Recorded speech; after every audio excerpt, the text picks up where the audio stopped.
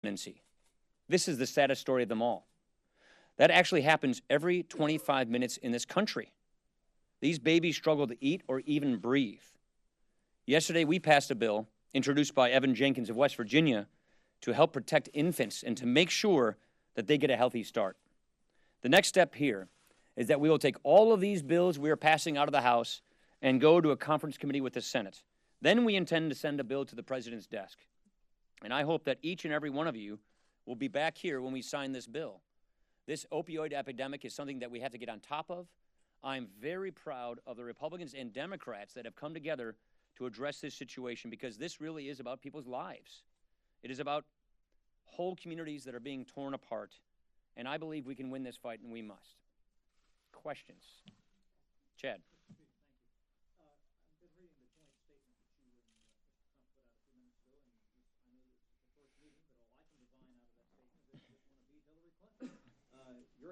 That is true. We do want to beat Hillary Clinton. But that can't be the only point of unity here. You're having trouble passing a budget here in the House. What makes you think you can get on board with some of the things that Donald Trump is talking about when it comes to policy? Let me say this. I think we had a very encouraging meeting. Look, it's no secret that Donald Trump and I have had our differences. We talked about those differences today. That's common knowledge.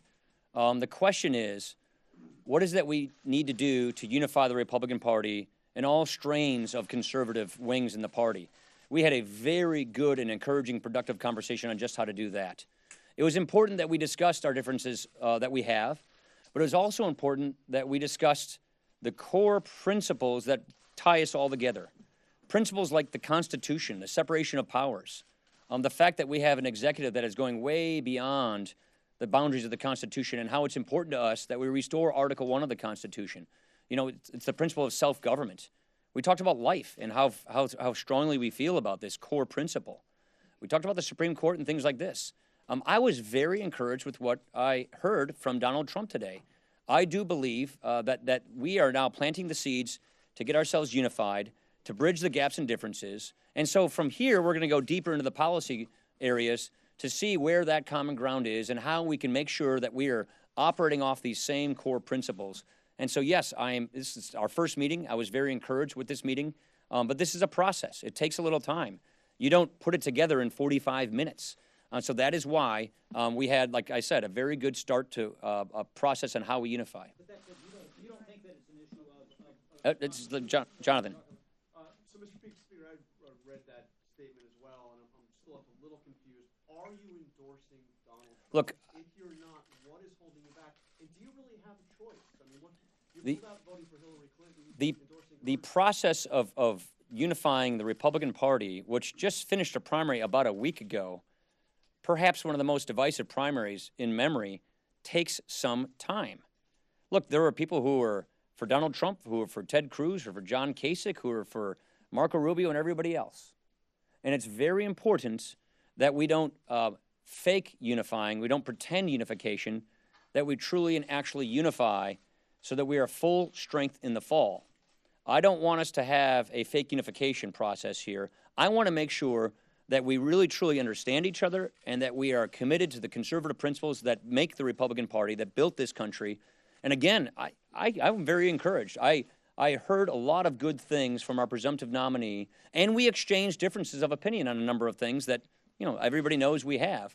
There are policy disputes that we will have. There's no two ways about it. Plenty of Republicans disagree with one another on policy disputes, but on core principles. Those are the kinds of things that we discussed. And again, I'm encouraged. Craig. Yeah, I think this is going in a positive direction, and I think this is a first very encouraging meeting. But again, in 45 minutes, you don't litigate all of the processes and all the issues and the principles that we are talking about. I didn't catch that. Look, I think it's important that the kind of conversation we had is between the two of us, and no offense, but I don't want to litigate our conversation through the media, because I think when you're beginning to get to know someone, you have a good conversation of trust between each other. So I want to keep the things we discussed between the two of us, because they were very important and they were personal in some senses. And that means we talked about what it takes to unify, where our differences were, and how we can bridge these gaps going forward so that we're strong as a party going into the fall. Let me give Wong. Did Mr. Trump reiterate his desire to see you as the chairman of the convention in Cleveland? And is that a role that you still want? He did. I am the Speaker of the House. I am happy to serve in this capacity at the chair of our convention if our presumptive nominee wants me to do so. I see that as it's the delegates who technically make that decision, but I would honor the decision of our presumptive nominee, and he did express that interest. Let me go, Halpern. To what extent, based on his past statements and what he said today, do you think he's committed to reducing, as you are, the scope and size? Yeah. So. And what do you think of his personality? His personality, I thought he's a very good personality. He's a very warm and genuine person. Like I said, I met him for like 30 seconds in 2012, so we really don't know each other, and we started to get to know each other. So I actually had a very pleasant exchange with him. That's point number one. Point number two, look, there are just things we really believe in as conservatives. We believe in limited government. We believe in the Constitution. We believe in the proper role of the differences in the separation of powers. We believe in things like life. I know not everyone is pro-choice in our party, and we accept all comers, but we are a majority pro-life party, and these are things that are important to us. And so we just had a good exchange of views on these kinds of issues. I think he's over having the same conversation with the Senate right now. Our leaders met with him, and everybody expressed opinions and exchanged ideas. And so the point of this is, I think we're off to an encouraging start. It is important that we get ourselves to full strength so that we can win in the fall, because the stakes could not be higher. But it takes more than 45 minutes, Mark.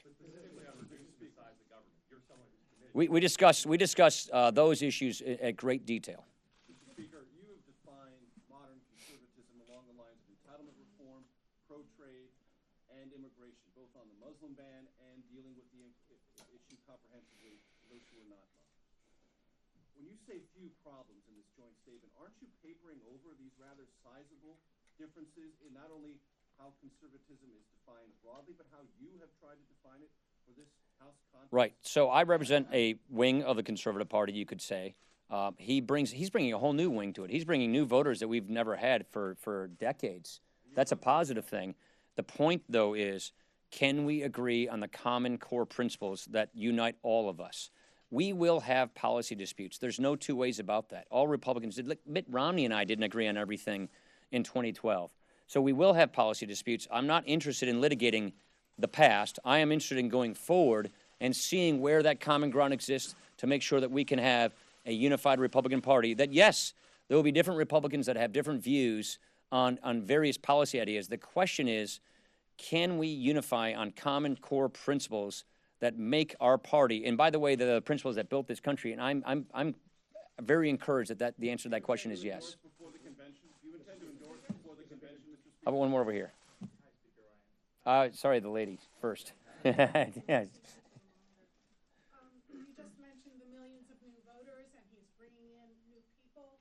I was wondering how you actually interpret his success. Is it going to mean fundamental realignment of the party because of these new voters that he's bringing in? Just how do you interpret his success? It's really kind of unparalleled, I think. He has gotten more votes than any Republican primary nominee in the history of our country, and this isn't even over yet. He hasn't even gone to like California yet, so it's really a remarkable achievement. So the question is, and this is what we think we can be a party to helping, how do we unify it all? So this is really a big and growing movement. How do we keep adding and adding and adding voters while not subtracting any voters? And to me, that means a positive vision based on core principles, taking those principles, applying them to the problems facing our country today, and offering people positive solutions, and speaking to people where they are in life, addressing their anxieties, and show that we have a better plan. Look, here's what we agree on. A Hillary Clinton presidency would be a disaster for this country. It's effectively a third Obama term. And the other thing we all know is most Americans do not like where this country is headed. 7 out of 10 Americans think America is on the wrong track. We agree with that. So the question is, can we unify around our common principles to offer the country a compelling and clear choice in an agenda going forward so that the men and women of this nation get a real and honest choice about how to fix this country and get us on a better track? And I am very encouraged that we can put that together. I'll go one more in the back. Yes, you got here late. After your statement last week on FNN, Donald Trump said he was not ready to support your agenda. Did he change his mind today? I assume you talked about Confident America agenda, and did he say he's supportive of that? We talked about all of these issues, and our policy teams are meeting to just walk through details. So again, this is a process. We just began the process. I'm very encouraged at the first meeting of this process. And going forward, we're going to go a little deeper into the policy weeds to make sure that we have a better understanding of one another. All right. Thank you very much, everybody. Appreciate it. Thank you.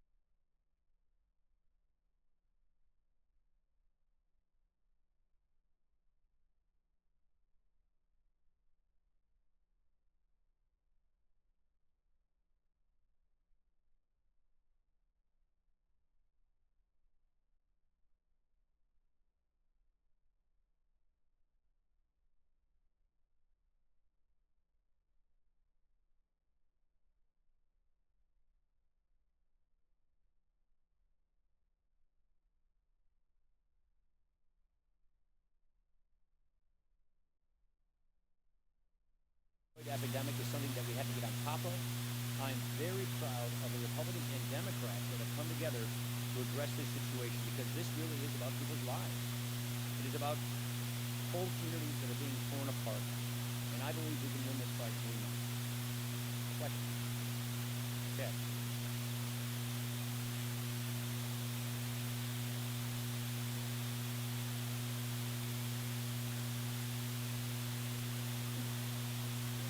That is true. We do want to beat Hillary Clinton.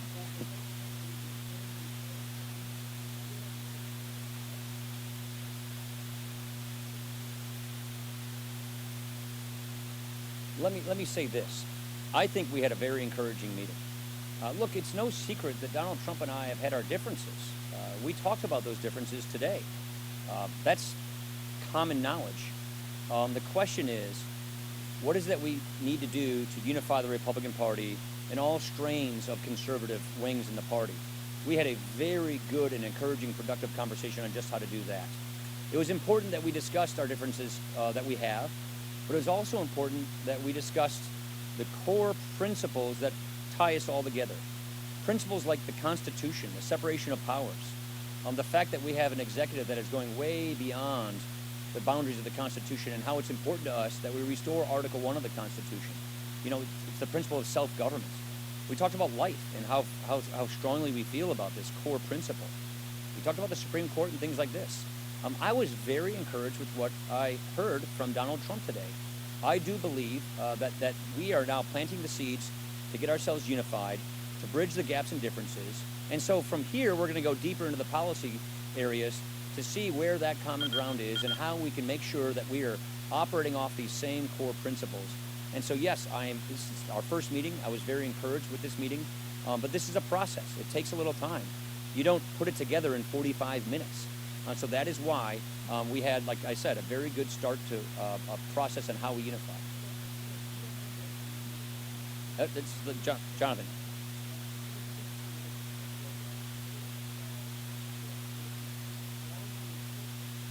Look,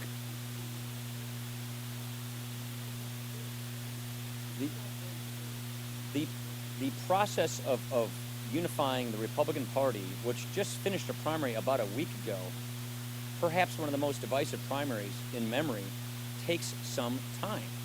Look, there were people who were for Donald Trump, who were for Ted Cruz, or for John Kasich, who were for Marco Rubio and everybody else. And it's very important that we don't fake unifying, we don't pretend unification, that we truly and actually unify so that we are full strength in the fall. I don't want us to have a fake unification process here. I want to make sure that we really truly understand each other and that we are committed to the conservative principles that make the Republican Party, that built this country. And again, I'm very encouraged. I heard a lot of good things from our presumptive nominee, and we exchanged differences of opinion on a number of things that, everybody knows we have. There are policy disputes that we will have. There's no two ways about it. Plenty of Republicans disagree with one another on policy disputes, but on core principles. Those are the kinds of things that we discussed. And again, I'm encouraged. Craig. Yeah, I think this is going in a positive direction, and I think this is the first very encouraging meeting. But again, in 45 minutes, you don't litigate all of the processes and all the issues and the principles that we are talking about. I didn't catch that.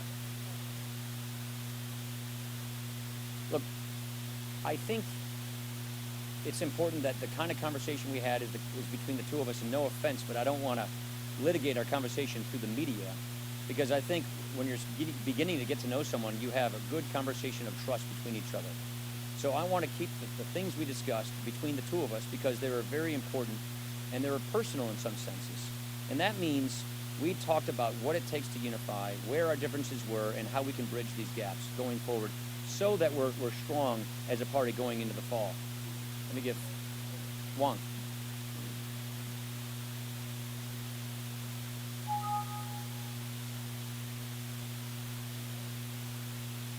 He did. I am the Speaker of the House. I am happy to serve in this capacity at the chair of our convention if our presumptive nominee wants me to do so. I see that as it's the delegates who technically make that decision, but I would honor the decision of our presumptive nominee, and he did express that interest. Let me go, Halpern.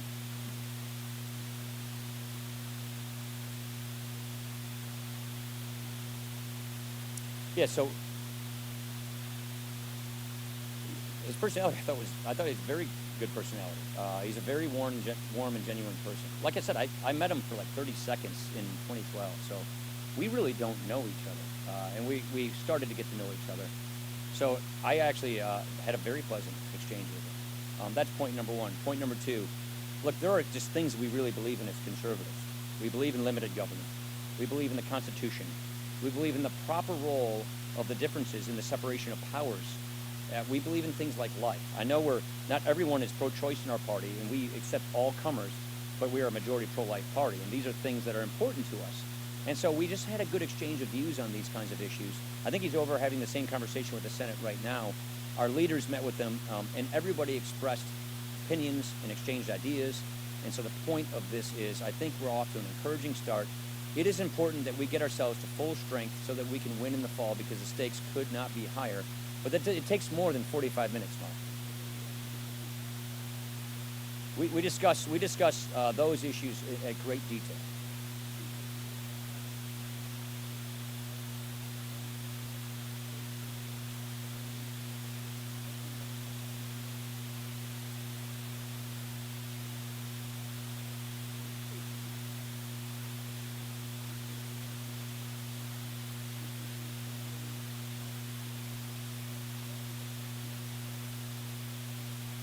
Right. So I represent a wing of the Conservative Party, you could say.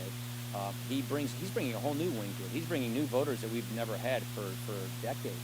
That's a positive thing. The point, though, is, can we agree on the common core principles that unite all of us? We will have policy disputes. There's no two ways about that. All Republicans did. Mitt Romney and I didn't agree on everything in 2012.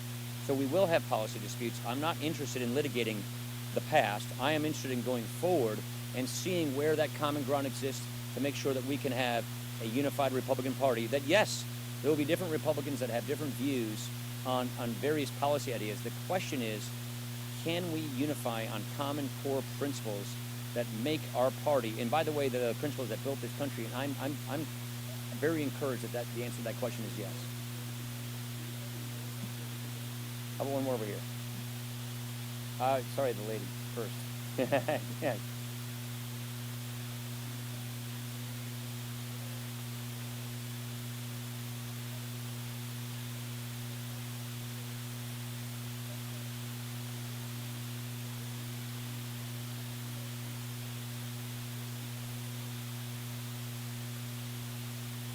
It's really kind of unparalleled right now. has gotten more votes than any Republican primary nominee in Mark Wright in the history of our country. And this isn't even over yet. He hasn't even gone to like California yet. So it's really a remarkable achievement. So the question is, and this is what we think we can be a party to helping, how do we unify it all? So this is really a big and growing movement. How do we keep adding and adding and adding voters while not subtracting any voters? And to me, that means a positive vision based on core principles, taking those principles, applying them to the problems facing our country today, and offering people positive solutions, and speaking to people where they are in life, addressing their anxieties, and show that we have a better plan. Look, here's what we agree on. A Hillary Clinton presidency would be a disaster for this country. It's effectively a third Obama term. And the other thing we all know is most Americans do not like where this country is headed.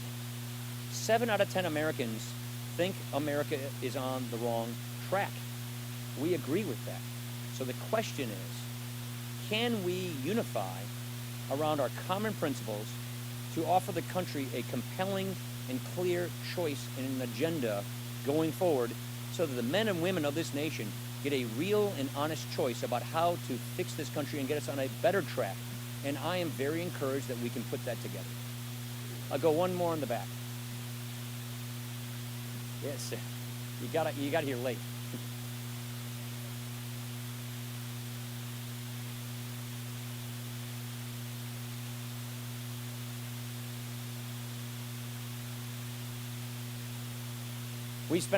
We talked about all of these issues, and our policy teams are meeting to just walk through details. So again, this is a process. We just began the process. I'm very encouraged at the first meeting of this process, and going forward, we're going to go a little deeper into the policy weeds to make sure that we have a better understanding of one another. All right. Thank you very much, everybody. Appreciate it. Thank you.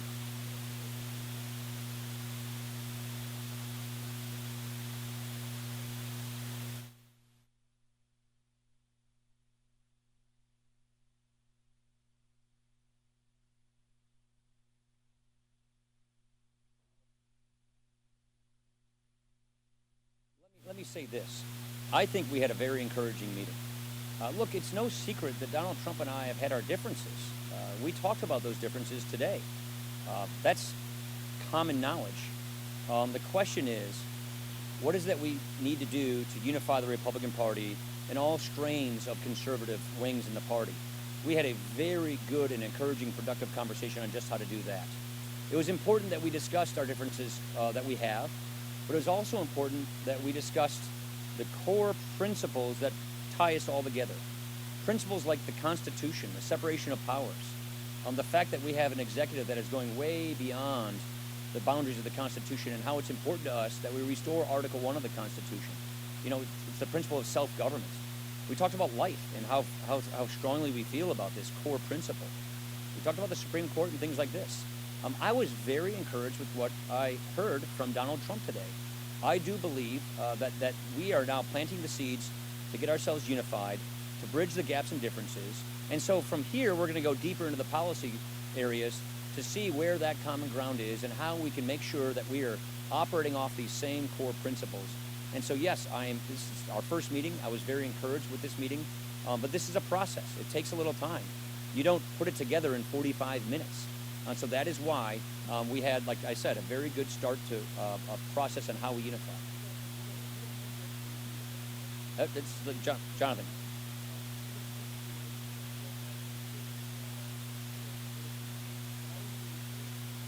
Look,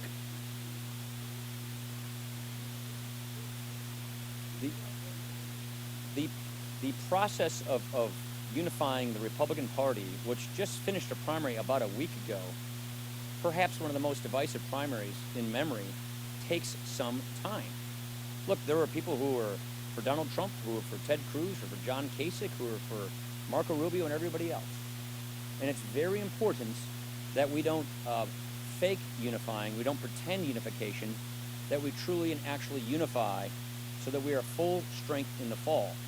I don't want us to have a fake unification process here. I want to make sure that we really truly understand each other and that we are committed to the conservative principles that make the Republican Party, that built this country, And again, I'm very encouraged. I heard a lot of good things from our presumptive nominee, and we exchanged differences of opinion on a number of things that, everybody knows we have. There are policy disputes that we will have. There's no two ways about it. Plenty of Republicans disagree with one another on policy disputes, but on core principles. Those are the kinds of things that we discuss. And again, I'm encouraged. Craig. Yeah, I think this is going in a positive direction, and I think this is a first very encouraging meeting. But again, in 45 minutes, you don't litigate all of the processes and all the issues and the principles that we are talking about. I didn't catch that. Look, I think it's important that the kind of conversation we had is between the two of us, and no offense, but I don't want to litigate our conversation through the media, because I think when you're beginning to get to know someone, you have a good conversation of trust between each other. So I want to keep the things we discussed between the two of us, because they were very important and they were personal in some senses. And that means we talked about what it takes to unify, where our differences were, and how we can bridge these gaps going forward so that we're strong as a party going into the fall. Let me give Wong.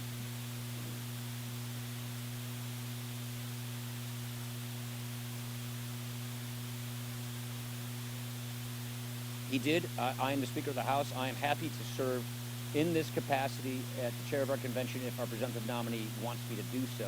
I see that as it's the delegates who technically make that decision, but I would honor the decision of our presumptive nominee, and he did express that interest. Let me go, Halpern.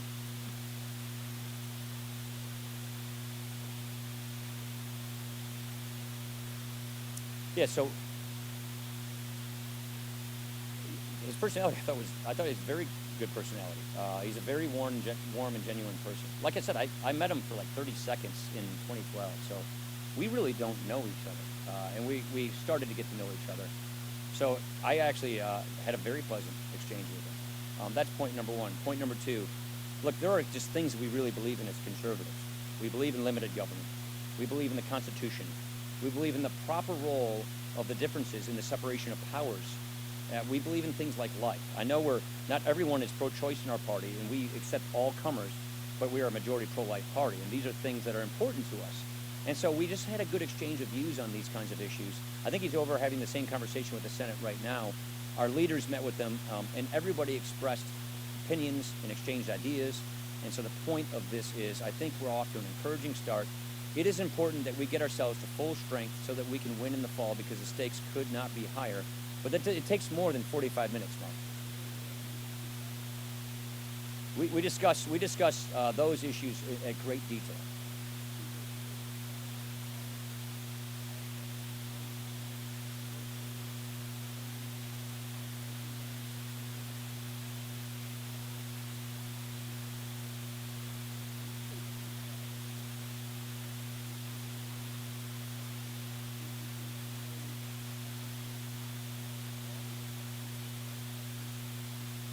Right. So I represent a wing of the Conservative Party, you could say. He's bringing a whole new wing to it. He's bringing new voters that we've never had for decades. That's a positive thing. The point, though, is, can we agree on the common core principles that unite all of us? We will have policy disputes. There's no two ways about that. All Republicans, Mitt Romney and I didn't agree on everything in 2012. So we will have policy disputes. I'm not interested in litigating the past. I am interested in going forward and seeing where that common ground exists to make sure that we can have a unified Republican Party. That, yes, there will be different Republicans that have different views on various policy ideas. The question is, can we unify on common core principles that make our party, and by the way, the principles that built this country, and I'm very encouraged that the answer to that question is yes. How about one more over here? Sorry, the lady first. Yeah.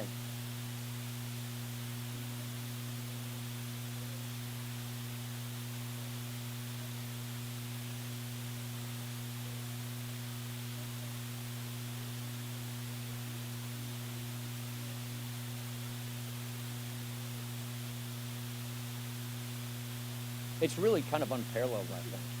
He has gotten more votes than any Republican primary nominee in the history of our country, and this isn't even over yet. He hasn't even gone to like California yet. So It's really a remarkable achievement. So the question is, and this is what we think we can be a party to helping, how do we unify it all? So this is really a big and growing movement. How do we keep adding and adding and adding voters while not subtracting any voters? And to me, that means a positive vision based on core principles, taking those principles, applying them to the problems facing our country today, and offering people positive solutions, and speaking to people where they are in life, addressing their anxieties, and show that we have a better plan. Look, here's what we agree on. A Hillary Clinton presidency would be a disaster for this country. It's effectively a third Obama term. And the other thing we all know is most Americans do not like where this country is headed.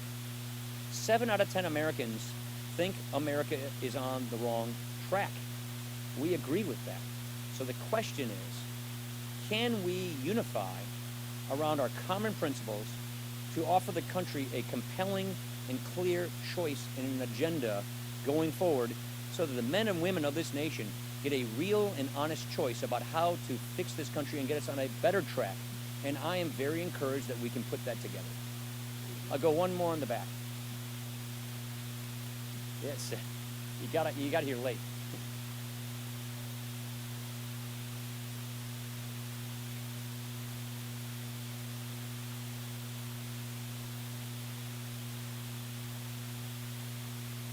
We talked about all of these issues, and our policy teams are meeting to just walk through details. So again, this is a process. We just began the process. I'm very encouraged at the first meeting of this process, and going forward, we're going to go a little deeper into the policy weeds to make sure that we have a better understanding of one another. All right. Thank you very much, everybody. Appreciate it. Thank you.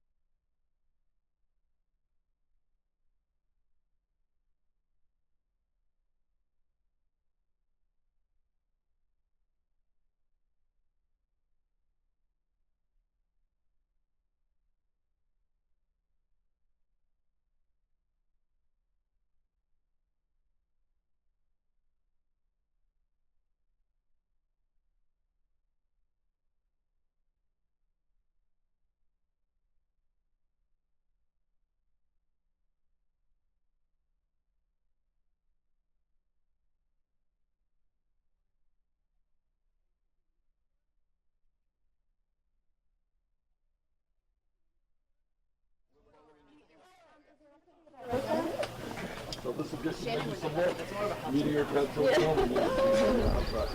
why not? I would like to see every single difference.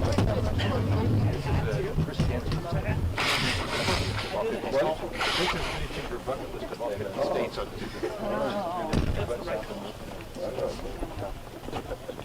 We should save the best for last. Yeah, no, exactly. Particularly the Black Hills of South Dakota. They're phenomenal. You can spend months to do it. I grew up in Illinois. Right across from St. Louis.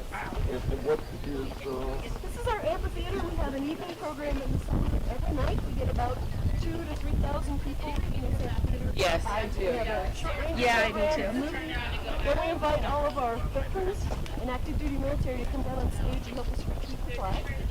And then this whole team gets Gotta get videos. And what are we supposed to do? We can't not film this. So you're gonna make us get an hour and a half more with me?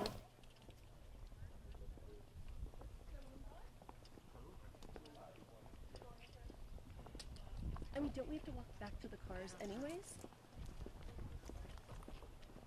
It is, yeah. Obviously, this is the official Founders Day 100th anniversary, but we started celebrating last year because we got a lot to celebrate.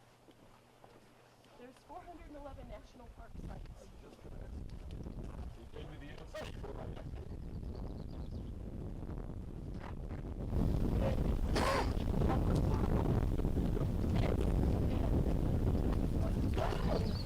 And there are all kinds of systems. The national park takes care of the cultural heritage, the historic heritage, And every year learning another You know, the quality of the sculpture is really quite extraordinary. I mean, you would think that would be quite a great accomplishment if somebody could work in a studio. But doing your work hanging from straps quite high up is amazing. So the artist created a model that was 1/12 the size of this. 1/12, that's pretty big unto itself, huh? Well, yes, the model is pretty big. And he used a system called pointing, where you have a disc that sits on top of one of the heads that's numbered, and then a plumb bob that hangs from that, and you use those numbers and transfer them up to that site to help get the rough outwork. And when it came to the fine detail, you certainly needed to be on top of it, working on the fine detail.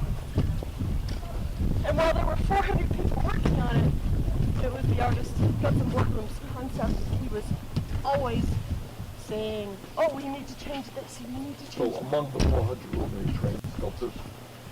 There were a handful of trained sculptors. But actually, this is not like sitting around doing something with the art, is it? Right, correct.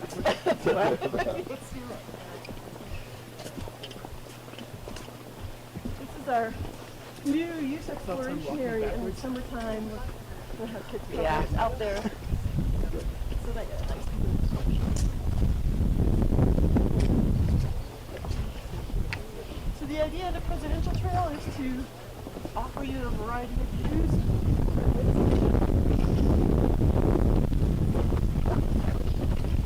There always was a little trail around here, but this was in 1998.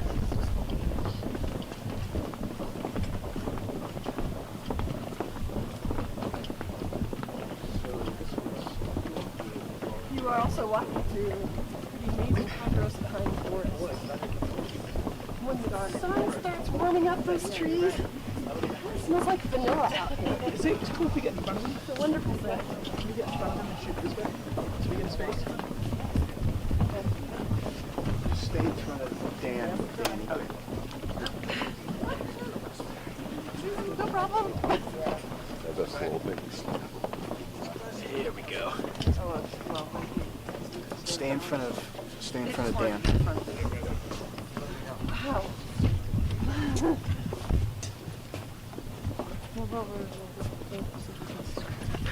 You guys gotta move back. Now you can see. Wow. See, now you got a better sense of its height.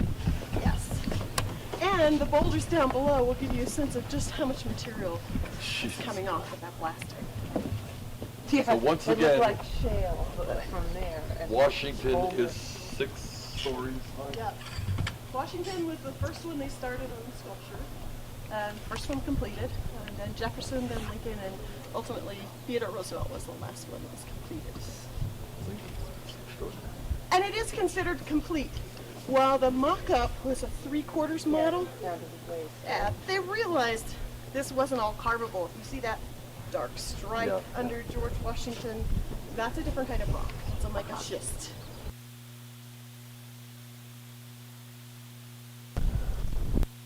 It's an extraordinary accomplishment, isn't it?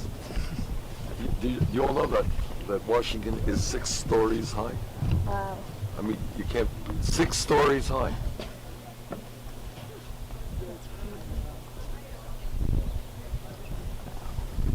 All right.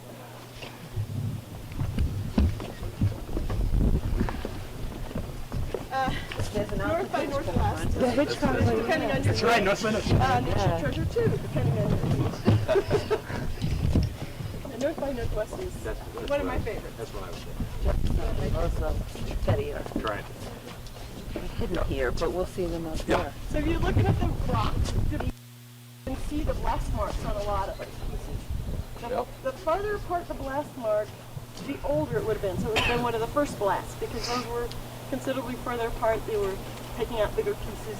The closer the blast marks, the more finished that piece was when they were blasting. So each morning when they started work, there was a staircase. They would hike up the staircase. The pay started when you got to the top. No pay on the stairs.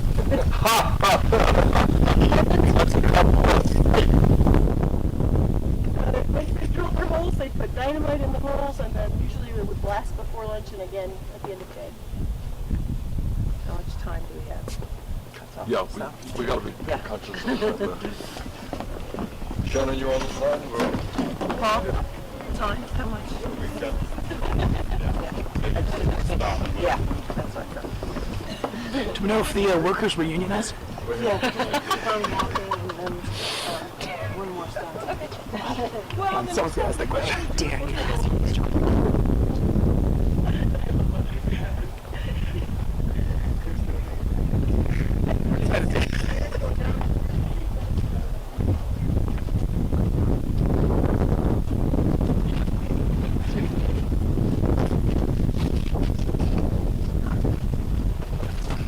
All along this walking route, you'll get different perspectives. Different Was it Washington the first, Jefferson the second, Correct. Lincoln third? Correct. And in the middle of it, they did Roosevelt. And you'll see Roosevelt's a lot further back. The rock in that spot was not as good. They had to blast a lot more off in that area. So he's actually the skinniest head up there. Who is? Roosevelt. Touchback. Roosevelt's one of my favorites as far as the sculpture goes because you can see his glasses, but really there isn't a lot sculpted when it comes to the glasses. Yeah. But visually, you fill all of that in. That's the mark of an amazing artist. And Borglum came up with the concept in the pupils. You'll see there's kind of a post right in the middle. Oh, is that what's going on? I've been trying to figure out why it looks so great. There you go. That's good. That post casts shadow as the sun moves, so it looks like the eyes are almost back. Huh.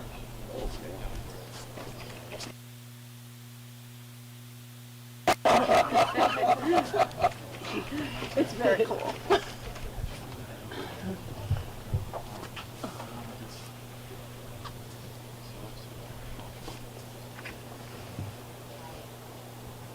And this is a work of art or a work of engineering, depending on who you are. But for everybody, it means something a little bit different.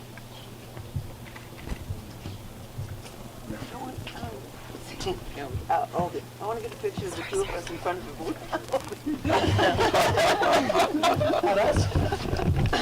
You need a selfie. Well, that's an idea. Okay. Well, did you take a picture? Fred is right. Oh, yeah, I've got Fred. The rest of you. I think you're gonna have a few pictures to choose from.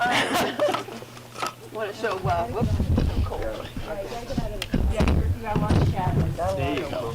That's better. You're a professional A little cameraman. bit more, and Jane will be out of shadows.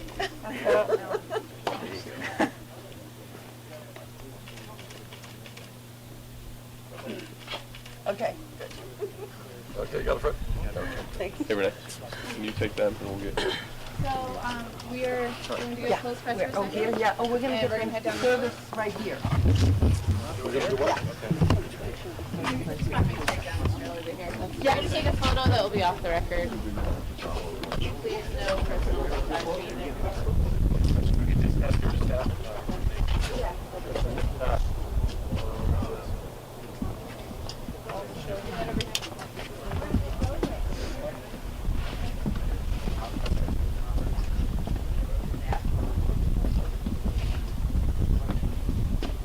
Ever have that freak out moment where you realize that you weren't on the floor? Yeah. Ooh.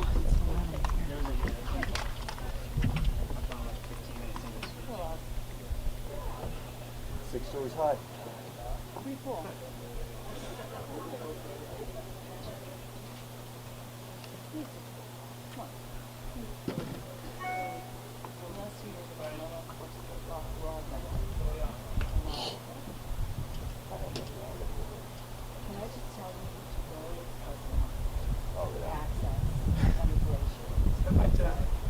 Look there a few steps before I get to that.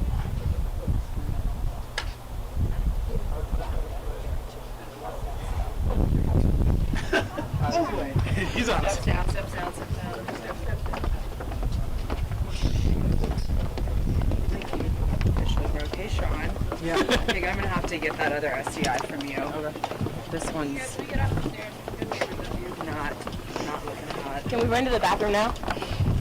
You guys don't need running water.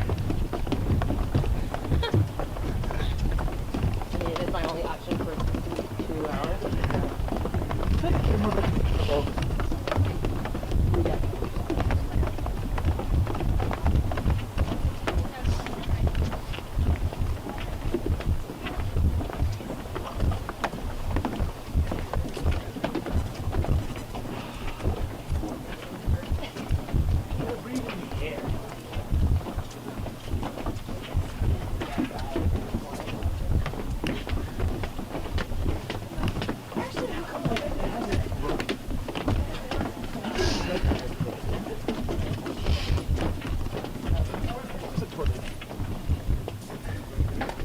Yeah, let's take a picture. Here? Well, where are we going to be somewhere in front of us? Oh, where's the best place for us to take our picture? There's so many great angles, I mean. Here or like back there? Probably on this platform here. Yeah, like all these are set up to the different, yeah. This one's not so good though. Yeah, no. Better in the winter. Have you been there? All the time. Oh, whatever.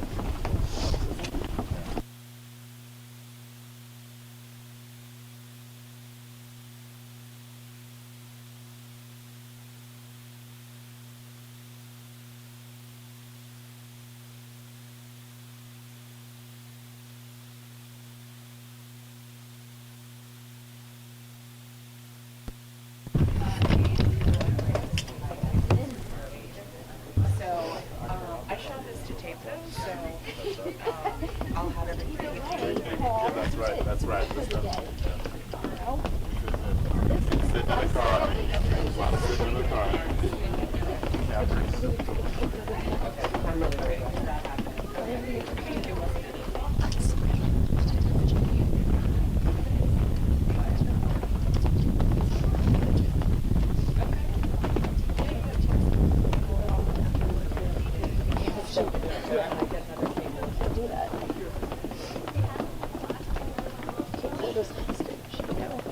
Like literally human rights violation, in my opinion.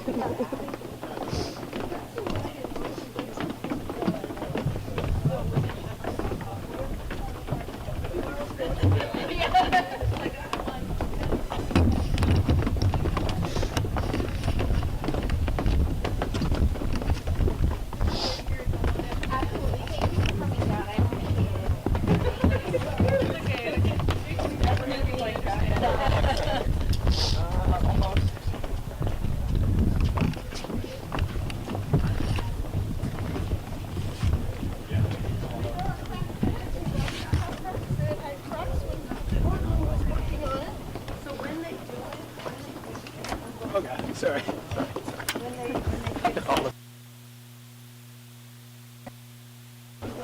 This is a really good shot. I know you guys can't stop. Huh? I don't want you to miss. Yeah. Come down there, but I was going to ask them where they're fixed when they go up. What do they do? You know?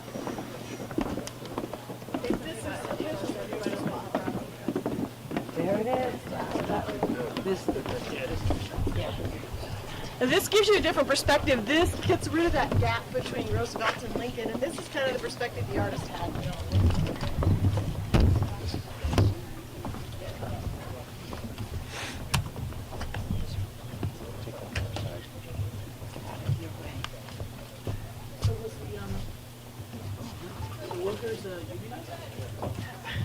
No, these you're talking about going through the Depression at this point. 1927, they started working on the carving, and it was whenever they could get the money together to do it. Initially, it was going to be all donations, but pretty quickly they realized they were going to need more money than that.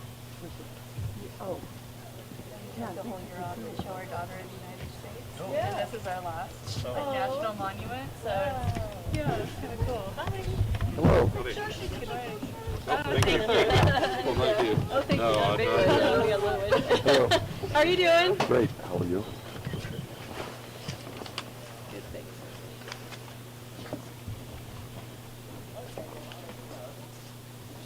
from this perspective, you can kind of see there's like a little gap to the far right of Lincoln. There's actually a canyon back there. And Gutzon Borglum, the artist, wanted to create what he called the Hall of Records, to dig back there and put the important documents from the United States, the Constitution, the Declaration, the Emancipation Proclamation. But Congress at that point was doing a lot of the funding. They said, hey, Gutzon, finish the front. So he was working on the front of it. Never did finish the Hall of Records. But in the 1990s, Borglum's family still wanted those documents up there. So they did dig a hole in the floor of that area and put the documents in there, sealed up there. So they're meeting what he wanted. Thank you.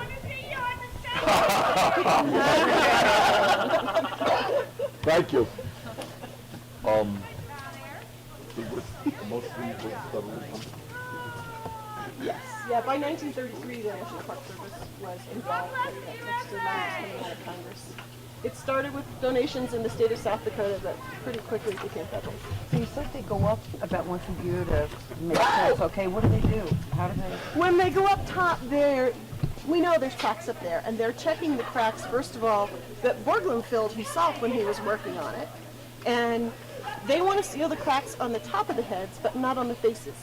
Because they want to stop the water from getting in, but if it gets in, they want it to get out. Oh, okay. So we do also have monitors up there attached to computers, so we know if those cracks are moving at all. How much did the whole project cost you? It was just under $1 million. Wow. That would take for breakfast today. Did you think you could on some project anyway? Should have made two. $1 million. Wow.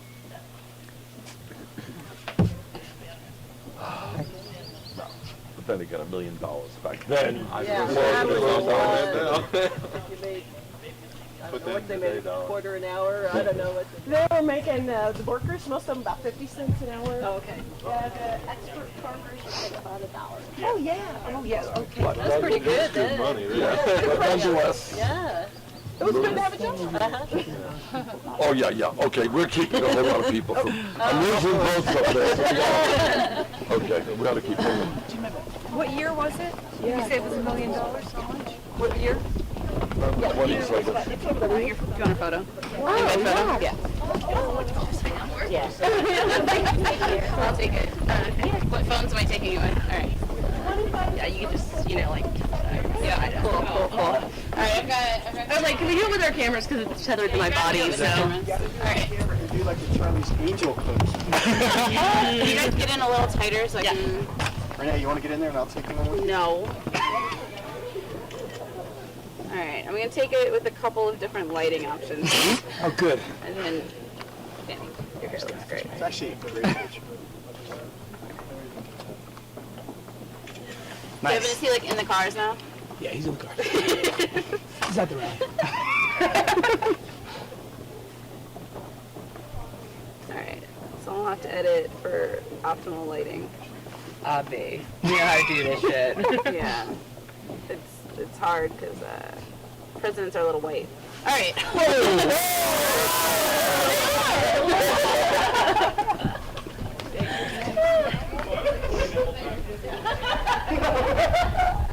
Oh, guys! We look great! Okay. Well, we knew that. That's very cute. You think it's the colors that change, or no? It's very I could have got no bomb up there. Yeah.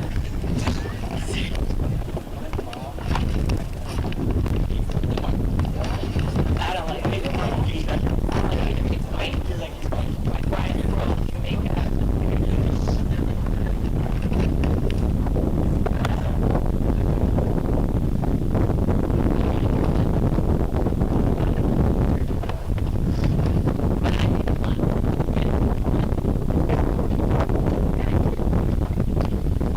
None of my jokes, nice.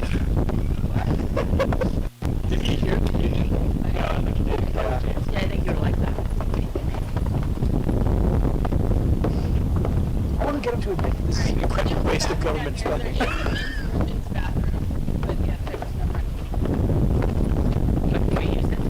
It's a terrible waste of government spending. Abuse of low-wage workers who work in union.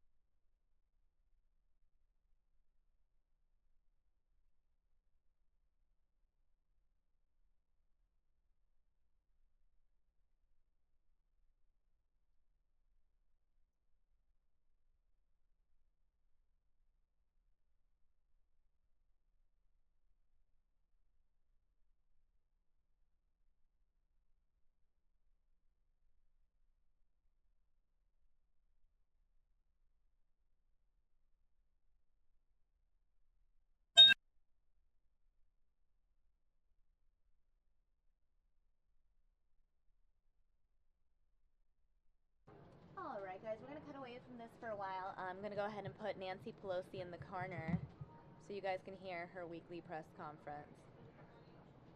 Stand by.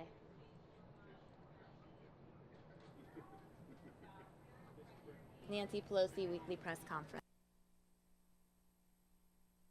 Trump has said about immigrants, Mexican immigrants are bringing drugs, they're bringing crime, they're rapists. That's what he said about Mexican immigrants. Steve King, no relation to Chairman Peter King, said, for everyone who's a valedictorian, there are another 100 out there who weigh 130 pounds, and that calves the size of cantaloupes because they're hauling in 75 pounds of marijuana across the desert. Another shocking Trump remark. Women should face some form of punishment for their reproductive health decisions, and their doctors as well. You know, he went on to say that. Republicans right now are putting researchers, doctors, and women in danger. The Select Committee, a secret subpoena, represents a dangerous Republican descent into anti-women McCarthyism, a brazen campaign of intimidation. This morning, you probably have seen it, this morning, Democrats on the committee sent a letter to Speaker Ryan calling its the committee's abusive conduct and blatant violations of House rules, calling for the committee to be disbanded. That's what the Republicans have been doing, and the Republican establishment is shocked at what Trump has said when it is a direct reflection of what goes on here all the time, with people in power to bring their vitriol to committee, to the floor, to legislation. Instead of addressing the needs of the American people, Republicans are dangerously obstructing action on the real crises facing our country. This week, the House is acting on a number of good bipartisan opioid bills, some with House Democrats as lead sponsors. However, Republicans are refusing to provide the emergency funding that is needed to make the difference. Just to have the statements is interesting. It's conversational, but it's not effective without the resources. The Republicans are refusing to provide the emergency funding that is needed to make a real difference in American communities facing the opioid tragedy. 78 Americans die of an opioid overdose every day. Our members, Democrats and Republicans, see this in their communities. That's why they're passing these nice bills.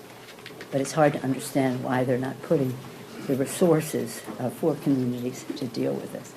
Yesterday, Republicans voted to block Democrats' bill for $600 million in desperately needed, fully paid for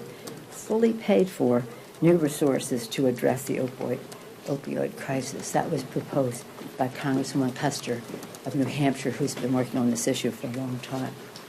And then, of course, we have Zika. Already, more than 1,000 Americans, including more than 100 pregnant women, have confirmed cases of Zika. Last month, House Republicans voted twice to block emergency funding. And it's just a remarkable thing that this is a threat. It's going to even get worse as we get into the warmer weather. So today at 1 p.m., Democrats are holding a steering and policy hearing with Dr. Anthony Fauci of the NIH, Dr. Ann Schuchat of the CDC, and Mayor Mitch Landrieu of New Orleans to talk about this. They will discuss how essential it is for Congress to swiftly act on the $1.9 billion request of the Obama administration to meet the Zika threat. And as far as opioid addiction, do your job. Zika, do your job. Flint challenges the conscience of our country. Refuse to do emergency funding bill. Do your job, Congress. Do your job. Do you have any questions? Yes, Nancy. Leader Pelosi, there was a lot of controversy on the Republican side over Speaker Ryan's decision to withhold his support from Donald Trump, at least for now. Do you think that that was a brave move, a principled move? Well, I recall, as I'm sure you do, that the Speaker withheld his acceptance of being Speaker until they came to terms on the Republican side.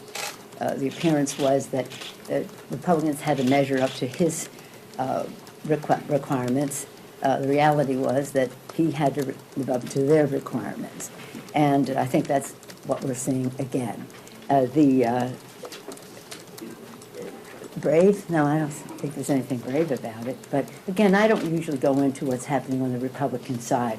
That's up to them. The people have spoken. They're about to have a nominee. It's up to them to figure it out. But my point is that what would be courageous about it? That the speaker is saying he doesn't want to be associated with Donald Trump because of his comments. I've never heard him make one comment about the comments, the outrageous vitriolic comments made by Republicans in Congress. Is it about disagreement on the budget, where the Ryan budget is one that would voucherize Medicare? Is that part of the debate today? Is it about policy? Is it about politics? I just don't know. I'm not in those meetings. I'd be the last to know. But all I can say is I hope that one thing that comes out of it is a decision to lift the debate to a different place, worthy of the office of President of the United States, worthy of the American people. And that would be progress, because right now they've taken this discussion to such a low place. It's no wonder people are frustrated with the political process and with government in general. So again, the success of it would be if there were a decision to say, let us just go out there and talk about what our vision is for America. Elections are about the future. What is it that we have to say about the future rather than engage in the politics of personal destruction and mistaking cruelty for wit? They've had their fun. Now let's get serious. Yes, sir. There are two, as I understand, there are two sticking points in the Puerto Rican bill, at least two. One involves waiving the federal minimum wage and the overtime rules, as well as this land transfer from Vieques to from the National Seashore. Would Democrats support the bill if those provisions, as the Republicans have drafted them, remain in the bill? Well, I don't know what your source is, but the debate on Puerto Rico has been a little broader than that. We've had, it's an issue of what will work in terms of restructuring, how the makeup and the scope of the board is in furtherance of having the restructuring work. Issues that relate to language about pensions and minimum wage, et cetera, are also part of that discussion and relate to the makeup and the scope of the board. And the Vieques issue is there, but that doesn't relate to the restructuring. So it just doesn't come down to that. But we are making progress. We're having very constructive conversations. I think we're going to have to pretty soon come down to something because another deadline is racing toward Puerto Rico. But again, these negotiations have been going on, conversations have been going on in good faith, and I'm optimistic that we will either come to some agreement soon or just realize that we can't. But I'm optimistic that we can. So you don't expect a bill to be filed today, then? It could. It could be filed. It was supposed to be filed yesterday. Right. We put it off to today. Could be filed today. I don't mean right this minute, but the day is young. Yes, ma'am. There are conversations on the Senate side about adding a Zika supplemental to the military construction VA Yes. spending bill. Are there similar conversations on the House side? What is happening on the Senate side is completely inadequate. $1.1 billion. The administration has asked for $1.9 billion, and so that's not, as I've said before to all of you, that's not half a loaf. That's half a shoe. You can't get there from here. The scientific documentation calls for $1.9 billion, and that's what we need to see in a recovery, in a emergency supplemental or some other vehicle. Would Democrats consider adding that as a floor amendment? I'm sorry, adding what? 1.9 billion Zika. Well, we do it almost every day in one form or another of the parliamentary opportunities that we have, motion to recommit or previous question and the rest. We just keep calling upon the Speaker to address the emergency needs of the American people. If we were talking a year ago, we wouldn't be talking about Zika, would we now? It's an emergency. It's an emergency, and it's a very big threat. Now, we don't want to be instilling fear. What we're saying is there's a way to deal with this. Let's get it up front instead of coming after it after it's out of the barn. The opioid, I mean, this isn't in the here and now. It's actually been in the here and now for a while. We need emergency funding. If they say, well, we can take it out of something else, we have caps. If you take it out of something else, we're in a lamb situation on the committee of jurisdiction there, where you can take it out of maternal and child health, which is one of the suggestions that has been made. So we need emergency funding for that. And Flint, if anything, would challenge the conscience of a nation, the well-being of these children, by a decision that was made by the governor of the state. We have a responsibility, and we're even saying we'll just do matching. We'll just do matching funds there. But to your point specifically on Zika, the 1.1 doesn't do the job, and the job needs to be done. Yes, sir. Pasha, you mentioned Flint. The Senate has talked about providing the Flint money in a Water Resources Development Bill.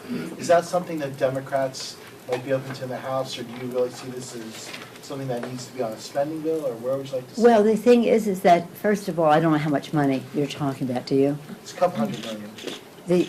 It's a question of, is that money or is that authorization? And that's really what the problem is. With the opioids, we're authorizing all the time, but we're not appropriating one penny. And so what we're talking about is the legal tender to be able to meet the need, not just a policy that is in a bill.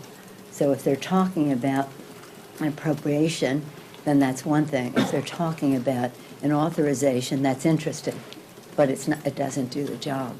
Where do you think it should go, though? You think it should go on a spending bill? I think it should be an emergency. Did we know about? Some people knew about Flint a year ago. Not enough.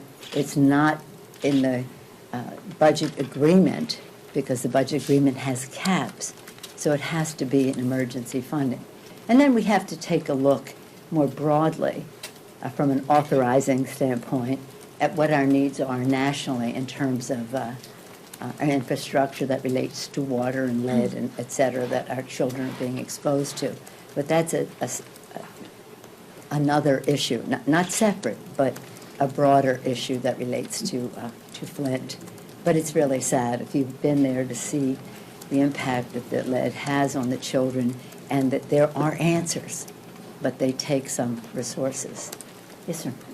The DHS last week has some new numbers about migration at the southern border, and it reveals that in the first 6 months of the fiscal year, the number of kids and families being apprehended are on par with 2014, when there was the big border crisis, much higher than they were last year. Wondering if you have any sense of why that's happening, of whatever they had done last year to depress those numbers is not working this time around, and you had a lot of criticism of how those kids were being handled. And also politically, if you fear that another border surge this summer would play right into somebody like Donald Trump, who's painting this picture of a border out of control and wants to build the wall and all those other things. Well, first of all, it's important to note that what we're talking about here are refugees and asylum seekers. This is a bit of a different, I don't think that that's what somebody like Donald Trump, to use your term, is talking about. He's talking about migration into the United States, and actually the migration into the United States is negative by over 150, 60, 70,000. More people are going into Mexico than are coming from the U.S. into Mexico than are coming into the United States. So it's important to note that. Does the situation in Central America, the Northern Triangle, of countries there, of violence, of well-founded fear of violence and persecution, is that a factor with all of these people? Well, you have that we face. We have to address the situation where it exists in the Northern Triangle, in the countries in Central America. We spoke to the president of Mexico at some length about what can happen to screen people in Mexico so that they don't make the trek across Mexico to find out that they do not even make the first cut to be an asylum, to seek asylum or to be a refugee. Being a refugee is one of the toughest has one of the toughest set of standards for entry into the country. So these are two different things, and we have to handle the refugee, asylum seeker, unaccompanied children, some with their moms, in a way that is, again, regional, to work with the Mexican government, to go to the source of the problem and see how we can allocate resources there rather than having the challenge here in our own country, because that is really what is better for these children, and they are all God's children. But based on the rising numbers, do you anticipate a surge this summer like we saw in 2014? Well, I was hoping that we could, as I just mentioned, in addressing how we can have assistance from other countries in the region. We talked about it in Peru and in Chile, as well as to what their absorptive capacity could be of some of those countries for some legitimate asylum seekers and refugees, not economic people seeking a better life. That's a different story, and that has its own legal process. So it's really just about those in that special category that we're talking about. I would hope that the number would be, it's a very dangerous crossing to cross the desert. A child, a young girl, there's some really sad stories. I just sent a letter to the president, again, as did my colleagues, about our concerns about how we meet the needs of these people in their own countries or in transit, and even before they get here, but also when they get here. It's a big challenge. And again, as the whole world is facing, a good part of the Northern Hemisphere is facing a refugee challenge, well known to us from Syria and Iraq, etc. We have some responsibility to absorb some people, and I think we can do a little better job in how we make those transitions. It's challenging, again, in recent times. I mean, this is within the past few years, but that a new situation has emerged, largely because of what's happening in their countries of origin. So we have appropriated last year resources to go to those countries to address some of those concerns, and we have to make sure that works. Yes, sir. If there is not an agreement with the Democrats and the GOP doesn't have the votes to move the Puerto Rico bill, when the Obama administration should implement some executive action? The president has done just about everything that he can do by executive action. Some of this requires congressional legislation, and that's why we're engaged in this conversation. But I would be a little more optimistic and hopeful that we can find common ground. There are some issues that are central to the workability of the legislation, and some that are not directly related, and we have to at some point make a distinction there. But in the meantime, what we want to do is have a restructuring proposal that works, a board that is respectful of the people of Puerto Rico and enables the restructuring to work, and weighs in on the pension pay and overtime considerations in a way that is respectful, as well as resolving the DHS land transfer that is there. So it's, again, we keep making progress, but the clock is ticking. And I don't want to even be thinking in terms of what if it doesn't happen, because a bill needs to happen, and the people of Puerto Rico and the pensioners and everyone else, in my view, are better off with legislation. Yes. Madam Waiter. Donald Trump releases taxes? Yes. Madam Waiter, can you sort of, as a former speaker and someone who may hold that job again, Can you describe how you see the dilemma that Paul Ryan faces with his presidential nominee here? Can you talk about being torn between, serving your conference and your party and and what the voters Well, want? No, I don't think we ever had a situation where we had a presidential candidate that the members of our caucus wanted to separate ourselves from because he was saying that there had to be a complete and utter total shutdown of Muslims coming into the country, that Islam hates us, that we had a presidential candidate who accused the President of the United States of not having a birth certificate, and if he had one, he probably said that he was a Muslim. Nothing wrong with being a Muslim, mind you, but in Donald Trump's view, we didn't have a presidential candidate who went on and on about women in a disrespectful way. But we did have, and when I was Speaker and I chaired the convention, the two great candidates for president in the end, Hillary Clinton and Barack Obama. Barack Obama emerged as the President of the United States, and we're very proud of him. So we were never faced with something like that. Right now, we have two great candidates.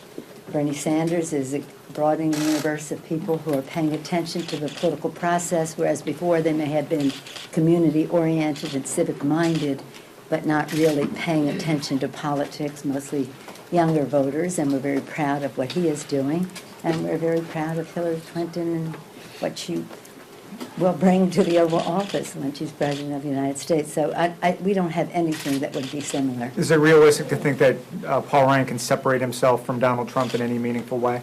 Well, can he separate himself from his members of Congress? Let's go over that then, if you want, as I leave here. Can he separate himself from Steve King, who says, for everyone's a valid. All right, guys, we're going to cut out of Nancy Pelosi and take you live now to a park dedication ceremony in honor of a officer who was killed. Sheriff Paul Babu is there. This is in honor of the Mesa officer who was killed. Brandon Mendoza Field being dedicated. Oh, yeah, that's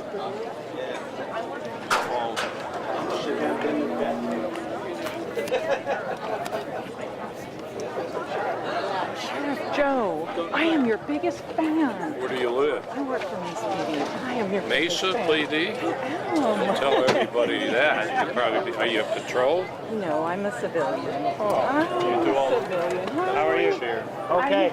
I'm a fan of Until you become a congressman. He is. Is he here? He is. He's right here. Where? Sheriff's overranked. Oh. But now it's going to be Congressman, former sheriff. Hopefully. Former. Yes. Why do they call governors highest governor when it, what do they call The highest sheriff. You'll always be sheriff. No, why don't they say that? The sheriff's They lead, should. why don't they say sheriff? Some do, but I think because of the power that's associated with it, like the law enforcement power, they usually say retired, just like a military officer. But the protocol is always to refer to a person's highest office, so you'd always be sheriff. So you'll always be sheriff? Yes. You think Congress is higher? No, I'll always be sheriff. 245. I was just on Blue. How was that? For his Fox business? $1 million more. This is so what? They don't hold it anyway. Yeah, I know, right now. Are you guys hooked in? Seems well. Audio's good for you? 5, 6, 8. Even better. Where'd he go? That's where the key is the percentage of the vote in the Republican primary. Even though it's a swing district, 56% of the Republican voters are in Pinell County and northern Kingdom. There's only 2 towns, Marana and Oro. So most of my county's in the district, and so it becomes harder for the opposition to break through.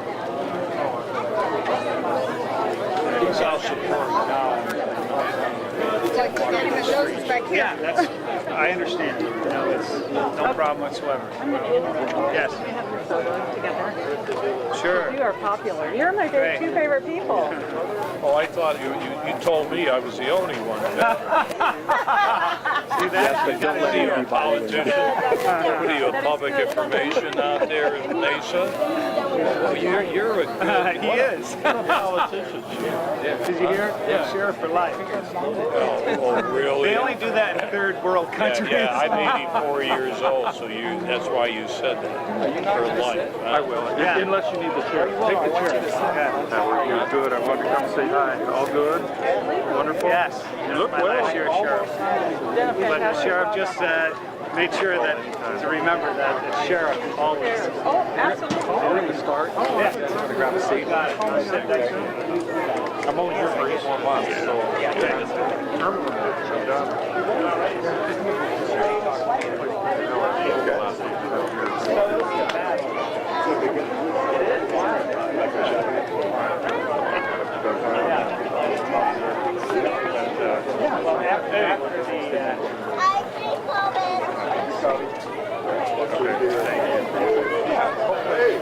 I'm sorry. You still blasphemy? Still blasphemy, man. How you doing? Good to see You're you. retired? Yes, I retired. Yeah, about a year ago. Well, I'm right behind you. I'm about 3 years behind you, brother. 20. I'm about to tell Mickey. Okay, thank you. Still cleaning Poland. Good to see you. Always love it. Still gonna go to her. I'm going to tell her I ran into her. She's in D.C. right now. I'm going to tell her I ran into her. All right. Here you go.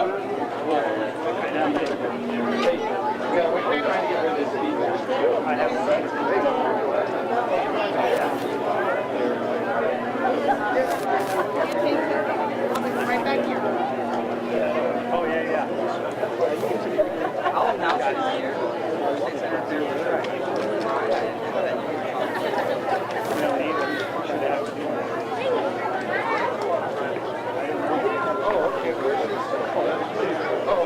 Stand in the shade of our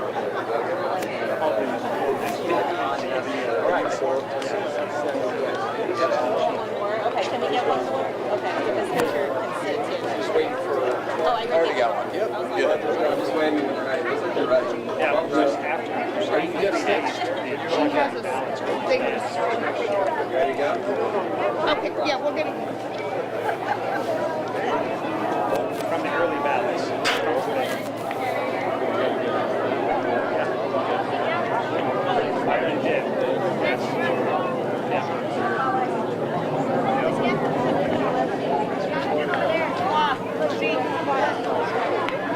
After the primary. Ladies and gentlemen, let me welcome you to this momentous event. My name is John Pombier. I'm Assistant City Manager for the City of Mesa, and I'm thrilled to be here this morning. You know, I've got to start out with a little levity. They asked me if I would MC this event, and I was expecting a nice little event like we had last year. Wow, this is not exactly what I was looking forward to. All right. So, under normal circumstances, when we start great events like this, we start by announcing the dignitaries that are here. I'm going to take a little bit of creative license and start by recognizing 2 very important people. Mary Ann Mendoza, the mother of Brandon Mendoza.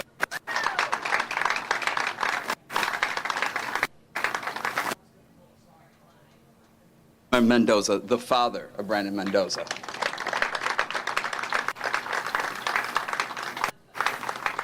And any other family members that are here from that family, it is not hard to see what he meant to the community. Just take a look around. Now, in terms of the people that I'm supposed to be recognizing, we have with us today Vice Mayor Dennis Kavanaugh.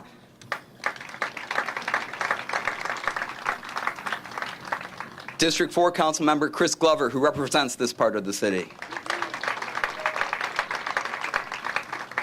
District 2 Council Member and Public Safety Chair Alex Fincher. District 6 Council Member Kevin Thompson. We also have with us our Acting City Manager Carrie Kent. Maricopa County Sheriff Joe Arpaio is here today. Pinell County Sheriff Paul Babu is here today. Maricopa County Attorney Bill Montgomery has joined us today. Along with former State Senator Thayer Verschure, he's here with us today. I also like to welcome and at least remember the family members for which part of this park is named for, Guerrero Rotary Park. The Guerrero family should be remembered on a day like today also.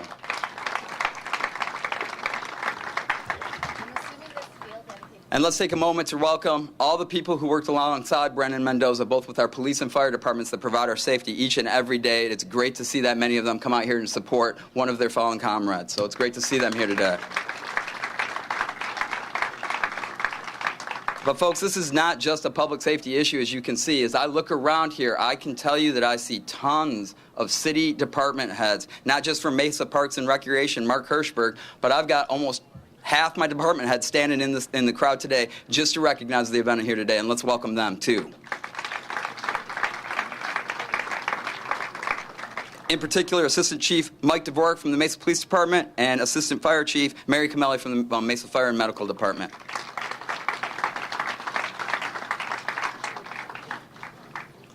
We also want to make sure we understand, as this being a community event, to thank all the community members that are here today. But I'm going to start with Sue Douglas, principal of Mesa Arts Academy, and pretty much the whole Mesa Arts Academy.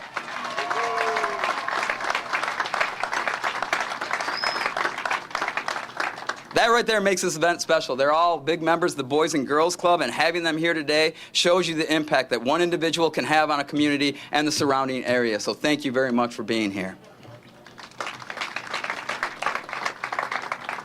Also joining us today is Valley Rain, the contractor who installed all these great amenities to this practice field. I mean, this looks beautiful, folks. It will be 2 years ago today that the city of Mesa suffered a terrible loss with the untimely death of Brandon Mendoza. Many of us can remember that day, the phone calls, and everything that followed thereafter. Brandon was promoted to sergeant 4 days after his death and left quite a legacy. Much of his effort to make Mesa a better community was focused right here in Guerrero Rotary Park, where a memorial was created just hours after his passing. Last year, we stood in this very spot and announced that the practice field at Guerrero Rotary Park was being named Mendoza Field in Brandon's honor, and a sign was placed to remember him by. I don't even think those of us who were there at this point realized that that sign would turn into this park behind us. It looks amazing. The work by the contractors, the work by the city and the city employees, in memory of Brandon and what he meant to this community, is standing right behind me. And this park could be anywhere in the state, and it would be a shining example of a great ballpark. The community and the city were able to raise $90,000 to make the improvements needed here, along with a lot of in-kind donations. But first, before I go too much farther, we should hear a little bit more about the individual who was Brandon Mendoza. So I'm going to ask Assistant Chief Mike Dvorak to come up and tell us a little bit more about Brandon. Chief?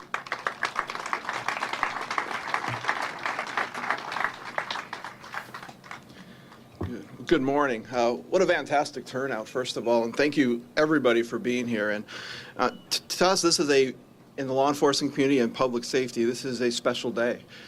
We get a chance to remember and really a representation of the great work that was done by Brandon. But I want to take you back a little bit to give you an idea of some of the grassroots of what Brandon was about.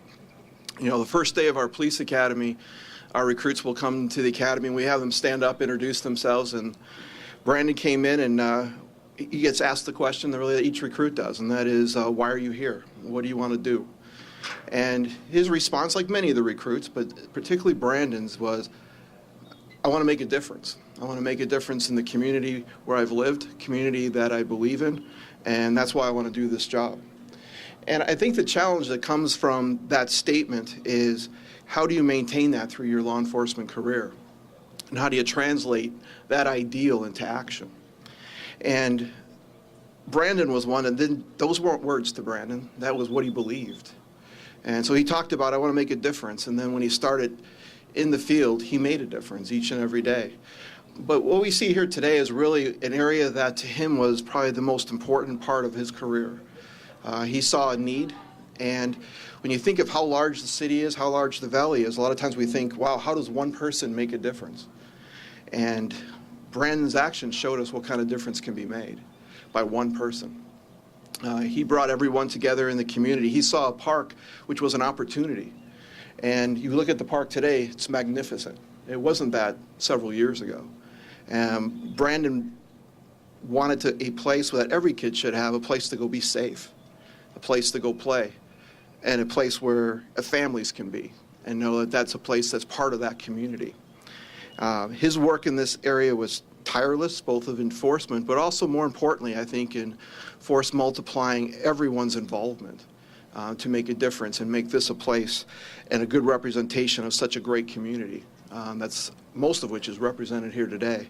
So that's what Brandon started with on day one, and it's what Brandon carried throughout his career. He will look at this ball field and go, that is amazing, because that was probably one of his visions of what kind of park this could be. And he would thank every single one that was involved in making this happen today. I'm certain of that. But I think what also is important is that his ideal, you talk about one person, it actually has impacted thousands of people. And when you talk about an agency our large, he touched all the officers in our department. He touched members of the community. He touched people in all walks of life by his personal involvement in a community. And so to reflect on not only, I think, the memory of what he did during his time, but this is a celebration of his work and a celebration of what he said on day one in the academy and what brought out. And he would be so proud of seeing everybody here today and see everyone coming together, which was the purpose of all his work. So that's what it's about. And when we sit and reflect on what we do every day, I hope we look inside ourselves and are we having that kind of impact? And if you do, that's a heck of a life, and that's a heck of a calling. And I think that's certainly the impact that Sergeant Mendoza had on our community. So I'll finish with this, is that, you know, many officers particularly are touched and the community is touched, but it's not just about today. I think what will carry in our legacy in our police department as well as in our city and this community is every time they go by this park, Brandon's spirit is here. And it's something that I think will transform and keep people focused on the importance of community and the importance of everyone's role to make sure our neighborhoods are safe and we have a place for our children to come to go play baseball, to go play softball, and to be safe. And with that, that is a huge success. And so on behalf of Chief Meza, who unfortunately is in Washington, D.C. at the police memorial ceremonies this week, he wanted to pass along his deep appreciation for everyone's involvement. On behalf of all the men and women who work in the law enforcement as well as public safety, I just want to say thank you for being here today. Thank you for your support. And carry on the work that Brandon started by your work every single day in whatever community is, but especially here at this park. So thank you very much.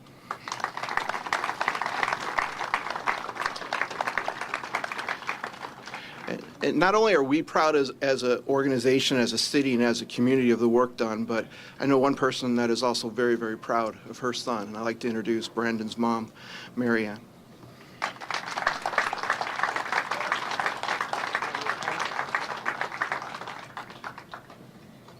Thank you all for showing up today in support. This park you can just feel Brandon's spirit here. He loved the project that he was handed. And sometimes people ask me, how do you go on? How do you fight? How do you not just want to hide from what's happened to you? But when you hear about the inspirational things that Brandon did, I have to do something to honor him and to honor the work that he did and keep this moving forward, because everything he done would have been in vain if we weren't recognizing him. As recent as a few weeks ago, I became aware of a bunch of Facebook messages I had, the people that I wasn't friends with, so I didn't realize I had them, but they dated back to May 12, 2014. There was hundreds of them, and I started reading some of them, and the stories people were telling me about an encounter they had with Brandon, that he stopped and helped me with a flat tire, and it changed this woman's outlook on law enforcement. A woman who said that her son was on drugs and threatening her life, and Brandon showed up and talked him down and got him to go to get help that evening.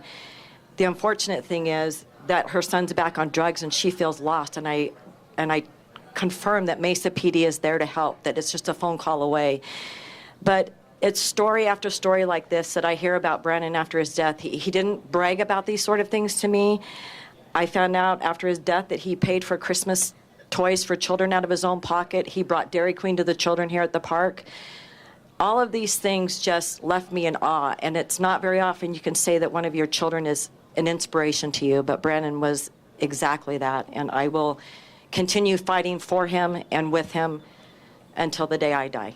So thank you all, and thank you to Mesa, City of Mesa, the Parks and Rec, the council, the police department. The support has been phenomenal, and all of his fellow officers. I don't know what I would have done without all of you these past 2 years, and his friends and my family, and thank you. And I want to introduce Thayer. He is going to actually read a letter that Mr. Trump wrote to me, and I would prefer for Thayer to read it for me. So thank you again all for showing up.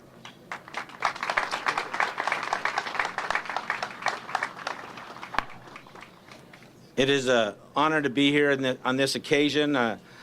This occasion which is obviously a celebration of life and a celebration of community. It's great to see all these young ladies and gentlemen here also, which is, I'm sure is indicative of the life that Brandon lived. I have the opportunity, and it's an honor, to read this letter to Miss Mendoza and her family on behalf of Donald Trump. Dear Miss Mendoza and the entire Mendoza family, I am honored by the chance to share these words with you and the City of Mesa as the City of Mesa rededicates this field to the memory of Sergeant Brandon Mendoza. His memory will live on forever in the heart of the community he served with such courage, dedication, and love. Sergeant Mendoza was a larger-than-life figure and a towering role model to the children of Mesa.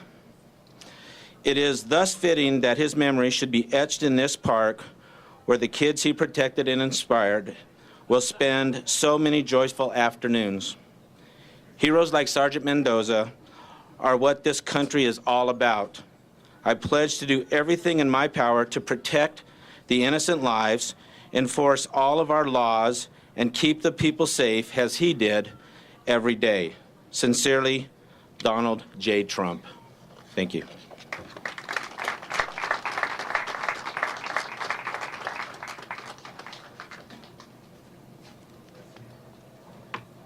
Marianne, thank you very much for sharing your words and clearly sharing your son with us. We appreciate that greatly.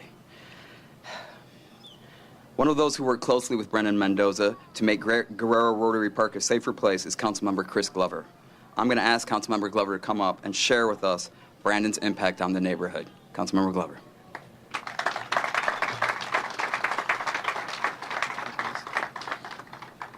This park has a very special place in my heart because this is where Brandon and I became friends. I remember vividly when Brandon, Nellie, and Patty and Ray told me that they were going to do a park cleanup, and they just wanted me there for the ribbon cutting around 10. I think I surprised Brandon when I showed up at 5 o'clock along with everybody else, and then when they needed shovels and rakes, I called my mom, and she brought some from her house so that we could use them in the park. And from that moment on, I think that we became very, very great friends. Brandon's loss was something that was deeply felt, not only at the city, but in this community particularly. He went out of his way to go and befriend those that would have a fear of law enforcement. He put a very positive face on Mesa PD and just law enforcement in general. I don't think Brandon could be any happier to have the kids from Mesa Arts Academy and Boys and Girls Club, because that's where he dedicated a lot of his time in building those friendships in the community. Many great things can and always will be said about Brandon. He embodied all of the attributes of a public servant and a law enforcement officer. He had the courage and the integrity and the commitment to his community to make a difference. For those who knew Brandon, they knew that his favorite color was purple. And so you'll see a lot of people today wearing purple in honor of Brandon. I even have this little ribbon that was given out at his funeral that I will carry with me for the rest of my life to remember him. We lost a dear friend, a brother, a son, and a great community partner to making Mesa a better place. I am particularly grateful for all of those who made this possible to make this field a reality, from something that Brandon, who turned around a park that was dilapidated and in disrepair and where people came to do nefarious activities, to somewhere where people can bring their families, their friends, and have a wonderful time.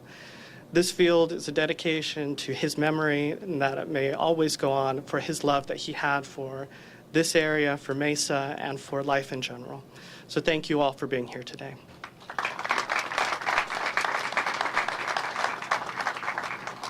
Thank you, Councilmember Glover. Next, I would like to introduce to you Vice Mayor Dennis Kavanaugh. He's long been on the Public Safety Committee and is a true champion for police and fire throughout the community. Dennis?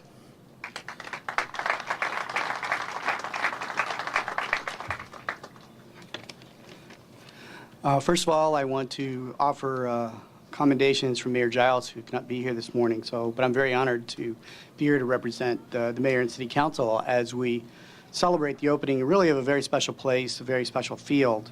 Because as you've heard, we're honoring someone who truly loved this community. And as some of us feel, it's hard to believe that it's already been 2 years since we lost Sergeant Mendoza. But I hope and I know that everyone who knew him can take pride in the transformation that's taken place at this field over these 2 years. You know, Guerrero Rotary Park, and in particular this baseball field, was more than just a park to Sergeant Mendoza. He understood and he embraced the place it has in our community, and he worked tirelessly to make sure it was more than just dirt and grass. It was certainly obvious to those of us in the city that by honoring Brandon, by giving this field his name, was a no-brainer. But it was also obvious to the citizens of Mesa as well. They banded together to raise a substantial amount of money through a GoFundMe campaign to make the improvements that you hear today. So it really is a true community embracing of Brandon and his legacy. He really represents the absolute finest that Mesa has to offer. He gave everything he had to make our community better because he truly loved our city. And today is a great way we can honor his legacy and to show him that Mesa loves him back. And I can't think of a better way to honor Brandon Mendoza for his name to grace this field in this park. If you recall, this field is in Guerrero Rotary Park. And those of us who have been in Rotary, you know our motto is service above self.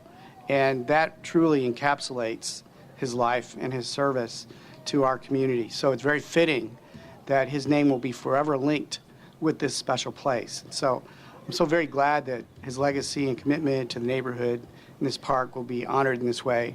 And I know the mayor, the entire city council, and our entire community and region support what we've done. So we want to congratulate everyone who helped make this special day possible. Thank you.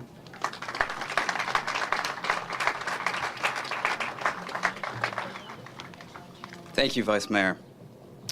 So you've heard a couple of times that we raised as a community over $90,000 to do the improvements. What did we get for those improvements? You can see the shaded structure behind me that have bleachers for spectators watching it. 2 dugouts with player benches are new. New 20-foot backstop, which I can't quite see from where I'm standing, and a concrete and new fencing to make this a premier park within the entire valley.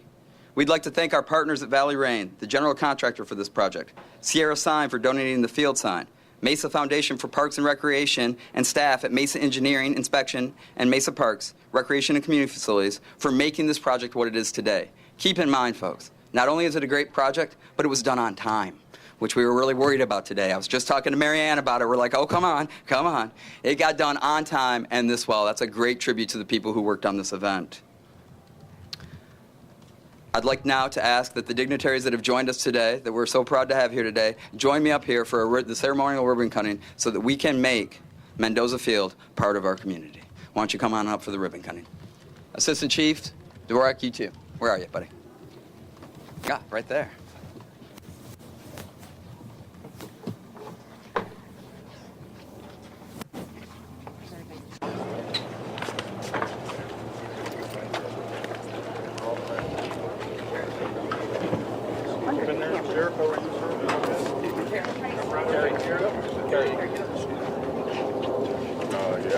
I can hold this in.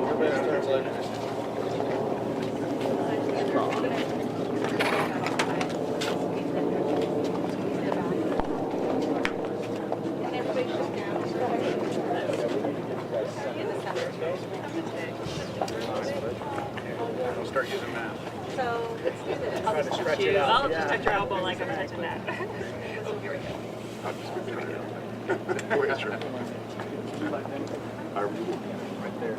Now let's make sure this is the photo op before the cutting. So everybody taking pictures and then on the count of 3. But this is the photo op.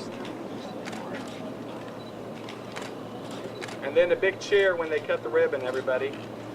Okay, we'll do 1, 2, 3.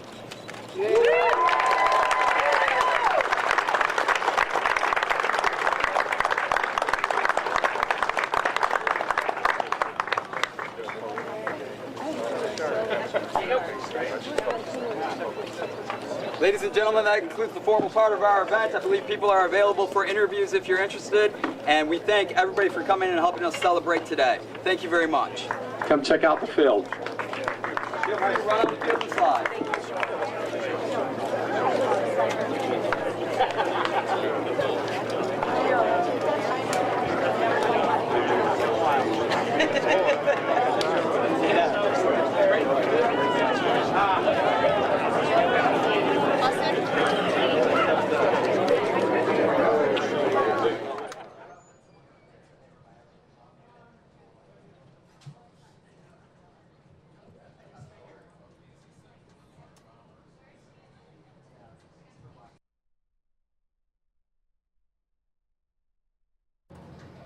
All right, everyone, we're going to cut away from Brandon Mendoza Field, the dedication ceremony, and take you to South Dakota, where Bernie Sanders is speaking live. South Dakota.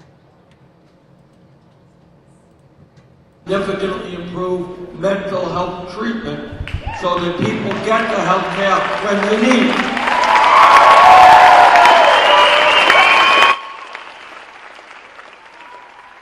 And to the young people away here, I want to say this. In my view, we should be making public colleges and universities tuition free.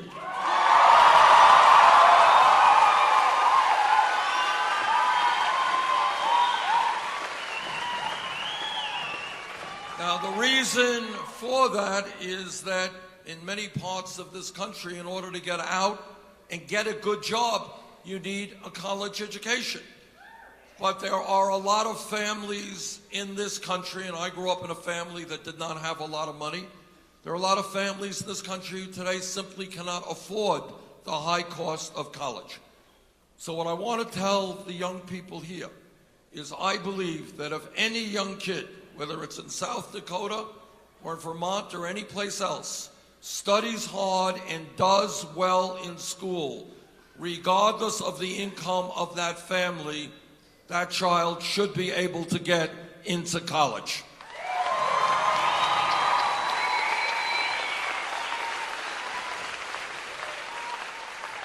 Now, as many of you know, our infrastructure, that is our roads, and I gather you have serious problems here with the quality of your roads, right?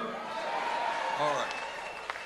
And our bridges and our water systems all over America. People are worried about the quality of the water that they are drinking.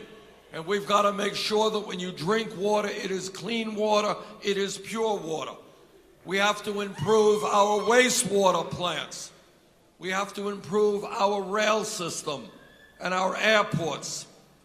And that's why I believe we should invest $1 trillion in rebuilding our infrastructure and also in building affordable housing.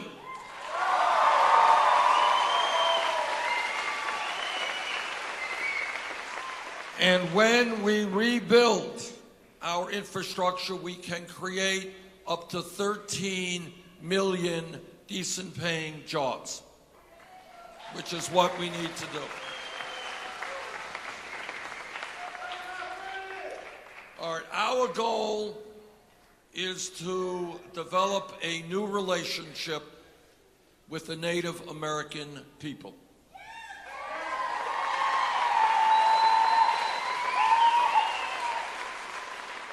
As I have said all over this country, the United States has learned an enormous amount and owes the Native American people a debt of gratitude that can never be repaid.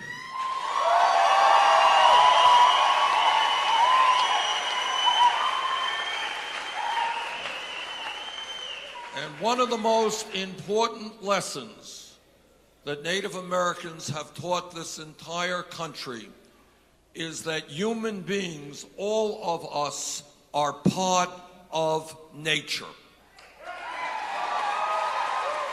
And we have to live with nature, coexist with nature, and if we destroy nature, we are ultimately destroying the human beings of this planet.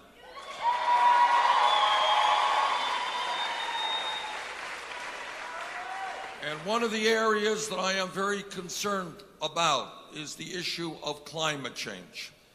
Climate change is real, it is caused by human activity, and it is already causing serious problems in our country and throughout the world.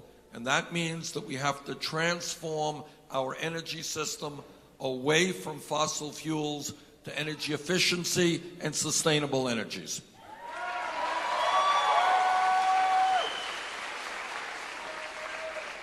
Okay, so let me conclude by saying, again, thank you all very much for being here. We will develop, if I'm elected president, a new relationship with the Native American people. See what I understand the case to be, that poverty here, unemployment here, substance abuse here is much, much too high. And together, we are going to create the jobs and the health care and the educational opportunities the people here on Pine Ridge and throughout Indian country are entitled to. Thank you all very much.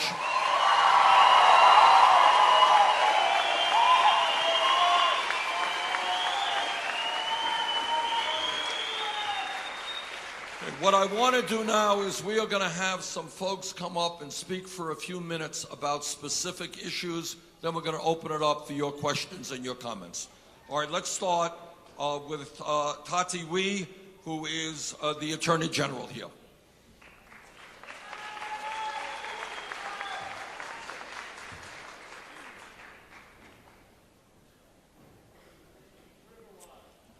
I'm going to stand to the side because I feel awkward standing in front of you. As mentioned, I'm the Attorney General for the tribe, and so one of the biggest issues that we see in our communities is the high rate of recidivism, whether it's for our tribal inmate population, our tribal members that are stateside convictions, or our federal inmates. Over 60% of our federal individuals that are on federal probation are violated on that probation for status offenses. Over 60%. Status offenses being intoxicated, high on some type of drug. We're in this revolving wheel, like mice in a hamster wheel here, where we're doing the same things, putting people in jail, and it's not effective. So we have to totally revamp the way we look at criminal justice and incorporate what we're doing to treat addiction medically and behaviorally. So I'm glad you mentioned the addiction because of our unique status with the federal government, our treaties give us that trust and treaty responsibility to our federal partners, IHS being one of them. So at what point in time will Indian Health Service be held accountable for the type of health care they provide for our people? When are they going to get ahead of the curve and start implementing medicine and practices and technologies that are effective for handling addiction? Can I interrupt you? What I'd like to do, let me just, if I might, to make this discussion maybe more vibrant, I want to, you stay up here, stay on, but I want to involve other people. All right, why are so many people getting in trouble with the law? Can I ask that question, Tati? All right, stand up, raise your hand, let's get, my question is, the Attorney General makes a good point, that you have a system that is failing, people get arrested, they go to jail, they come back, they go to jail again, right? All right, so let's start off. Help me out here. Why are so many people going to jail in the first place? Raise your hand, people. Yes, sir. Yes, sir. All right, is marijuana a major... Take the mic. Take the mic. Hold the mic close to your mouth. Yup. I think the federal government needs to decriminalize marijuana. Okay. All right. are a lot of people getting in trouble with the law because of possession of marijuana? Is that an issue? No. All right, Ray, sir, stand up here, please. Paul, get the mic to him. I firmly believe that on these reservations, since we are so remote, that like this lady back here yelled, she said boredom. Our youth don't have much to do, let alone the adults, so they reach out for in this extracurricular activities to relieve themselves with some sort of chemical or negative influence. Next thing you know, they end up in jail. And I think that's pretty much the basis, isn't it? Poverty is a big one. Okay. All right, you know what I'd like? And I'm going to give you the, is this okay? Yeah, that's fine. Okay, I just want to involve it. I'm giving you the mic. I want young people. Some young people. Right here. They're all in this section. Okay, you guys, stand up. Tell me why people are getting arrested. Is it true that people are bored, nothing to do? What's going on? Young lady right here. Do you want to stand up? Yeah, you. There's a microphone right behind you. If you can hold it. Stand up. Hold it to your mouth. What's going on? There's less activities, like, I don't know, let's say, it's like everyone's into softball, boxing, and everything, and then I don't know, I'm kind of. Are you doing good? You're doing good. Is there not enough activities for young people? Not enough activities for like everyone. Okay. Like, yeah, not everyone, not into everything. Okay. Good job. Hello. Well, like what Katie was saying, she said there is not really anything to do around here besides sports, but you know, not everyone's into sports. Some people are into skateboarding, the park,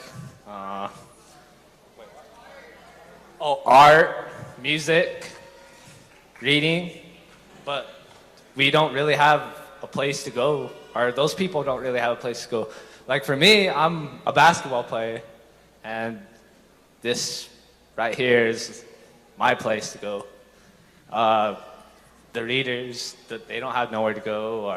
Let me ask you another. I'm going to ask you a hard question. You ready for a hard question? Yes. Do kids here think that when they get out of school they're going to have decent jobs?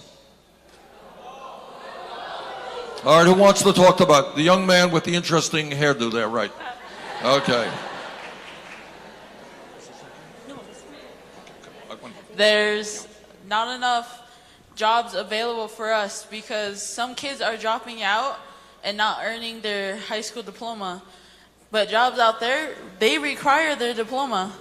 But for us, it's hard because of where we grew up. People aren't depending on us more because of, how should I put this? Sometimes it's dependency. People think, oh, I don't have a job, I need to depend on someone else. No, dependency is when you need the job. They need it to depend on themselves, to get themselves up in the world. Good. All right, thank you. All right, I want to get a sense here. I want to get a sense of how young people feel about the future. Are they happy with school? Are they looking optimistically to get jobs? And I'm hearing that that is not the case. Are many of the young people here thinking that, in fact, if they do well in school, they can go to college? Or is college just a distant dream, too expensive? Who wants to talk to me about that? I see a young lady over there. Yes. Yes. Can we get a mic to that young lady? Stand up. Where's the mic? No, that's her, right. Thank you. Hold that mic right close to your mouth. I guess our views on like college and stuff, it seems kind of far. Like some of us, we lose motivation, we lack motivation. Sometimes it could be related to home stuff, but I mean, here too, it's just like, it seems far, it seems so far. And Now, like, if I some were of to us tell are just you, like, if I were to tell you point blank, that if you did well in school, if you studied hard, I would guarantee that you would go to a public college or university. Would that make a difference in your life? yeah, it would probably make me strive for the best that I could be, but sometimes there's no motivation, there's like no hope. Like a lot of us think about our future and we're just like, damn, I wonder if we're gonna even be there. Or I wonder if we'll make it there. Will we graduate? Will we get there? Are we gonna be able to afford college? Are we gonna get there and then are we gonna drop out? Are we gonna just like be one of those people that get a chance and then we just come back home? Like, cause that's a lot of what happens. Are you seeing a lot of your friends turning to drugs? Or alcohol? Yep. Myself included. To be honest. Do you want to say a word on that or not? No, but. Okay, that's fine. Yeah, it happens. I mean, a lot of us turn to that. It's the truth. I ain't gonna lie. No, that's right. Okay. Well, I appreciate your honesty. Thank you. Okay. Let's stay with the young people. Let's get other comments from young people. Anybody else? All right. Where am I seeing? All right. Thank you. Let's get a mic, Paul. Do we get a mic to? Well, I think that the support, first of all, should come from within the homes. We as young people see our parents, our uncles, our aunties doing drugs and abusing things. So all right, so let me stop you and interrupt you. Again, I'm trying to understand. What you're saying is in many households, parents are doing alcohol or drugs. yeah, so we see it, and we growing up thinking that it's okay and that it's acceptable. So if parents are doing it, then the kids are going to start doing alcohol or drugs. Is that what I'm hearing? Yes. Okay. And I feel that if there's more support there, then we can start believing that we can go to school. And maybe if the college tuition's free, then it's another possibility because a lot of us can't afford school. Okay. And it's another obstacle, oh my God, how am I going to pay for this? All right, so if I told you that if you did well in school, I mean, you're going to have to do well in school and be prepared, but if you did well in school, that public colleges and universities would be tuition free to you, would that make a difference in your life? I think it would make a difference. It pushed myself to do better and to show others that we can do it. All right, let me change. People can talk about anything they want to, but I want to stay maybe on education, and I want you to be honest with me. Are you getting the quality education you think you need? All right, I see a young lady right there, yes. All right. I think education on the reservation isn't what it should be. The teachers, you know how drugs and everything is a problem on the reservation? Some of our teachers are like that too, and they just don't care about the education that we're getting. And they just think that they want to be cool with the students and everything. And they're not teaching us what we need to be taught.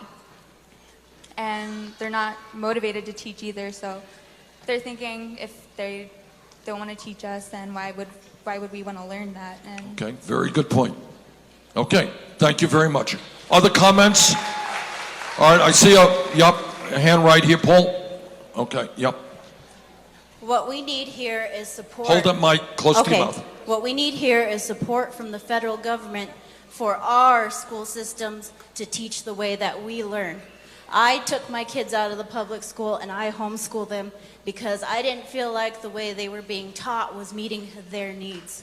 We need to restructure our education system across all Indian lands to the way that we learn. We need to bring teachers up to teach how we learn. We don't need to learn American standards. We need to learn our standards first. Okay, good. Thank you. Okay, I see a gentleman in the blue over there. Yes. Stand up if you could, sir. I personally think that a lot of the problems on the reservation stem from how nonviolent drug offenders are treated in the justice system. There are a lot of people that go to prison for using drugs. I have been incarcerated for having dirty pee, and what they're doing, they're having these kids go to these federal prisons for selling marijuana, and they're coming back with meth connections, and it's just the justice system isn't really meant for us. Okay, got it. Thank you. All right, I want to stay on an issue. I think at the heart of a lot of things is the lack of jobs and the lack of income. Is that true? All right, who wants to talk about that? Why is it? Yes, young man right here in blue. Yeah. Can we get a mic? I don't believe Hold there's that mic close. I don't believe there's a lack of jobs. I just think there's a lack of motivation around here because there are over 100 ranchers that look for help every day. They go around looking for help, pull people out of their beds just to get help, and they pay really well. And some people are afraid to stand up to them because they don't know what to do when they go to work. And then there's no inspiration from the educated world to help us, motivate us to get All right, our so you're education. saying there are some jobs available, but people don't know, have the job training to know, or the confidence to do those jobs. Is that what you're saying? Yes. Okay. All right. Thank you. All right, we got a woman right back there. Paul, right in front of you. If you can get that mic turned. Okay, what I would like to say actually kind of touches on all of the subjects. One thing that I think they all link together. The increase in incarceration, I believe, has a lot to do with people partaking in illegal activities to do different things like support their families because they can't get jobs. So selling drugs becomes a source of income under our stealing job. food, stealing clothing and diapers for their children, several things, crime to support the family, and that because the education isn't good enough to get the jobs that really aren't very available. I think it's all linked together, but I think a lot of it has to do with just trying to support yourself, trying to support your family and take care of what you need to do, and falling back on any option that you have because Okay. you have no other options. All right, everybody hear what she said? What she is saying is that sometimes people are turning to crime because it's a means of supporting their family. Is that true? All right. Okay, I see a hand right here. Sir? All right, don't worry. Yeah, okay. Senator Sanders, I am the founder of Mazacoin. We are a Bitcoin clone. No one taught me how to code. I learned myself because that level of education is not here. Right now, we have at our disposal some of the most advanced technology on the planet, used by 90% of the world's banks, and that's blockchain technology. Yet, when we bring it to the tribe, myself, when I brought this back home and said, I have something that will help, I couldn't even get past the door. I developed a gun registration program that is second to none, absolutely fraud-proof using the blockchain. It couldn't, I mean, I've given it to Miss Mean's office, no response. We have an ID system for the tribal IDs, again, making them the most secure ID on the planet. Again, no one will talk to us. Okay. If you become president, would you support the tribe having a cryptocurrency as Well, our I would official? support getting technology and broadband of the highest quality onto the reservations of this country, because I don't know how you do economic development if you don't have cell phone service and if you don't have high quality broadband. All right, what I want to do now is I want to bring up, let's see, we have, all right, Tati, did you want to conclude your remarks? Okay, let me go to Evie Espinoza, who's going to talk about health care. Evie, thanks so much for being with us. Thank you. Yeah, stay right there. Okay, so first I want to take this time to first acknowledge Unchi Marie. Today's her birthday, and I want to wish her a happy 96th birthday.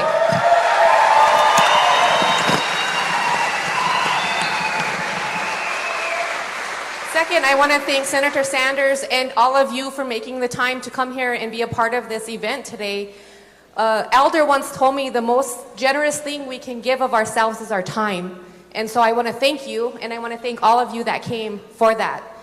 Specific to healthcare, I know Senator Sanders, you have a stance that healthcare should be a right for all. To us, it's something more than that, because not only should it be a right for all, but we have a legal document with this federal government that assures we are entitled to quality and safe health care. And that is not being provided right now. Currently at home in Rosebud, our hospital is in what's called a systems improvement agreement because they lack the ability currently to provide safe and quality care. Our emergency room was shut down in December. And since then, 6 of our relatives have died in the back of our tribal ambulances 8 miles from the next nearest ER. That is unacceptable and it's criminal. It's destroying families.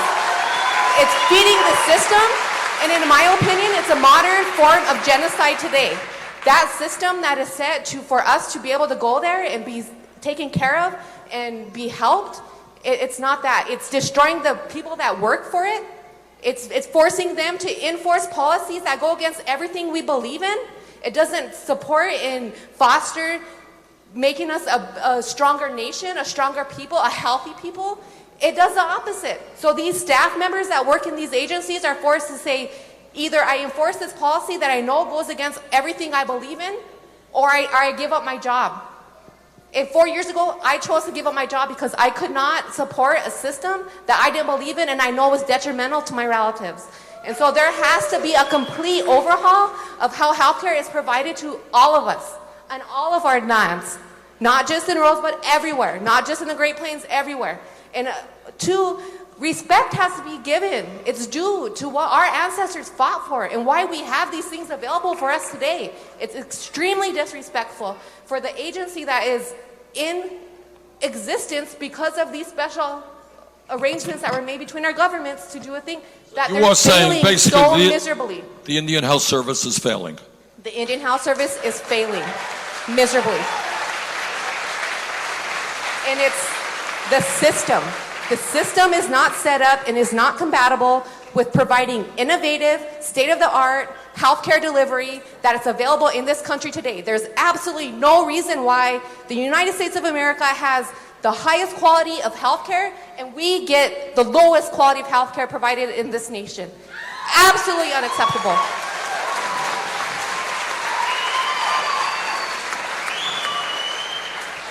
We sit here and we talk about all these negatives, they're all interconnected. Right. And the root cause of that is 150, 200 years ago, our way of life, our identity was taken from us. And it created this, what we have to live in and fight for today. All of that was taken for us. So how do we overcome that? We need your help. We need people like you to, one, acknowledge that this is wrong. Educate the world from our perspective of what our history is. Help us spread that word. Help us educate.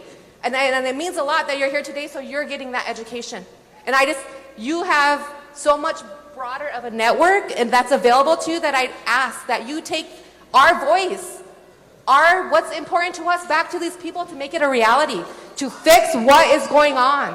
All right, your voice today. Where's our revolution, people? We here? We broadcasting this?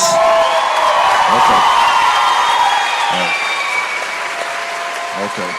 All right. Your voice will get out around the country today.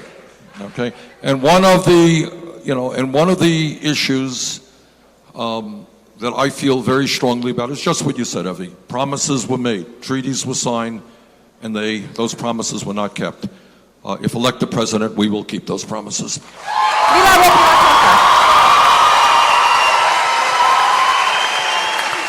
All right, Evie has made a very forceful presentation. I wanted to open it up a little bit if people are interested on the issue of health care. What are your experiences with the healthcare system? I see a hand here right in the middle. Paul, get that gentleman. If you could stand up, sir. Yeah, right. Get him a mic. No, gentleman right behind you. We'll get to you in a minute. Okay, healthcare. All right, well, healthcare. Yeah, IHS don't do such a great job. My sister had scoliosis for a while. She's been to the ER multiple times. And every single time except recently, she's came back with just painkillers. So, okay. They slack it.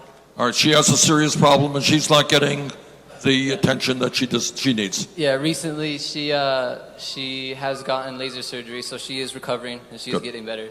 But at the time, IHS was not helping whatsoever. Okay. So Senator, if I can just touch on a little bit. So what he's sharing is a real life thing that we experience. A relative will go in to seek help for a condition and they're treated with pain medication because that is the most cost-effective way to treat that according to doesn't policy. address the So what it problem. does is then creates full-blown addictions. And then it overflows onto the family and the ability for that family to be healthy. This addiction caused by an entity that is supposed to be there to protect All right, us. so you're and help saying us. that painkillers here are being given out in too great a number? I am saying that Yes. painkillers are being used to treat conditions that require other Right, treatments got that it. are readily available to everybody else in the United States. Okay, That's what I'm saying. okay. Can I say something real Healthcare, quick? woman over there, woman in black, yeah. Paul, right over there.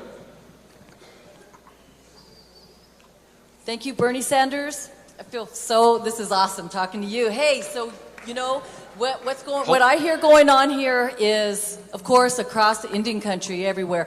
The example of healthcare for me would be personally your example is you're going to Rapid City. So you got Rapid City, you got Indian Health Service in Rapid City. And that hospital has not been, that's the same hospital that my mother, she's gone, bless her soul, she stayed in there during the TB time, back in the 40s, 50s, or whatever it was, I remember, that they incarcerated our people there for TB at one time. That hospital has never, I don't think, is still the same back since the 50s. They've never improved the health care there at that hospital. We all are, we go in there. I personally went in there for something in my leg and came out with cough syrup. So they're not they're not listening or whatever it is. There also is a person in the emergency room that can barely speak English.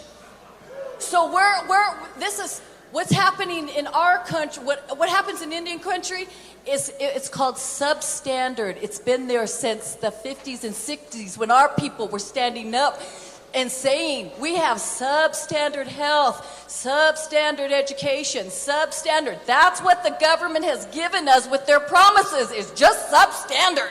They have never changed it. And so all of this is just the ill of the substandard care that the government gave us. No, we had all of that in place before colonization. We were we cared for our people. We knew the trees, we knew the medicines, we knew that was all taken from us, right? And then replaced into this Western medicine stuff that we never got. We never got that. We couldn't speak our languages. We never got that. They took our languages, so there's major gaps in our generations that are hurting us. So we couldn't pass those secrets down to our kids to stop the suicide. And so that's where we're at. You need to help raise from substandard thinking and care in our country, in our Indian country, to raise our substandard and get rid of that word altogether somehow and raise that consciousness. Good, thank you. Okay. CJ, where's CJ? All right. I'd like CJ Clifford to come up and talk a little bit about some of the issues as he sees it. Charles Tuna, you know, it's a great honor to be amongst you guys and be able to sit and talk, and in particular education. Some of that was covered immediately right away, and I want to thank Senator Sanders for opening it up on education. Education is a need that we have every day of our lives. You talk about inadequate funding of the Bureau of Indian Education, Bureau of Indian Affairs, Department of Interior, all the extensions that come that is supposed to deliver the dollar to us. I have a different way of telling my story than Chairman Steele does. What Chairman Steele's is the fact about delivering beef to my people in the early days, delivering sick beef to my people, and not all the beef that was awarded to us. While today it stands in the world of education is the same way. Today, out of the dollar, we receive 43 cents, and the government keeps 57 cents. And I have a $1 light bill in my school systems. I can't afford to pay for that. Let alone I still got to pay for my education, my students, and I got to pay my teachers. So here in the state of South Dakota and here in Indian country, the average wage is far below. We're one of the lowest paid states in the United States of America. One of the things that has beaten us is the so-called consultation that the government puts forward in Indian country. They come here and they say, we're going to consult with this item, and this item is what we brought to you. It's not what I want to talk about. It's what you're going to tell me what you're going to do, and this is what we're going to do. Well, today we found a way to battle that. And today, right now, we've taken the government to task in Indian education. But bringing it out with your negotiated rulemaking processes that go on through, and it comes from the senator's office. We need to put together a negotiated rulemaking, and we'll come up with some ideas.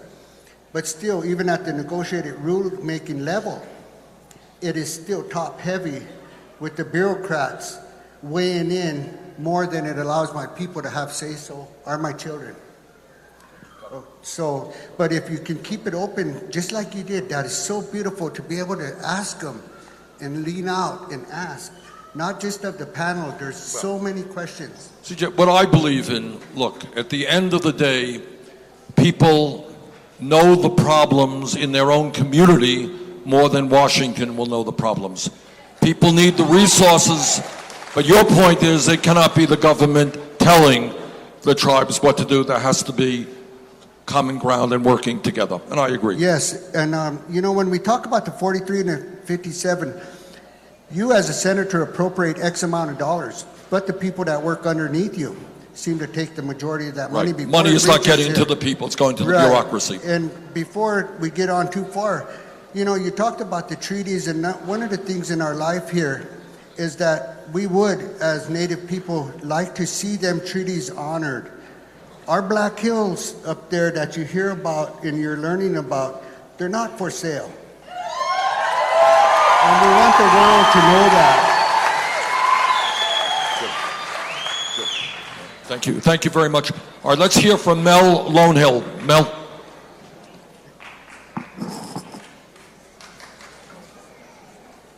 Testing 1, 2. Kokahea la kholi wa ktelo. La khota tona ya hipi kelina ya itimba hel. Uya ko re itimba hel. Dos ke nau se pohe cha iwogra musipelo. The thing I said was, you know, that's my language, my first language, and that's my tradition, culture. And let me ask you a question. Is that language being kept alive? Is it being taught to the children? Yes. It is.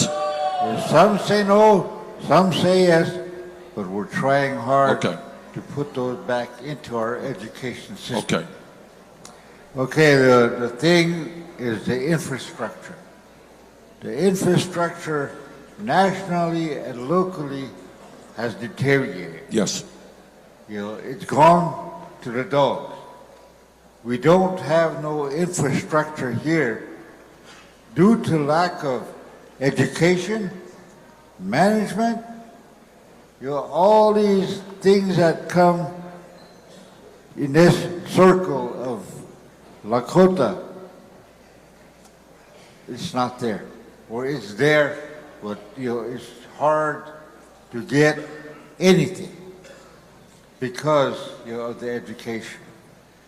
And then the first major problem that we have here is our health care. You know, I am a vet. You know, and I know there's a lot of vets out there that suffer the health care. I mean, we have the VA right here. Does the VA do a decent job? The VA hasn't done a darn thing, in my words, in my opinion. And then, you know, locally. Evie, is that your judgment as well, that the VA is not doing what it should be doing, or? Our tribal members struggle very much with both systems, and to an extent, they're discriminated against because the IHS says we're payer of last resort, go to the VA, then the VA says the same thing, and then these vets who have fought for this country don't get the care that they need. Okay. Mel, So could they you both continue? I fail. didn't mean to interrupt you, sorry. Yeah. Okay, now you go to the VA today, all the hospitals, I think there's 3 floors in a VA hospital. There's 3 floors of secretary, secretary, secretary. You know, and here you go here, it's the same thing. You know, the administration is top heavy, and the patients aren't cared for. You know, we get sick, we're flown to Rapid City, Sioux Falls, Scotts Bluff, and we're stuck over there. Let me ask you a question, if I might. Anybody wants to answer it. Does the head of the Bureau of Indian Affairs come here to talk to you? No. No. They're so top heavy in the Aberdeen area that the money stays up there. Maybe 30% or 40% comes here for the infrastructure. So the bureaucracy eats up a lot of the money. Okay. So we have the big major problem here on all the reservations, not locally here, but all Indian country.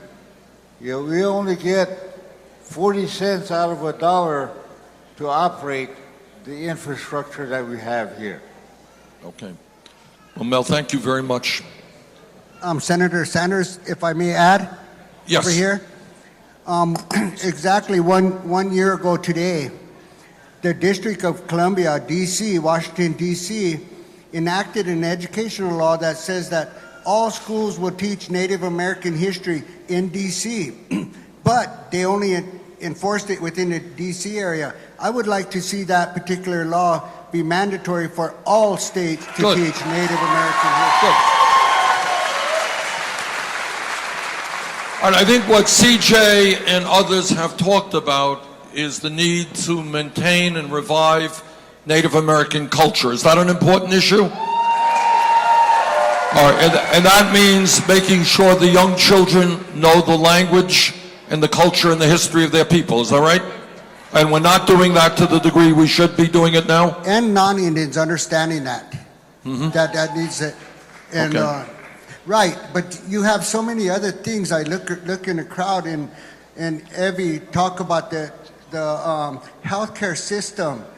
I know a young lady I would like to call on and ask her if she would say a word or two about the healthcare Good. system. Who's that? Miss May Rodriguez. May Rodriguez? May is a survivor of cancer, and I Okay. would like to have everybody give her a round of applause.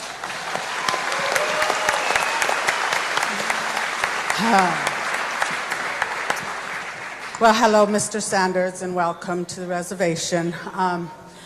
Yes, I'm on Medicaid, and I'm a survivor of breast cancer, ductal breast cancer, and All right, folks, welcome to the Fox 10 News Now stream, part of fox10phoenix.com. We do have breaking news here coming out of Queen Creek. American Leadership Academy High School is being evacuated right now due to a threat left on the bathroom wall. Sky Fox is almost there. And that is all the details we know at this point. But we'll try to effort some more details for you. We are in a live breaking news situation here on the Fox 10 News Now stream. Welcome, everybody.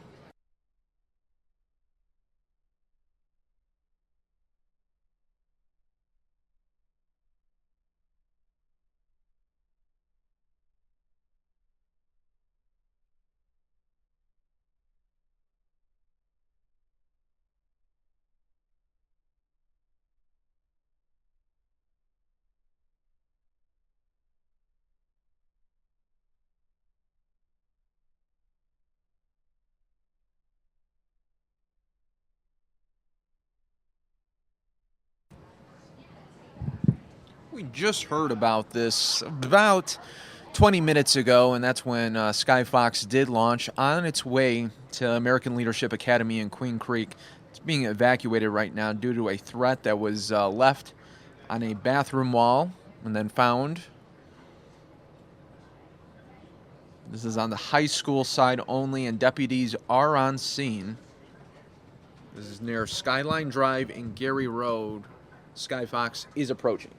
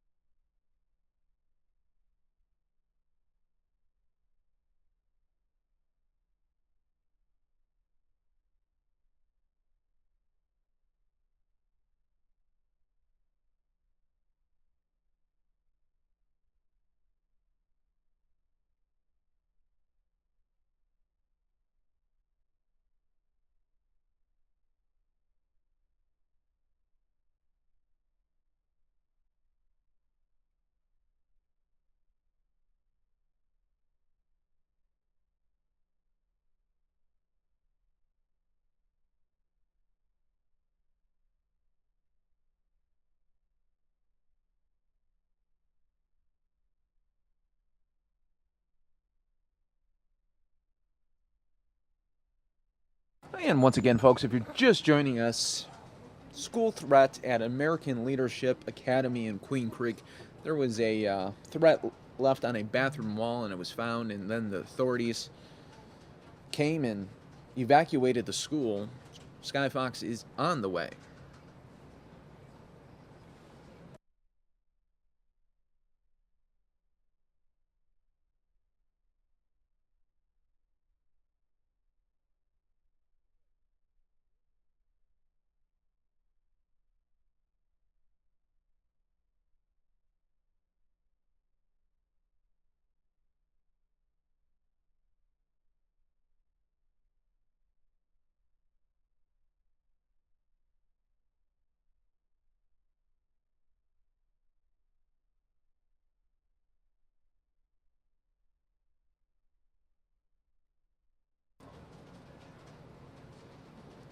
All right, folks, and we do have some updates coming from the Maricopa County Sheriff's Office. The ALA campus affected by the threat is at Combs on the high school side only. Students from the campus grades 7 through 12 are being bused to the ALA campus on Hawes Road to be released to parents. All 6th grade students have been moved to the Combs Elementary School campus. And right now we just got another update. All students K through 6 will be released from the Combs campus at their normal time of 2:45 p.m. There you see the students being bussed away from the school right now as they are under a threat, and authorities are investigating.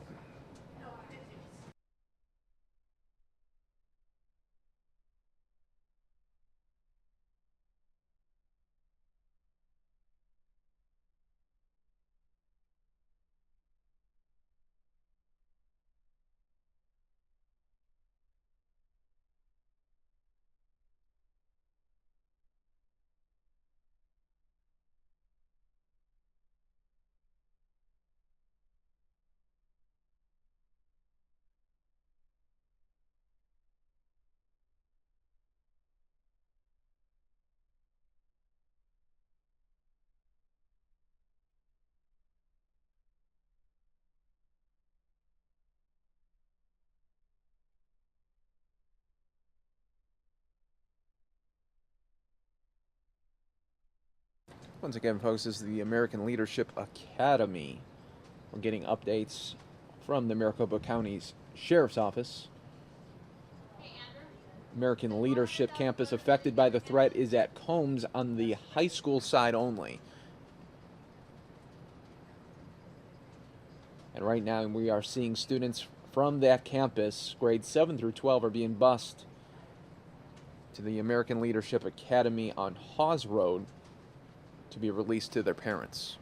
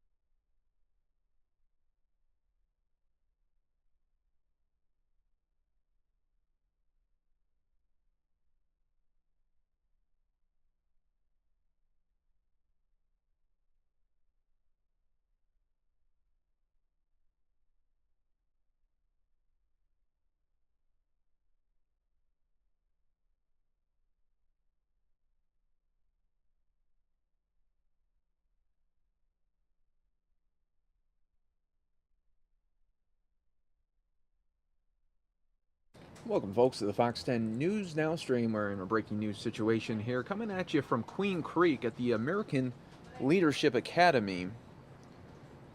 A threat was left on a bathroom wall. It was found, and now police had to evacuate the high school side.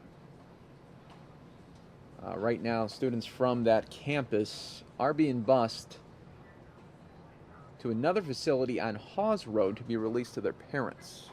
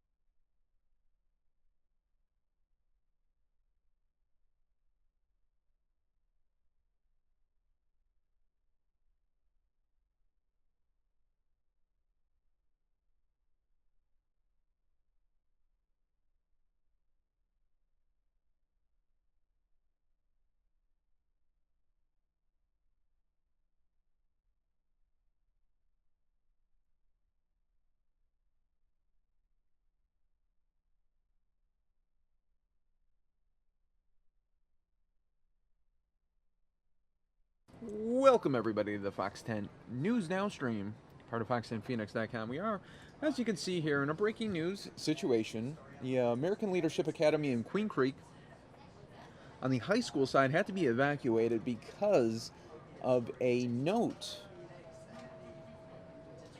that was left on a bathroom wall. We don't know what was said, but obviously police do have to take all threats seriously, as you never know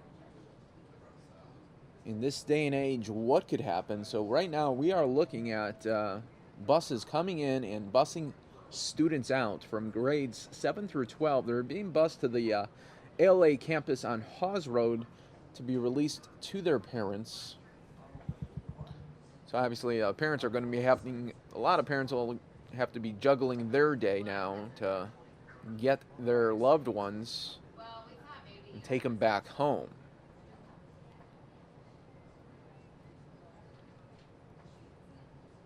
As you can see, with any threat, it just ties up a lot of resources, from the police to now the bus company has to come. It's really involved, and you got to make sure that all the students are safe during a threat like this. Not sure still what the threat said, if it was a bomb threat or a shooting threat. We don't know that yet.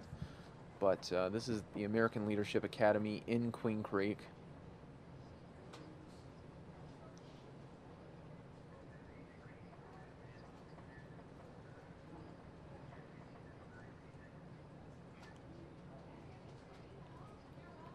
And all students kindergarten through 6th grade will be released from the Combs campus at the normal time at 2:45.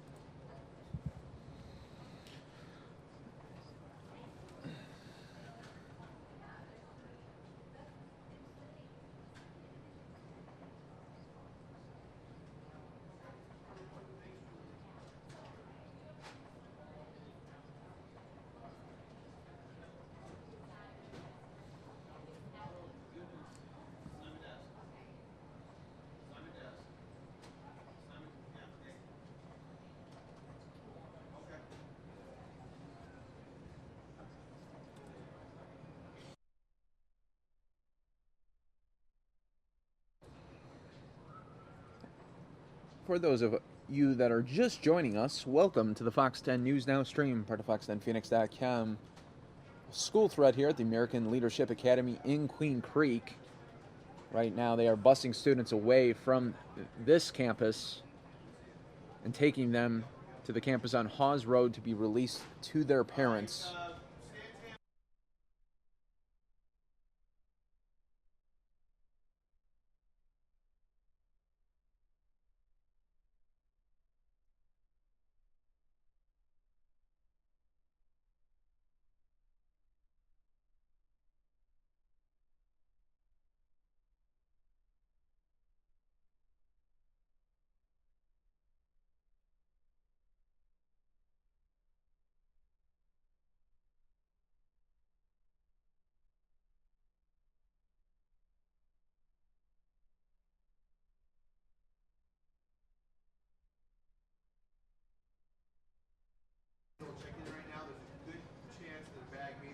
Just getting an update from the Maricopa County Sheriff's Office. They said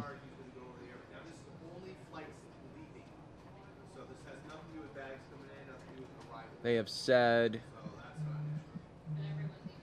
the high school at the ALA Combs campus has not technically been canceled. School parents that want to pick up their children from the Hawes campus may.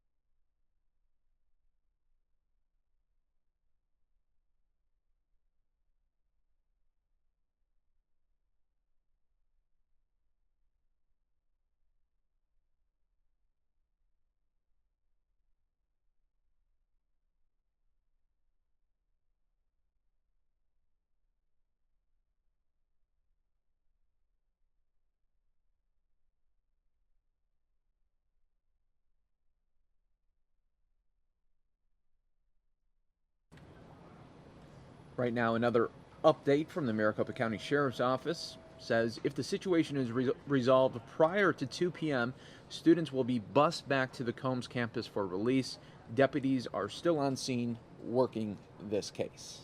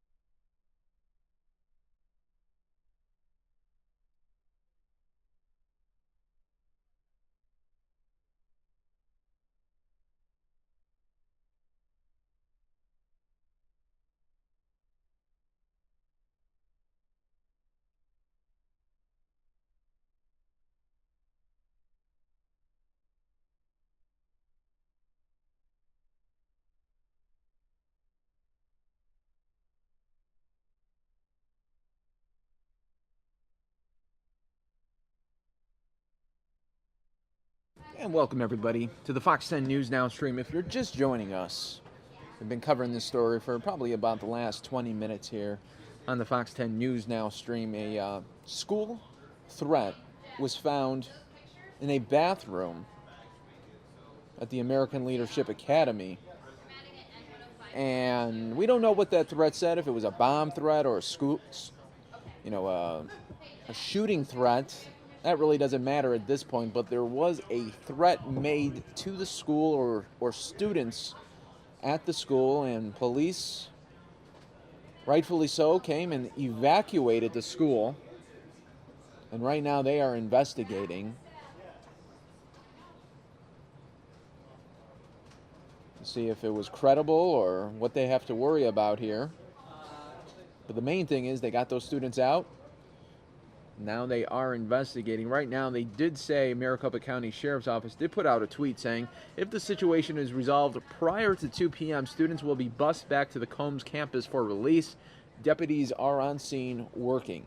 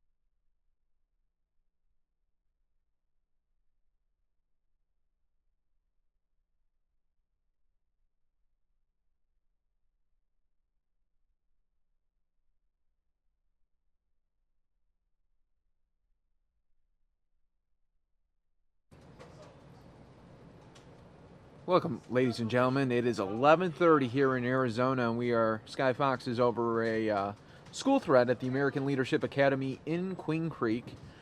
Right now, they have evacuated the high school because there was a threat left on a bathroom wall. Don't know what that threat was, but that's the least of the worries right now. We got to find out why this threat was made, who made the threat, and hopefully they could find who did this so this doesn't happen again. But you see a lot of resources are just tied up when this happens. First things first is they got to get the kids out safely. They got to call the bus company, get them over there so they can bus them to other neighboring schools.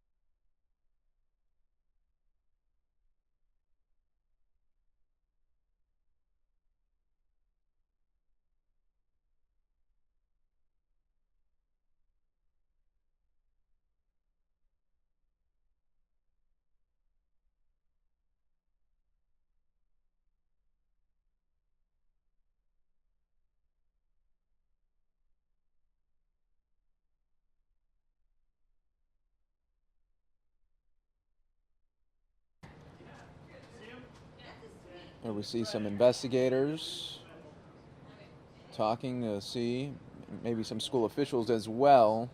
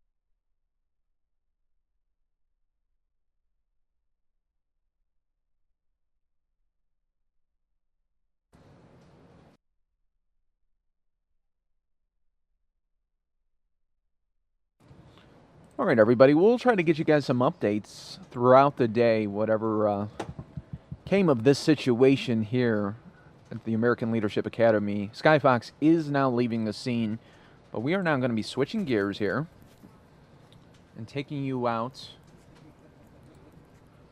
where shortly, in about 10 minutes, Arizona's Attorney General will make an 11:45 press conference on the election lawsuit that is happening right now.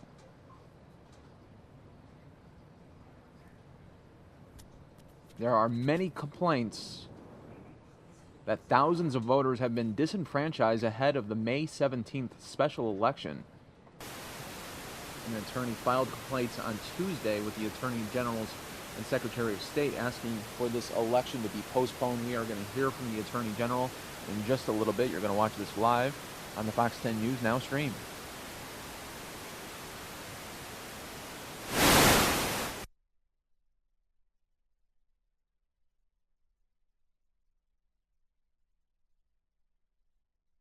I got that size. I like that. If I remember not to sit on it. Come on, we need to come out and mic you.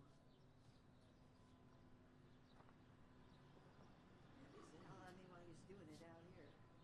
Because if Pete's doing it inside where he's trapped, this way he can say, "Gotta go." Oh, there's always room up there. You always exit stage left. So this makes it look sort of, oh, you just happened to catch me. Black window in the background and everything. Well, whatever.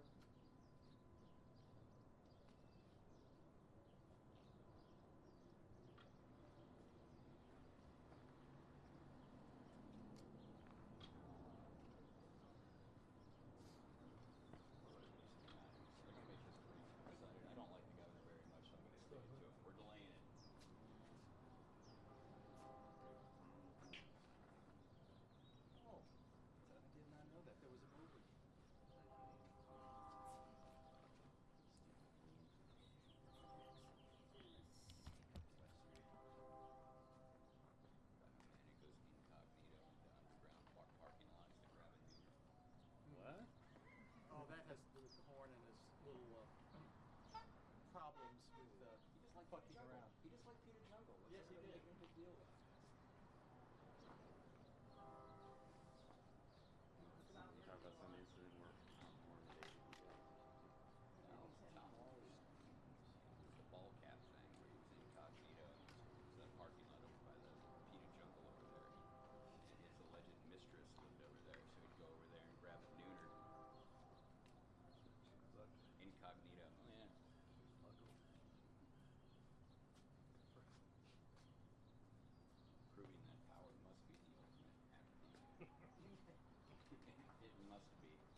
Are you suggesting?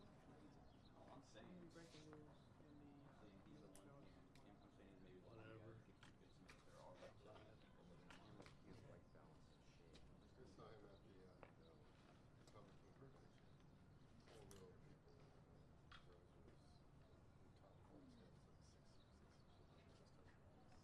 You gonna put a lavalier on here? All right, folks, if you're just joining us, we are awaiting the Attorney General to make a statement if there will be a delay in the special election that is supposed to happen on Tuesday, May 17th. Right now, that could be up in the air right now because an attorney filed complaints Tuesday with the Arizona's Attorney General and Secretary of State asking for that election to be postponed. Right now we can see reporters awaiting the Attorney General.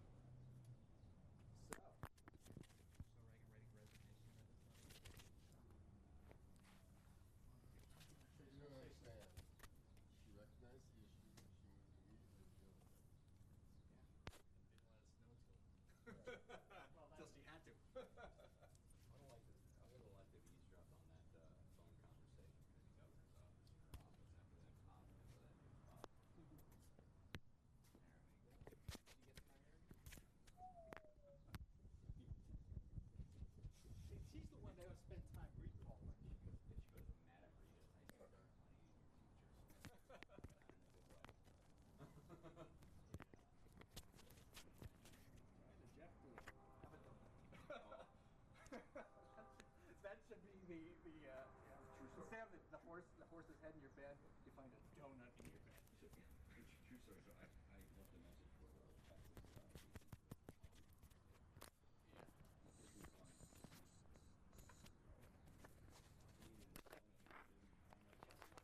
So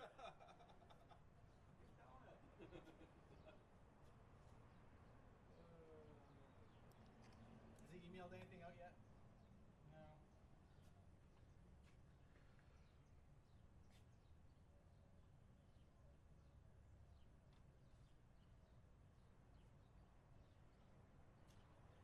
Publishers Clearinghouse is offering to make me a millionaire just like Andy Biggs.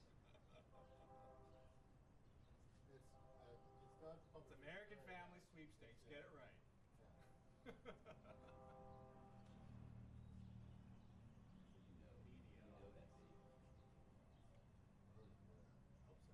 It's incredible.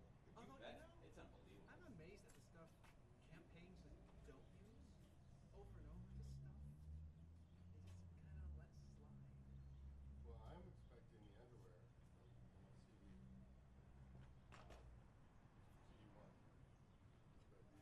But I don't know. Well, the thing is, it didn't even hurt him. The sheriff's race came right after that. It didn't hurt him. Yeah, it's different. It's hard to take. Who plays it first, Gowan? I think it's an outside.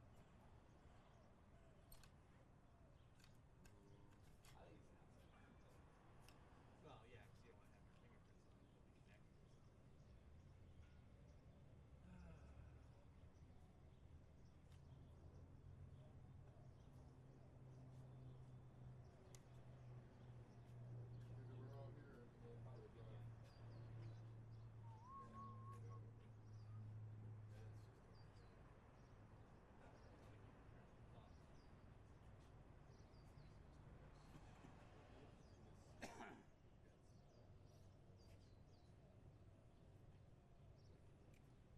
He looked at Gowan's daughter.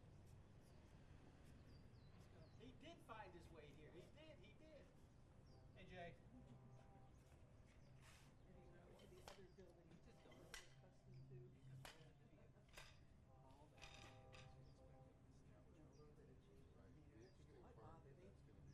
They virtually do not come down here. How many of those ended after they signed it up? The buzzards, as you know, are down there.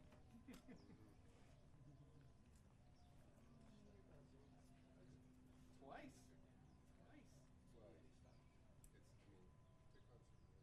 I'll bet there's another Gowan veto coming. At least one more. I'm not even sure what. It doesn't matter. It doesn't matter. The governor has no love for Gowan. He'll find any way to fuck him he can.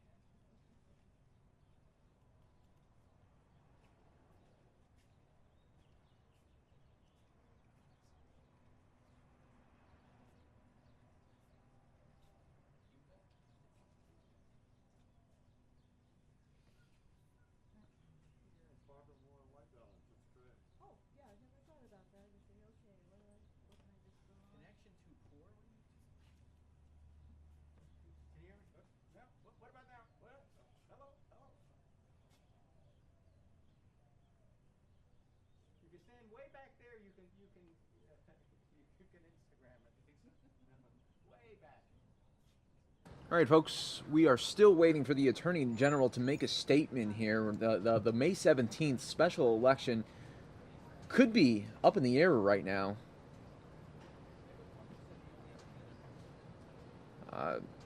Tuesday's ballot contains two big constitutional amendments, Proposition 123 and Proposition 124. Early voting started about 2.5 weeks ago, but the problem is that there have been thousands of voters that have been possibly disenfranchised ahead of this May 17th special election because they did not get the proper paperwork on this election, meaning like they don't know what the possible vote is on. So that's what we're waiting for. The Attorney General is going to make a statement here because an attorney filed complaints on Tuesday with the Arizona's Attorney General and Secretary of State asking for the election to be postponed.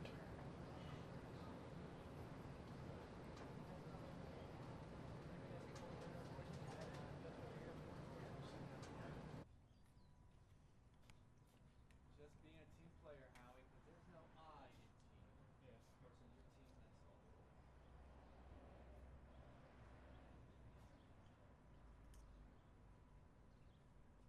There is a meter.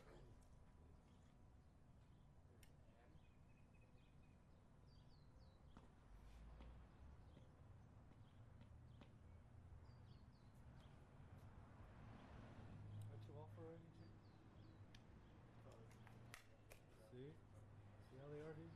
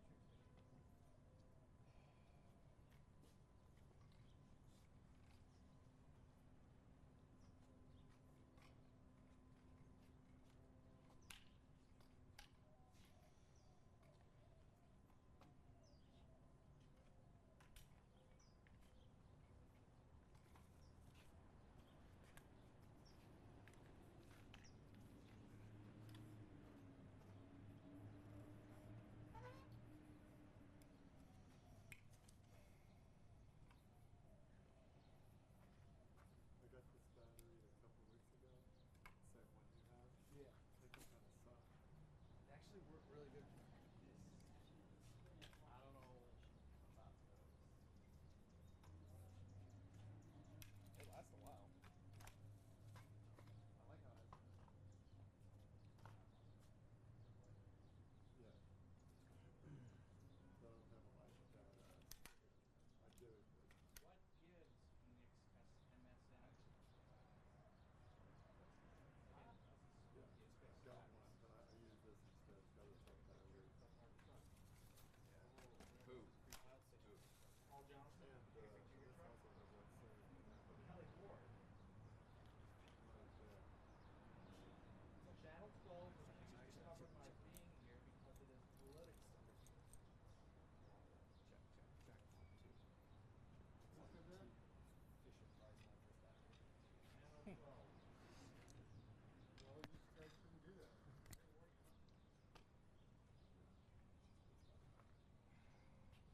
Oh shit. Like, who's ducking under the tripods? How are you? Good. She had with her. Yeah.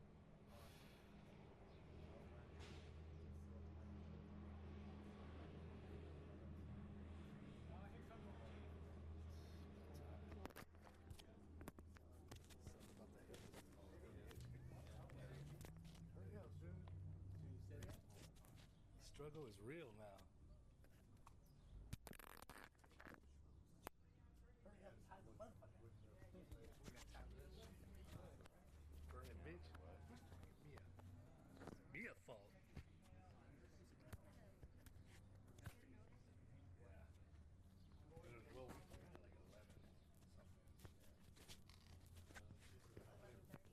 No, it was before that. I got a call at 11. Mia calls us first. No, she doesn't. She does.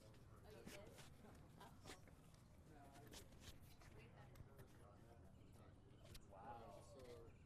Were you at the governor's? Were you over there in your little in the basement? You gonna run over here? What a seat. You're like running across the park, jumping over the battleship stuff. Oh, good. Okay. Like you ran all the way. You're fast. Here,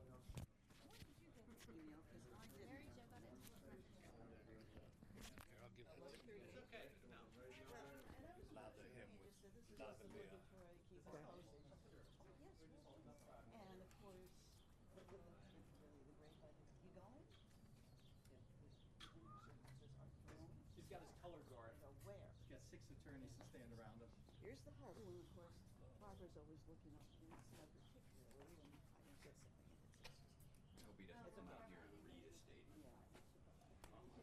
Oh, well, I know you did. Well, I know you didn't, but somebody in the shop got notified, so. It was a posse we got.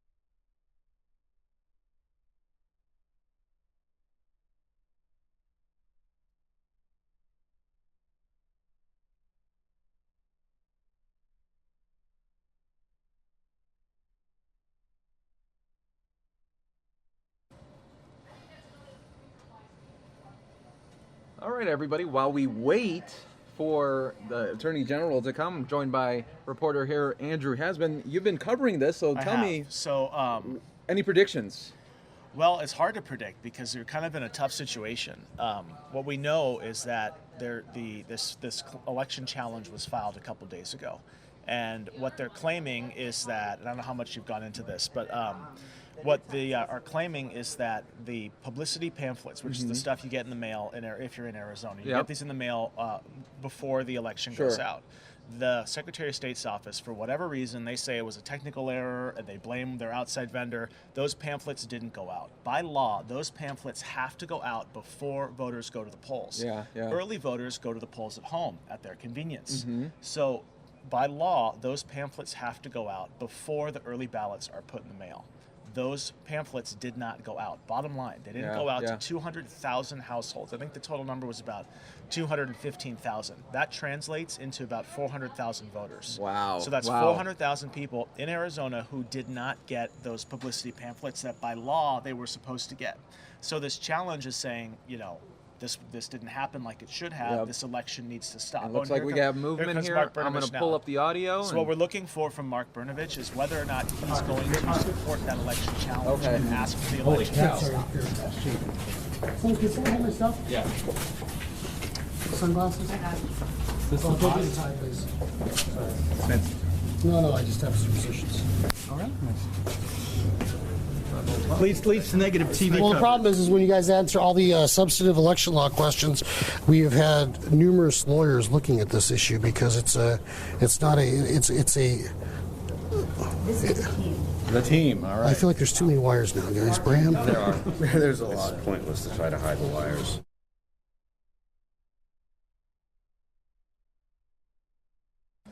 So they are obviously getting ready here for the news conference. And again, what we're looking for from Mark Brnovich is what the decision's going to be. Do they go to court and ask a judge to stop the election and postpone it? Or do they just say, you know what, it's too late, we're just going to let it go? The issue is voter education. And by law, Yeah. they need to get those pamphlets. Has there been so much media coverage of this issue that they can make the argument that voters have been educated? We'll get the answer right now, You're announcing hopefully. for Secretary of State. Uh, Can you turn this straight so it's well special? You gotta help us, because believe me, I'm not interested in getting, yeah, well. Okay, let me just say that we have sent a letter in response to Mr. Tom Ryan's complaint. We have sent it, copied the governor's office as well as Secretary of State's office. We take the charges that Mr. Ryan made very, very seriously. I just want to say that as an Arizonan and as the Attorney General, I cannot tell you how frustrated I am that we can't seem to get elections right here. Elections are the cornerstone, they're the foundation of our Republican form of government, and people have to have confidence when they go to vote that everything is done legally and properly. And so every time we have one of these issues, we got like the latest issue we have at the Secretary of State's office, it causes me a lot of concern, and these are allegations to take very, very seriously. We do know that we do believe that the Secretary of State did indeed violate Arizona law. Unfortunately, there is nothing in the statutes that provide an adequate remedy. Our lawyers worked diligently to determine whether there was any sort of equitable remedies available in the law, including maybe canceling the election, but we made a decision. We determined that on behalf of Arizonans that wasn't the best course, that would ultimately lead to disenfranchising even more voters and creating more confusion. And obviously this doesn't preclude, if someone disagrees with our decision, it doesn't preclude any sort of private rights of action. But at this time, our office's position is that what we need to focus on is determining why this happened, how it happened, and what we can do to prevent this from happening again in the future. And I will tell you that I'm committed as Attorney General. This isn't my job. I'm not a policymaker, but I will work with anyone, any party, anywhere to make sure that we stop having these fiascos when it comes to our elections. And we got to get this stuff right. And I cannot tell you how disappointed and frustrated I am that basic tenets of our law are not being followed by other public officials. So to that end, what can you do? To that end, what can you do? Well, as I said, we've sent a letter over, and our options, frankly, are very, very limited. If you read the statute that Mr. Ryan referenced, I appreciate that he brought it to this important issue to our attention, but there are a lot of questions. Legally, there's at this point, we don't see a path forward, but we do think that we need to make an inquiry and to determine how this happened, why it happened, and frankly, I think there's a huge question that all you in the media need to be asking is, when did the Secretary of State know about this, and why did it take weeks in order to inform the public or a complaint from Mr. Ryan to get this information forward? Because what's happened now is we're less than a week away from a special election, and so we're really limited what can and can't be done. And so this put a lot of people in a bad situation, and frankly, I am so frustrated. I mean, it seems like every time we have an election here, it ends up in a goat rope. I mean, it's just incredible that we can't get these things right. It frustrates me, and I want to make sure we do get them right. But as the Attorney General, I'm limited in what I can do, and I'm sure that I'm, like a lot of folks, a lot of Arizonans, I'm very frustrated that we can't get simple things done the right way. But that raises the question. You say that there's no remedy for canceling the election. I realize this is only ballot pamphlets. Are you telling me that if the Secretary of State forgot to send out early ballots, basically screwed up on everything, there would be no remedy for canceling an election based on screw-ups by the state's chief elections officer? You know what, Howie? I think that the public will need to hold accountable other officials. But I think as far as our office go, with the set of facts that we were presented right now, not dealing with your hypothetical or not dealing with some sort of other issue, dealing with time, place, and manner. I mean, I know that you're the best amateur lawyer out there, and there's cases like Kirby out there from the 1930s dealing with issues and elections. But at this point in time, especially dealing with that statute, there is no remedy under the statute. And so what we can do, and our options as the Attorney General, Dennis, they're very, very limited. So, you know, there's really, at this point, there's nothing we can do except what I think we should do is we're going to launch an inquiry. We're going to try to figure out what happened. When did the Secretary of State know about this? Why wasn't the public informed sooner? And what can we do, whether it's a statutory change or there's any other violations of law, which we don't know about? We want to get to the bottom of those violations to make sure that every statute's being complied with. Mr. Bernovich, the statute that Tom Ryan referred to was passed last year. It says referendum are strictly they have strict construction, and that's a bad word. Sure. But they strict compliance with the laws. This obviously didn't meet strict compliance. Right. You're saying they broke the law, but there's nothing you can do. Are you sure? Yeah. Well, Bob, did you read the statute? And I will tell you that historically, when it's come to election law and election law issues, they should be interpreted, and we shouldn't need an act of the legislature to tell us that we should have strict compliance with our laws. I mean, it is a fundamental precept, and one of the reasons why people have confidence in our Republican democratic form of government is they need to know that elections are being done legally, fairly, and competently. And what I worry about is that when we have elections that aren't being done competently, you're going to end up with the Department of Justice or the federal government coming in and taking over Arizona elections because people seem to be incompetent. But if you read the statute, it does not provide a remedy, and that's part of the problem. So you have a statute that says the Secretary of State shall. It's a mandatory. This is her duty. She failed to clearly do her duty. She herself and her staff have admitted that they didn't comply with the law. The problem is the statute does not provide a remedy. So what we need to do is we need to work on how do we prevent this from happening? What can we do to make sure that there are sanctions in the future if an elected official or anyone else doesn't comply with the law? Does that mean if someone files an initiative that has a slight defect in it, which is what that last year's law was designed to get rid of, that you're going to go to the Secretary and say, you may find that it doesn't meet the law, but there's nothing Bob, you can do about it? It's the same argument, right? Every case, as you know, every case, every set of facts is different. And so what we were faced with here in this set of facts is you had a statute that wasn't complied with where there was no legal remedy under the law. And so then you have to ask yourself, well, are there other equitable remedies? Is there something else that we can do or some other relief that we can provide? The problem is we don't want to disenfranchise. More than 700,000 early ballots have already been cast. So we don't want to disenfranchise people that have already voted. So we're faced with the situation where you're less than a week before an election, early balloting has already started. So that's a different situation. I could come up with all sorts of hypotheticals where maybe the law isn't complied with and we're 2 or 3 months out for an election, and then you can maybe make a case that you can go into court and have the election canceled and redone. But this is a unique set of facts and circumstances, and to me, I am as frustrated as anyone that I want to go. I like to go into court. I want to go into court. I wish there was a better remedy. Unfortunately, at this point, we know that there was a violation, or what the Secretary did was inconsistent with state law. So the question is, how can I prevent that from happening? Is there better sanctions that we can work with the legislature on in the future to make sure this doesn't happen again? Are there other violations of law that we don't know about? When did the Secretary know about this?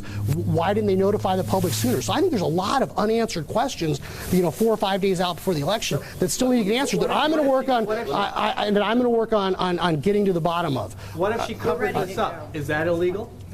You know what, Bram? I'm not going to speculate, but I do think you, as reporters, Bram, everyone else, need to start asking some tough questions as to when did the Secretary of State's office know about this? Why didn't they? 22nd. Then I think your next question should be, and the next question we're going to ask, because they said we're going to do a follow-up inquiry, is why did it take so long to notify the public? That's my question. I got to run. I've been trying to ask you a question, though. All right, Dennis. All right, last one. You talked about confidence. How much confidence do they have in the system, voters, people of Arizona, when the top law enforcement official in the state is saying, I'm not going to enforce the law. Dennis, I will enforce the law anytime, any place. You tell me in the statute where it's what in the statute says that I can go. You're saying that they did not comply with the election, but and unfortunately, the way the statute is written, Dennis, there is no legal remedy under the statute. It says the Secretary of State shall do this, but there's no sanction for noncompliance. It's not like, if you're speeding down the road and it's, if you do this, you're going to get a fine of up to $150, or if you commit a misdemeanor, it's 6 months in jail, or up to $3,000 fine. There's not any sort of penalty. The statute says you shall do this. We know that we want strict adherence when it comes to election laws, but the legislature never provided any penalty. And I've said this before, I'm not a legislator, I'm not a policymaker. I got to dance with who brung me. I got to I got to deal with the statute as it is, not as I want it to be or as I think it should be. And that's why for us, Dennis, my key question then is, well, what can we do? This was a complete fiasco. What can I do as the AG and as an Arizonan to try to stop it from happening? And my focus now is on we are going to launch a formal inquiry to do what we can to see what happened, why this happened, whether we can prevent it from happening again. And so that's where our focus is on. You know what? I will tell you this. I will tell you this is that Mia can answer some more questions. She's a great spokesperson, and I feel like I am. And I got to run. Red light question. Red light question. So after the fact, what if you're... I'm not a fan of red light cameras, Bram. That's what you're asking me. No. I haven't. What if you're a Yavapai County voter who got your publicity time but late? There will be a remedy after May 7th. You know what? I don't. There are lawyers in the private sector that might be able. I mean, this doesn't preclude someone from filing a lawsuit. Someone in the private sector from filing a lawsuit. It doesn't preclude Jeff DeWitt or the anti-123 folks from moving forward on some sort of civil litigation. It doesn't preclude any of that. But we do know, I know that if you look at the numbers, there's been, 700,000 early ballots cast? I mean, if you run into the situation, are you going to disenfranchise all these folks that have already voted now?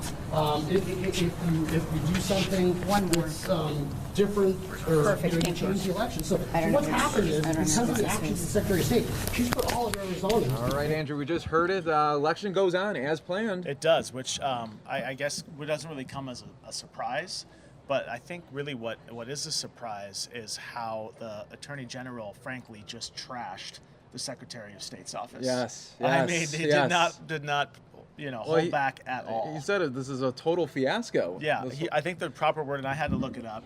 Pardon me for not, knowing my rodeo terms. Yeah. But he said every time we get in an election, we end up in a goat rope. Oh. Do you know what a goat rope is? What is it? So a goat rope refers to an especially chaotic situation, typically in a corporate or bureaucratic setting. That's according to Wikipedia.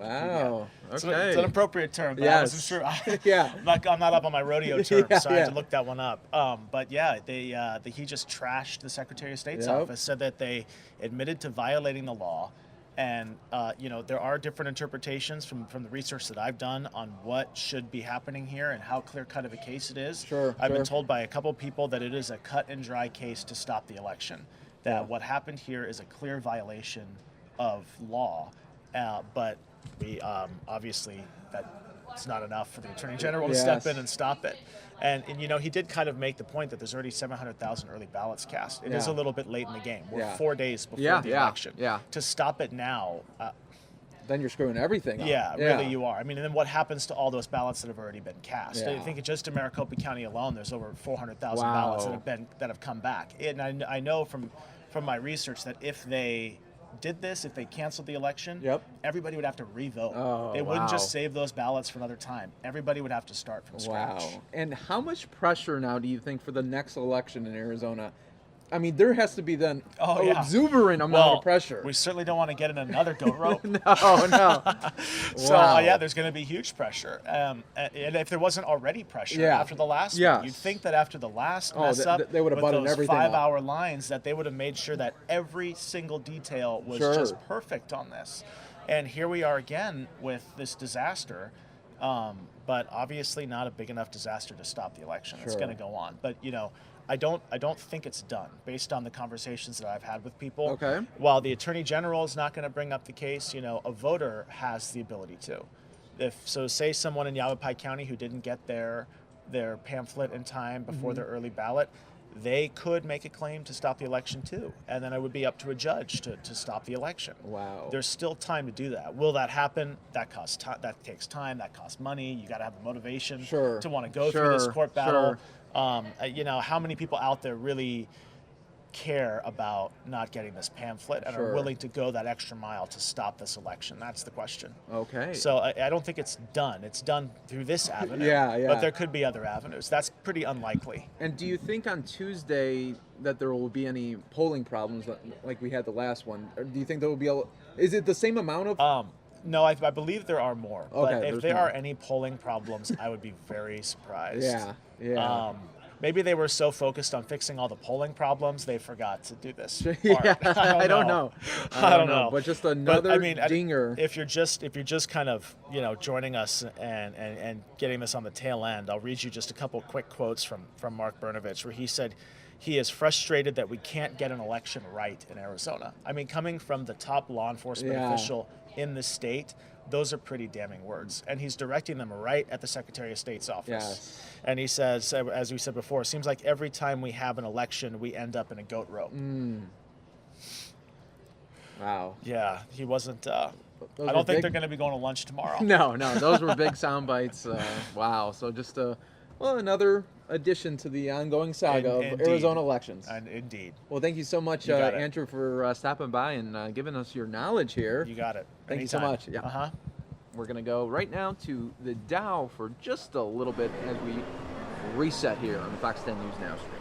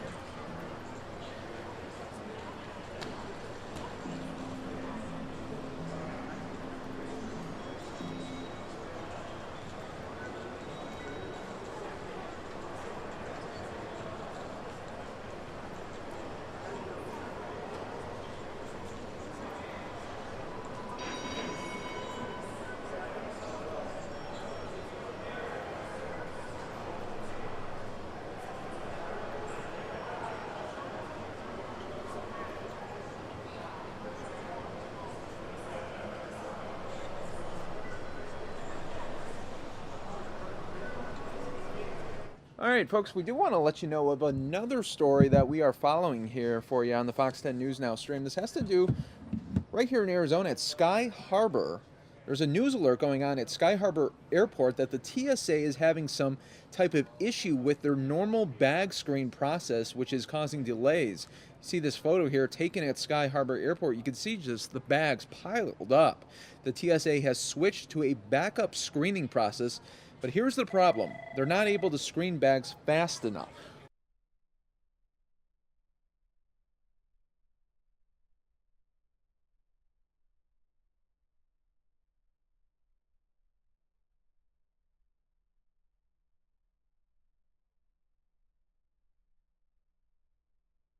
So we do have a photographer on scene, and he will be providing us some live video of this fiasco at the airport. They're not able to screen the bags fast enough to get them all on the flight, so some travelers leaving Sky Harbor right now may not have their luggage when they arrive. Flights are not being delayed at this point, just baggage screening. So we have our very own Fox 10 photographer on scene. He's going to be providing us some video shots coming up, and we'll try to get you guys some more updates as it becomes available.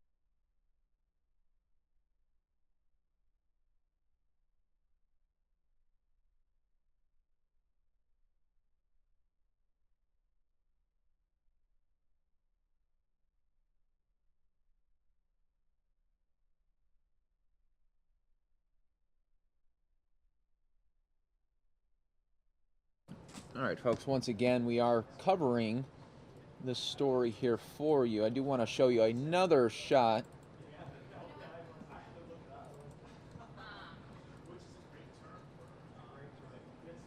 This is another shot that we were able to get you while we wait for the video to be powered up. You can see the TSA issues here as they are piling bags up. People do not know if their bags will meet them when they get to their destination. But right now, there are no flight delays. We do have a photographer on the scene, and he is powering up his live capabilities for us on the Fox 10 News Now stream, and we will be taking those live images for you momentarily. We do appreciate you guys all watching right now on fox10phoenix.com.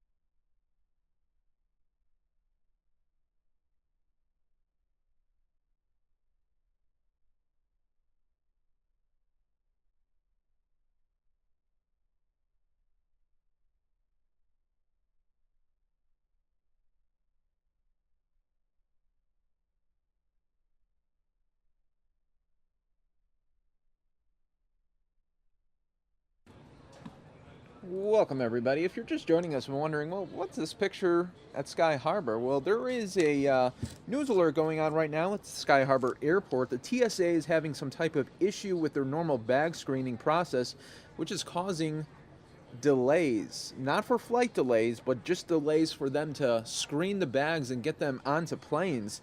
These photos taken at Sky Harbor Airport, you can see the bags piling up. Let me show you that other shot that we had here for you. This is the bags piling up. The TSA has switched to a backup screening process, but here's the problem. They're not able to screen bags fast enough to get them all on the flights right now. So some travelers leaving Sky Harbor may not have their luggage when they arrive to their destination. Flights are not being delayed at this moment, just the baggage screening process. And we do have a photographer on scene, and he's powering up his live capabilities for us. So we'll get a live look at Sky Harbor to see what this screening fiasco is looking at. We went from Arizona election fiasco problems to now showing you some TSA issues that they're having with their bag screening process.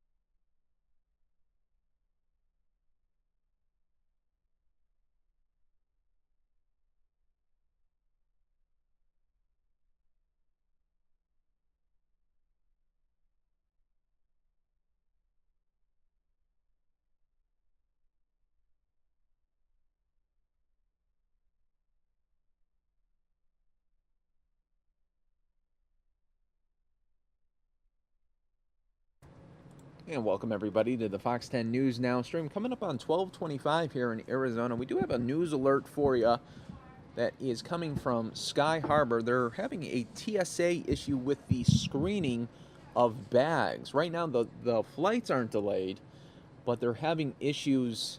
They had to switch to a different screening process for the bags, and right now they're telling passengers, hey, your flight is on time, but the bags might not be there when you get to your final destination. So that is a little unsettling, to say the least, for travelers. If you can imagine, when you travel, you want to have your bags at the other end so you could get on with your journey, and this could just really, really complicate things for a while today if they are not able to get that screening process back online. You could imagine when there's a second backup, that backup is probably not the fastest as that primary screening process is. So that is what we are dealing with right now. We do have a photographer on scene that is going to be giving us some live video in just a little bit, but I wanted to give you guys that update and show you that this is the bags that are being piled up now. They're waiting to be screened. So you could see there's going to be a huge backlog once they get this system back online for themselves for the TSA. So who knows how long that backlog could be. And boy, if you have bags, and it might not make it to the destination right now. And for the people that carry on, well, you're in good shape if you carry on. People that usually carry on, they're like, this is the reason why I like to carry on and pack light. You know, if you can pack light, that's always the key when traveling, because you never know what's going to happen with your bag. It might not show up. It might be a problem like we're seeing right here. So that's what we're dealing with right now. This is coming at you from Sky Harbor. TSA issues right now in the screening process. We have a photographer on scene that is going to be providing us some live video of Sky Harbor coming up in just a little bit, but I wanted to read this news alert to you one more time, just in case if you're just joining us right now. The TSA is having some type of issue with their normal bag screening process, which is causing delays. This photo taken at Sky Harbor, you can see right here, the bags piled up and backlogged right now. The TSA has switched to a backup screening process, but that is causing delays right now. Right now, there's no flight delays, but they're having baggage screening delays. So you'll be able to get on the flight, but maybe your bag won't. So that's what we're dealing with right now, and we're just waiting for this live stream from our photographer to be powered up and ready to go. So that is what we are looking at right now. Sky Harbor just put out a tweet saying they are experiencing delays in checked bag screening. Bags may miss flights from Phoenix. Avoid checking bags if possible. So they just put out that tweet about 3 minutes ago. Once again, I'll read it to you. From Phoenix Sky Harbor, TSA experiencing delays in checked bag screening. Bags may miss flights from Phoenix. Avoid checking bags if possible. So if you're headed or know someone that's headed to the airport today, you might want to tell them, hey, pack light, do some carry-ons, because you might not get your bags at your final destination, which would really, really put a damper on a vacation or a business travel. So that is what we are looking at right now. That tweet just being put out moments ago from the Phoenix Sky Harbor. We have our very own photographer on the scene, and we are waiting for his live shot to be powered up so we could give you guys some additional looks. This was at the check-in. You can see here, this is the check-in process, and they're just piling up bags because they know they won't be able to screen it, so they're just piling the bags and putting them in an area. And we showed you that area. It's right here. That's what it looks like when it gets to the airport. So if you have someone that's going to the airport today, I'd say pack light, because I wouldn't risk putting a bag through the screening process right now. You could imagine the backlog. It's, if there's just a little bit, of a bump in the road at an airport, that can mean major problems when it comes to TSA handling and backlog for the screening process. And it's something, they just can't put it through because you got to check every bag. So that's what we're dealing with right now. We are awaiting a live shot from our photographer. So once we get that, we'll be bringing those live images to you. You guys are watching the Fox 10 News Now stream, part of fox10phoenix.com. We do appreciate everybody being here with us. We do have an active news alert for you coming at you from Sky Harbor, where just moments ago, Phoenix Sky Harbor did put out this tweet saying, TSA experiencing delays in checked bag screening. Bags may miss the flights from Phoenix. Avoid checking bags if possible. And, a lot of people, that's hard to do. I mean, if you're going on vacation or you're going on business, you might not be able to just have a carry-on. So this is screwing with a lot of people right now at the airport. Could you imagine sitting on your plane right now and just thinking, oh boy, I don't know if my bag's going to make it. or I really needed this on my, so wow. This could cause major problems. And then when they finally, I don't even know how they'll eventually get all these bags out to them. That'll be a whole nother issue too. So that's what we're dealing with right now in the Fox 10 News Now stream, part of fox10phoenix.com. We do appreciate everybody being part of it with us. About 12. It's exactly 12:30 here, and we are awaiting a live shot from our very own photographer. That's going to be coming up in a little bit. But while I've got you, I'll be giving you some updates, some national news updates right now. In Detroit, criminal charges cannot be brought against 4 Wilmington police officers involved in the fatal shooting of a man in a wheelchair. That is Delaware. Although one officer exhibited extraordinary poor police work and should not be allowed to carry a gun in public, the Delaware Attorney's General Office concluded in a report released Thursday. Another story, and this is a good travel story as well. Senate deal reached on reduced Zika funding measure. Top Senate negotiators announced agreement Thursday on a $1.1 billion emergency funding measure to battle the Zika virus. That's less than President Barack Obama's $1.9 billion request, but is expected to get a sweeping support in a vote next week. Washington Democrat Patty Murray told reporters that she still prefers Obama's proposal, but has reached an agreement with Roy Blunt, Republican from Missouri, on the smaller measure, which is likely to be added next week to a bill funding veterans and transportation programs.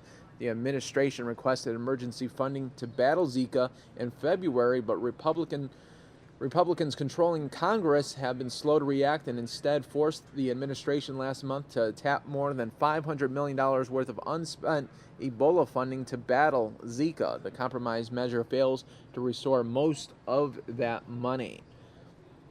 And that is a look at some of your updates right there while we are awaiting a live shot from our very own photographer at Sky Harbor, where they are having TSA screening issues.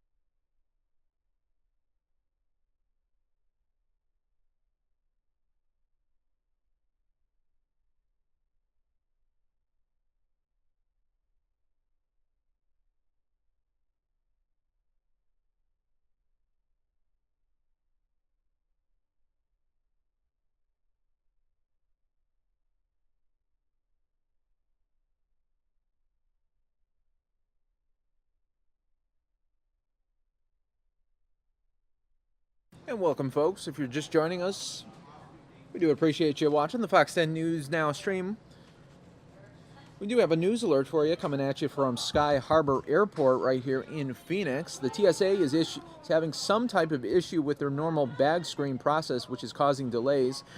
See this photo here? This is the bags that are piling up because of the delays. The TSA has switched to a backup screening process, but here is the problem. They're not able to screen the bags fast enough to get on all the flights, so some travelers leaving Sky Harbor may not have their luggage when they arrive. Flights are not being delayed at this moment, just the baggage screening process.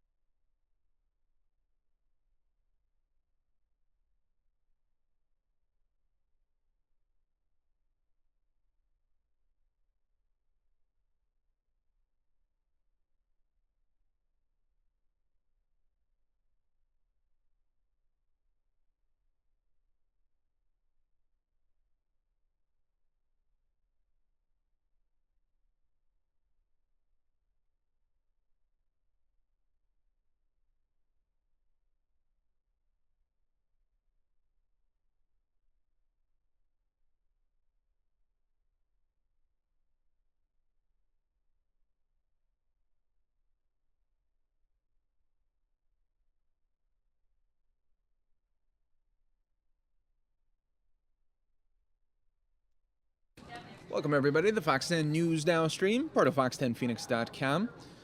We are waiting for a live video from our very own photographer that is on scene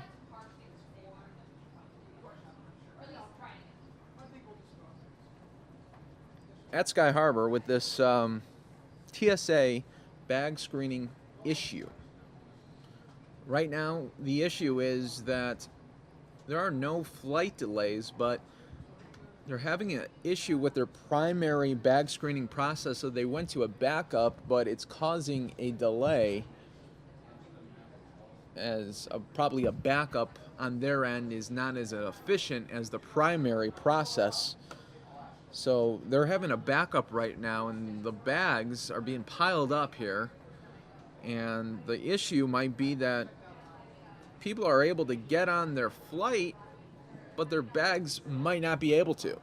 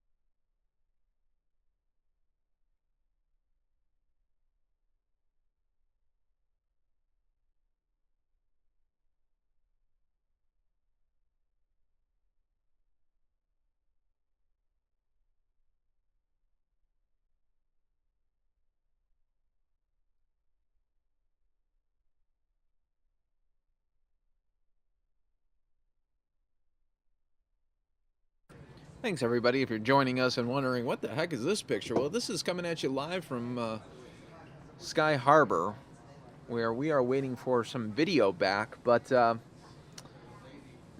TSA is having some bag screening process issues, and they had to switch to a backup. Well, it's causing some delays with getting the bags to the planes. No flight delays right now, but they're having trouble getting the bags on the plane. So people, when they get to their final destination, might not have their bags.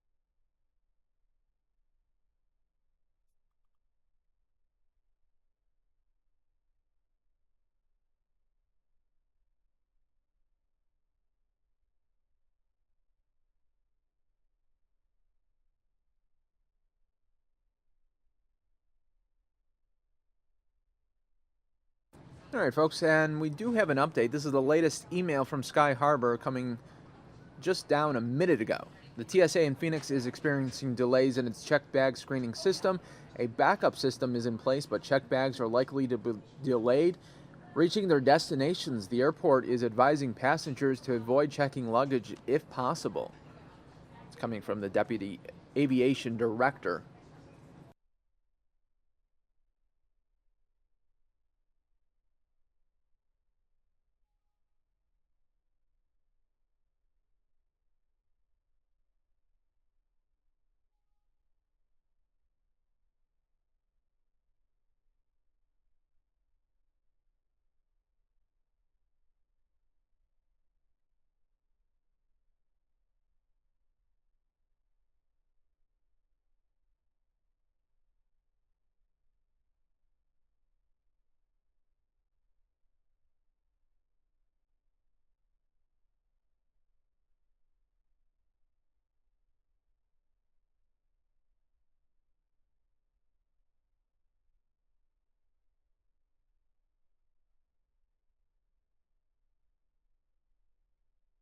Folks, while we wait for some live video to come here of the scene, let's show you what people are actually tweeting about right now that are at the airport right now.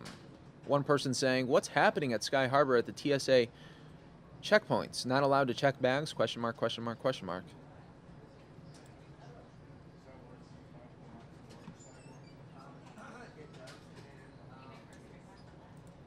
Let's show you some more what people are tweeting about right now. You can see they're tweeting about this right now. Others are putting out warnings. That's the latest that we have right here. Let's look if there's any more. Nah, the last one was just about 17 minutes ago. So not too many people are tweeting about this right now. So maybe that's a good thing. Maybe there's not so many travelers right now. But, you know, on a Thursday, you would think at this time there'd be a lot of people at the airport. So let's hope they get this situation resolved for the travelers here.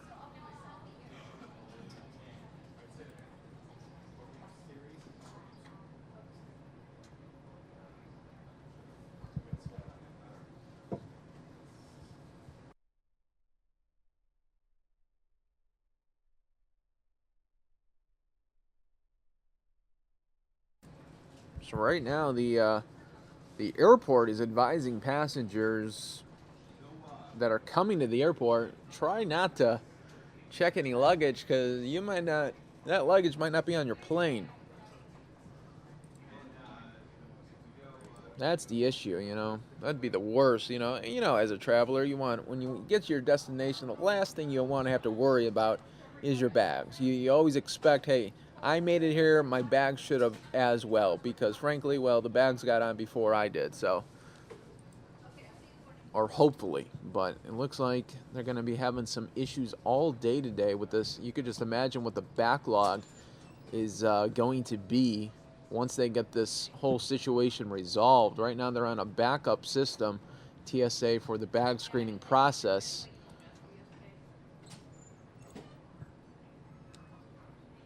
Sky Harbor once again putting out another tweet advising passengers. It says, please note TSA experiencing delays in checked bag screening. Bags may miss flights from Phoenix. Avoid checking bags if possible. So they're trying to get on social media to alert as many people as they can to let them know of this major issue happening with TSA at Sky Harbor here in Arizona. So if you're watching anywhere around the country right now and you know somebody is leaving from Phoenix later today, let them know, hey, they're having some major issues and your bags might not make it.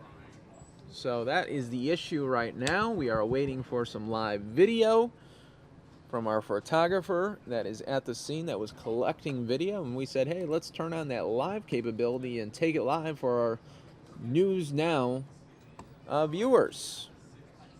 So we do appreciate you guys being part of this stream here. Coming up on 12:45 in Arizona.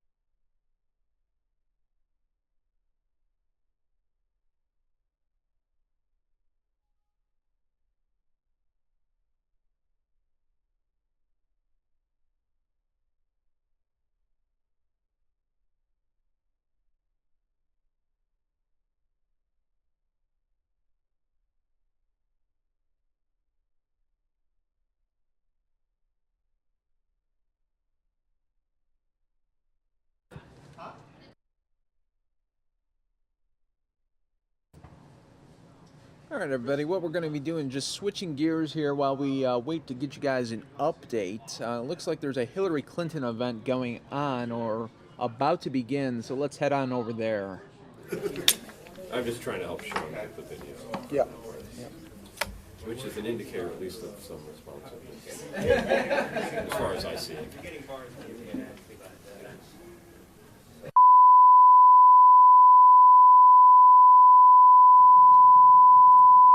Alrighty then, it just looks like we lost that shot. We're going to work to reestablish that right now while I work to get you that back. Show you the Dow right now. About 12 minutes to go left of trading, up 26 points. Made a comeback.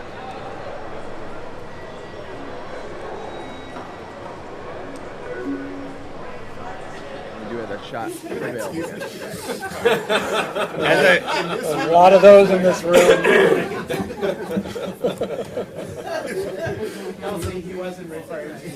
As I've followed the competition over the past 4 years, I've been deeply moved by your courage, determination, and talent. All of you use the power of sport to enhance your own recovery and to raise wider awareness of the enormous challenges faced by wounded veterans. The Queen said the success. So, gentlemen? Yeah, can we keep going? I think that's the Yeah, absolutely, no problem. She added, I will send my warmest good wishes and congratulations to you all. The concert in front of a sellout crowd of 26,000 featured acts, including rock bands such as the Foo Fighters and Kaiser Chiefs. Prince Harry told the crowd the games had shown the very best. We're good? Everything? Great. Showing the very best what? Oh, it's, love, happiness, joy. Well, I can't leave us hanging like this. I know. Horrible, man.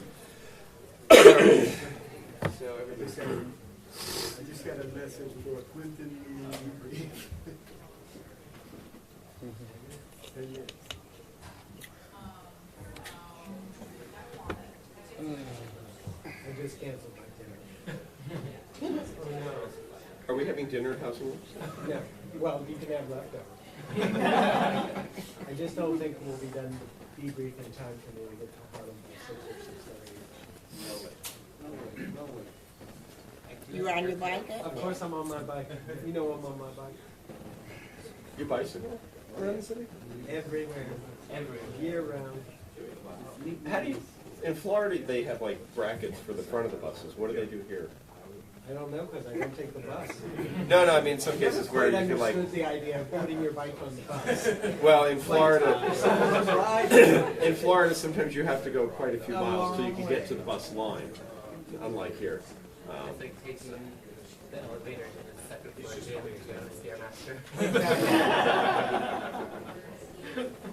It depends what outfit you're wearing at the time that you're climbing the stairs. Well, and there's also the fact that there's no right of way for any biking where we are. It's very dangerous. We have great bike trails here. And now we have a lot of places for people to, connect their bikes or to rent the bikes. I saw a terrible situation about HIV/AIDS in Atlanta. Yeah, I did that. That is outrageous. And the health department, right, the health department not spending the money that's I had to teach her Google groups one time at Union Station. Yeah, like, And she was still like, I don't get it. I don't get it.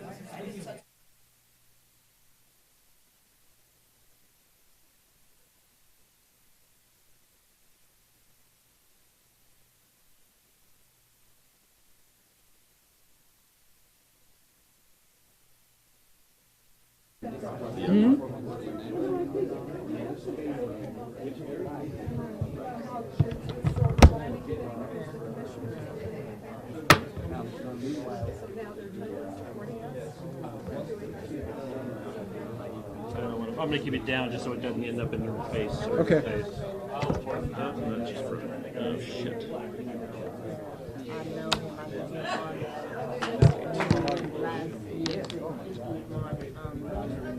Can I borrow some tape?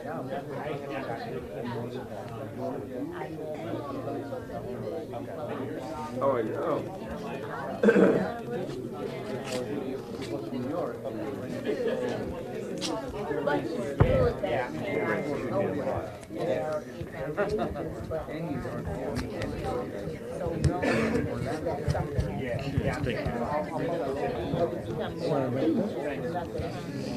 Very good. Thank you. Okay. Good. Were you out of juice? Were you out of juice? No, I just decided can't use my service outside, so I just need the pen. I have no stationery. No. I mean, after. Charles. I'll just get a new pad from Howard. we graduated from the old days when we used to come to a meeting and walk and scoop up all that.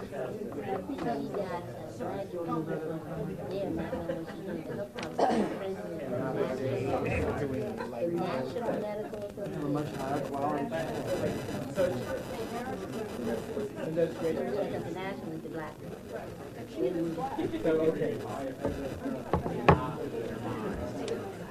still slip in one.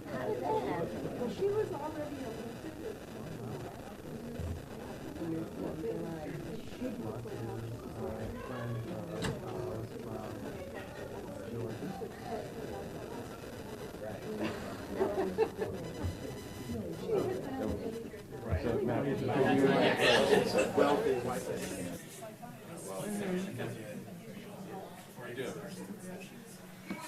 Find a good lawyer.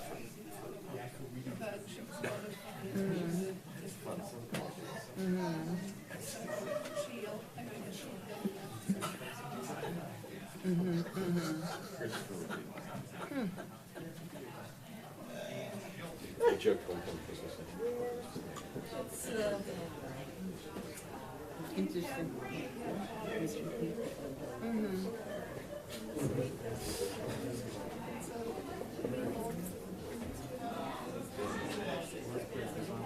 Really? Wow, we only have 62 here in the state of New York. No. You hearing interference? No, I'm hearing interference. Sometimes blackberries do that. It's kind of helping. So the Is it, county covers the city that we need to. But that's usually only when you put it right. Yeah, when you have it right up there. So it depends on where you live as to what you're covered by. I was gonna say like 6. Give me your phone for a second and we'll have it tested without it if you want. Is that any better? Right now? And does it come back now? So give it to me when you're done. I'll hold on to it for you. Well, first of all, So we have 7 to 10 minutes. She we is have real accountability. You pass it about here. And we still getting 45? As a result, things fall through the cracks. An extra 45? That is not the plan. Yeah, we'll do that when we do the agenda. We printed out the agenda as well. Okay. Just get, so people have copies. Does she need, I left that, does she need that for us or do you have that? Would that be helpful for her or? We'll leave this for her and Maya. Okay. You guys have it in color. Okay. So. Perfect. Josh, you guys good? Where? She's gonna come in a few minutes.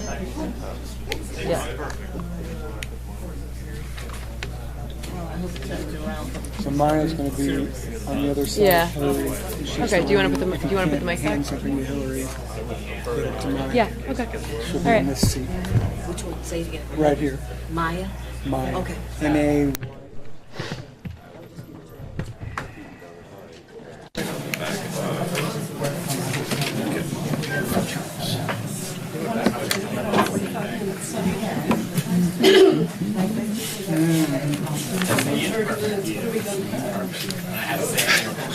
One more time. The more cooks, the worse the soup gets. I'm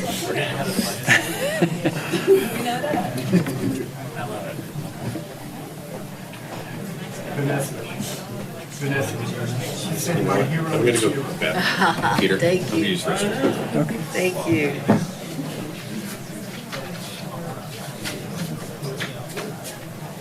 Dom just told me it was 7 to 10 minutes, but Dom just said a minute ago or 2 minutes ago that it was going to be 7 to 10 minutes.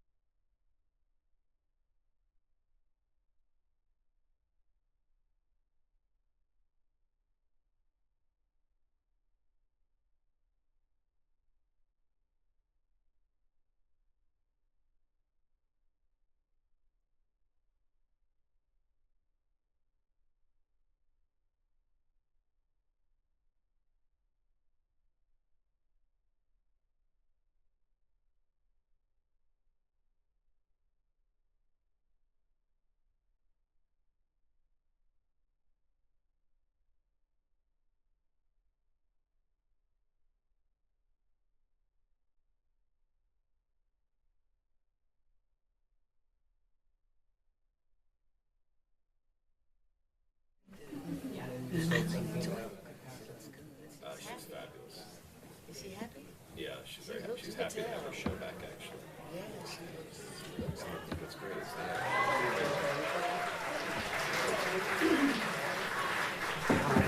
Just giving a little pep talk.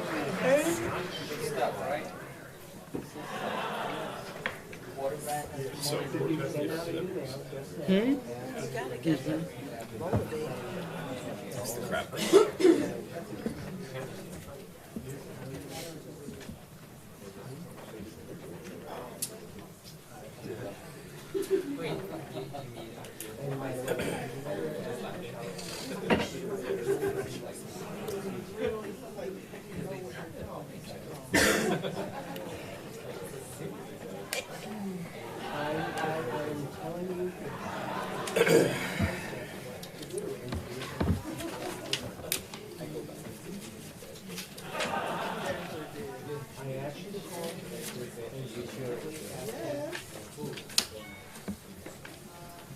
So the focus for Saturday hasn't been completed.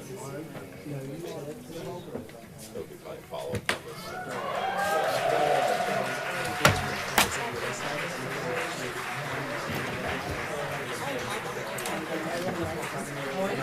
10:30, but out of we're doing it out of 30 blocks.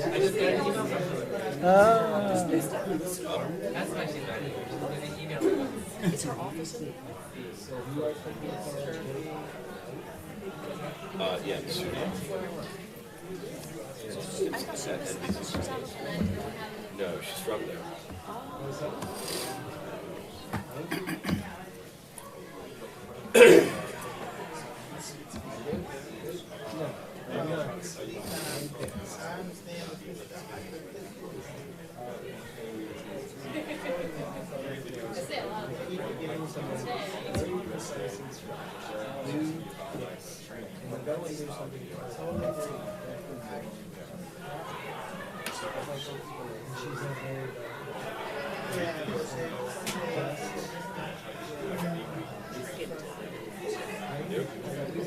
It's been a long day.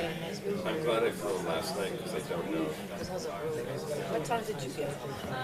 Were you 5:30. Did you come in last night?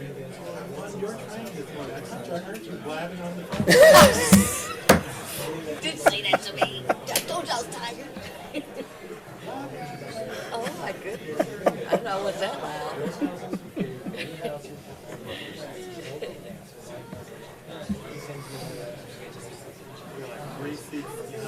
Oh, okay. If I'd known that, I'd have come on you. Probably needed to rest. Probably needed to rest.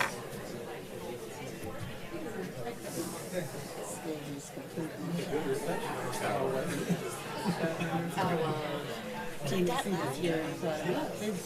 Wait, you gonna tell me? Oh, you should. They were actually going to kick you off the train. Oh my God. Always there was cancellation ones, right?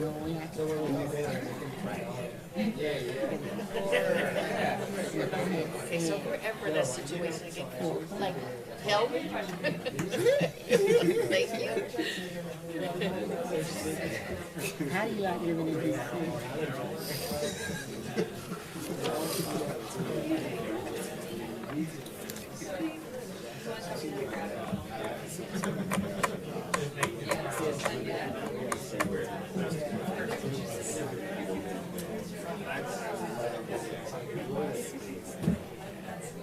It's more.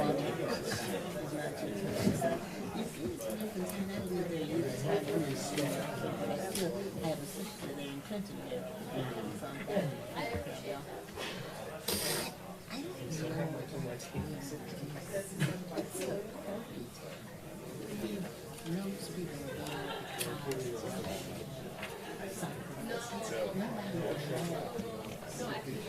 Unless you know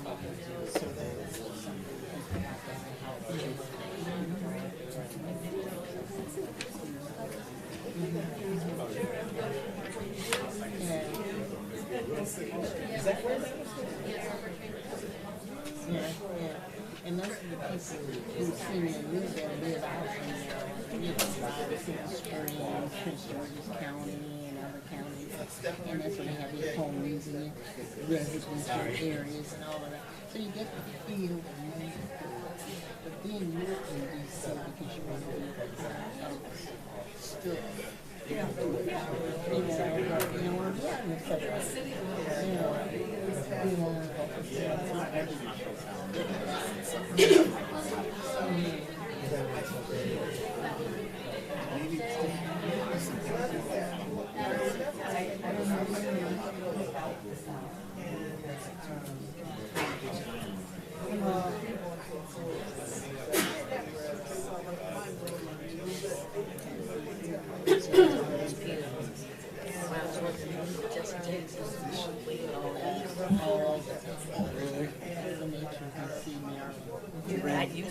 He ran behind schedule that much.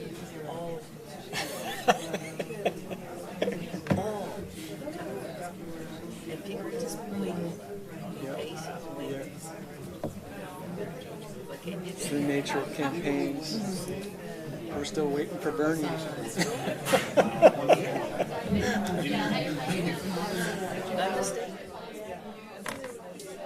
So is the burn down just maybe a little sizzle?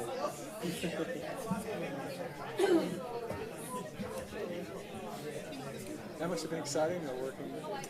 Did you do work with his campaign? I did. I was field coordinator for both those campaigns until the problem call. Yeah, an exciting campaign. I remember that. I would because he did leverage his power. He leveraged what he gained at the convention. I didn't think so. Yeah. But that always happens. I hope we don't have to. Right, what they think. Very Because I really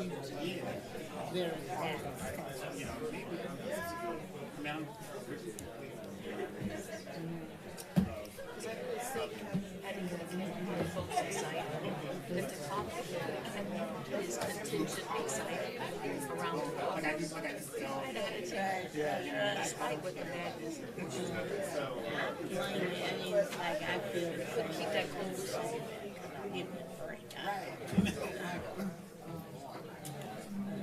And they're very groupy. I think they've always been that way. He was a groupie. Very groupie.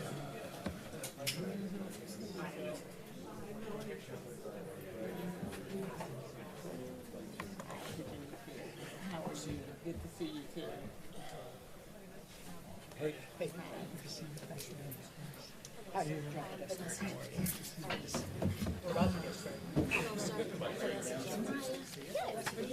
Yes, how are you?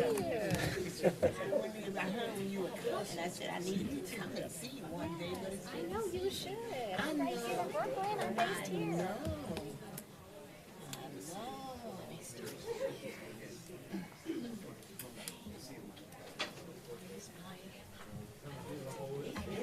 I know.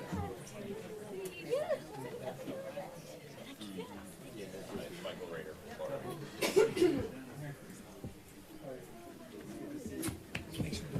Yeah. Thanks for making it happen.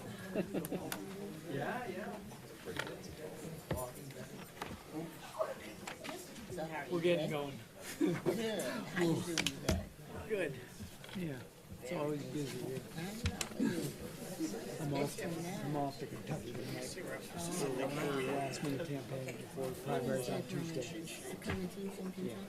How do we look? I think it'll be tough.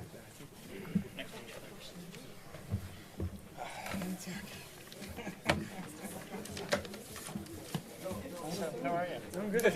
Ready for this to be over. Yeah. Well, I grew up in Chicago, and then I've lived in D.C. for a long time. And so far, my wife hasn't changed the locks on the door. It's a lot. I'm not home that much anymore. And I'm mostly living up I'm here. tired, but I'm really good. And, working on it. Well, good. Yeah. Okay, guys, we are waiting for this Hillary Clinton event to start. Not sure when it's going to start. Stay tuned. And it's opened up some interesting conversations within the community as well. Some of the Always. aggressive goal setting and stuff like that. It's all good. So have you been brought on as a building advisor? No. Just helping out, yeah. They've talked to me a lot about where we are, where we're going, what we could do, what we should do. And this is really close to her heart issue that genuinely is there. So she's not going to let it go. Who else is she talking to? Tony. Tony says She's been keeping him in her kind of inner circle of what's the priority, how are the demands on you, moving money around, in particular the Zika outbreak. Tony's been really scrambling for money. And then the whole 10% from OAR and all that has been the other piece that she's had a lot of interest in understanding what's happening. Oh, good. Yeah. All right, everyone, while we wait for this Hillary Clinton event to begin, we're going to go ahead and replay a Bernie Sanders event in South Dakota in case you missed it. Francis threw his body in front of a lot of stuff that didn't just get public. I know. But on the other hand, I know so. Stand by. But, we stepped away from the 10%. But we said there's a lot of room between 0% and 10%. We got 0%. It's a problem. I mean, that ability to move that money around was why the advances. And we have to be much more effective in dealing with problems like alcoholism and drug abuse. In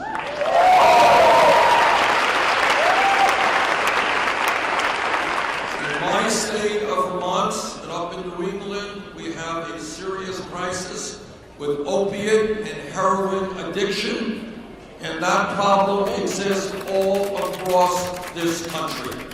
And we have got to significantly improve mental health And treatment. of course, as soon as I put Bernie Sanders on the screen, Hillary Clinton shows up. So we're going to go ahead and now go live to that event, and we will get back to Bernie a little bit later on. Campaign headquarters. We're happy to host you all. I guess I'm supposed to start. That's what they told me. Okay. I try to follow instructions.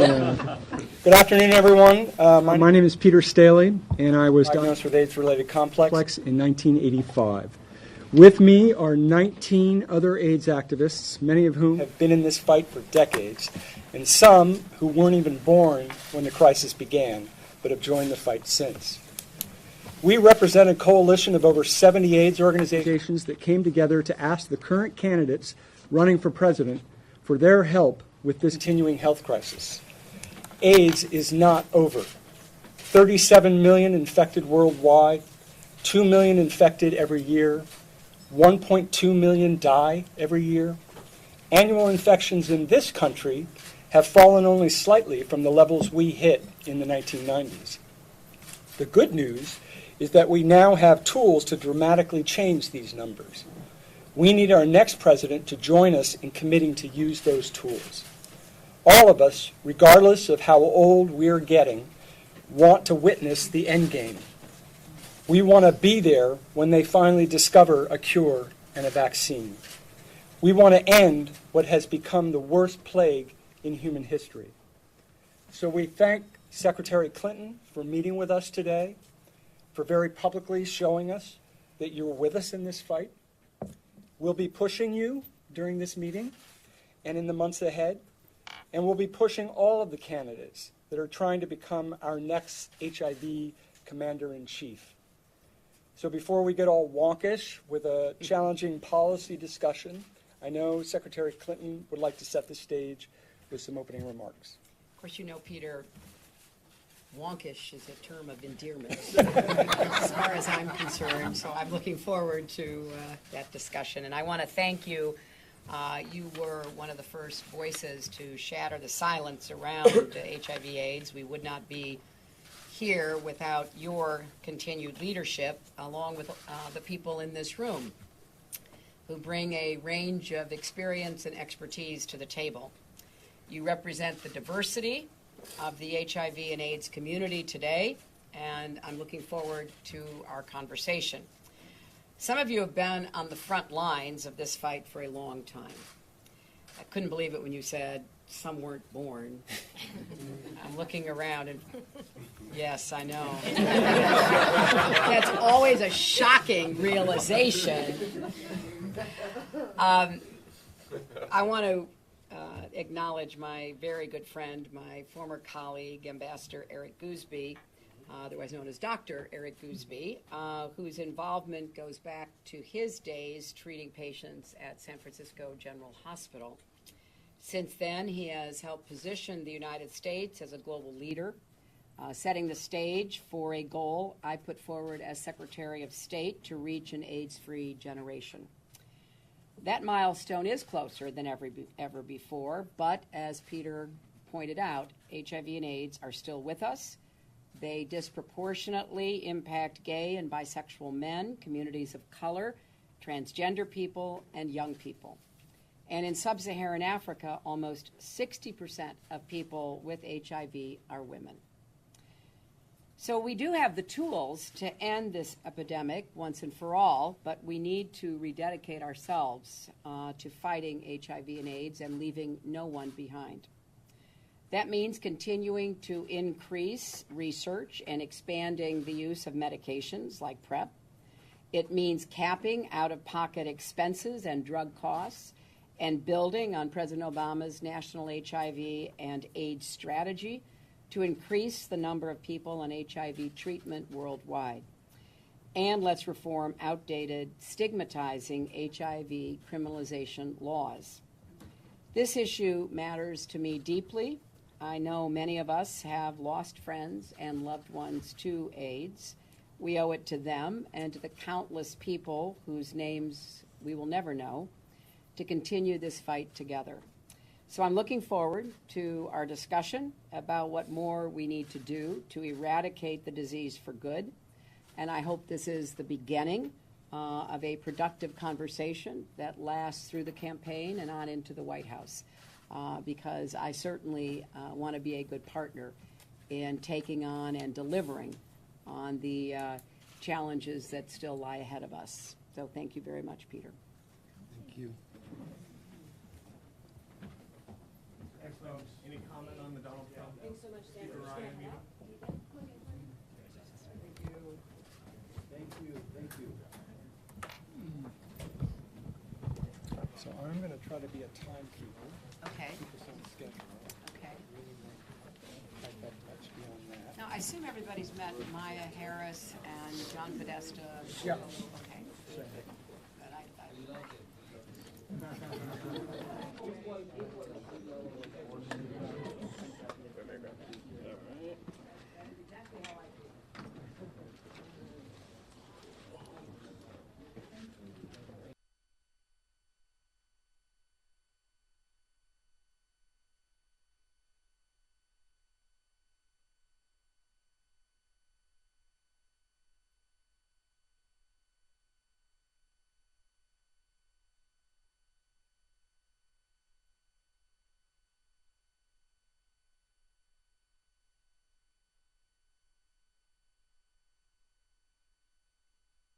All right, guys, it looks like this Hillary Clinton feed is frozen. We're going to go ahead and stay on this. Hopefully it will unfreeze. Now, if it doesn't unfreeze, we'll take you to another event, but we are going to go ahead and continue to watch this. Hopefully our feed does unfreeze.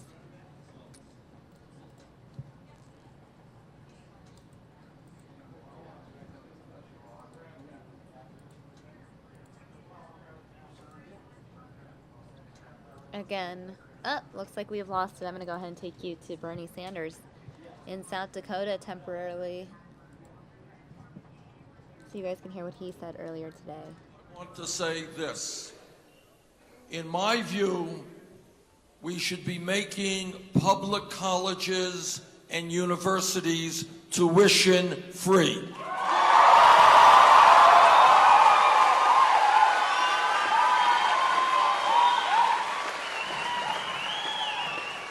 Now, the reason for that is that in many parts of this country, in order to get out and get a good job, you need a college education. But there are a lot of families in this country, and I grew up in a family that did not have a lot of money. There are a lot of families in this country who today simply cannot afford the high cost of college. So what I want to tell the young people here is I believe... And we're actually going to cut out of this Bernie Sanders event in South Dakota because we're taking you to a live Bernie Sanders rally instead in Rapid City, North Dakota. So we're going to cut out of this one from this morning and take you live now to Rapid City. And continuing down the ballot with me, Jay Williams as our U.S. Senator, and Paula Hawks as our U.S. Representative. It is now my honor and privilege to introduce Troy Heiner, the current Democratic Minority Leader of the South Dakota Senate. He will introduce Bernie Sanders, who will bring us a future to believe in. Troy?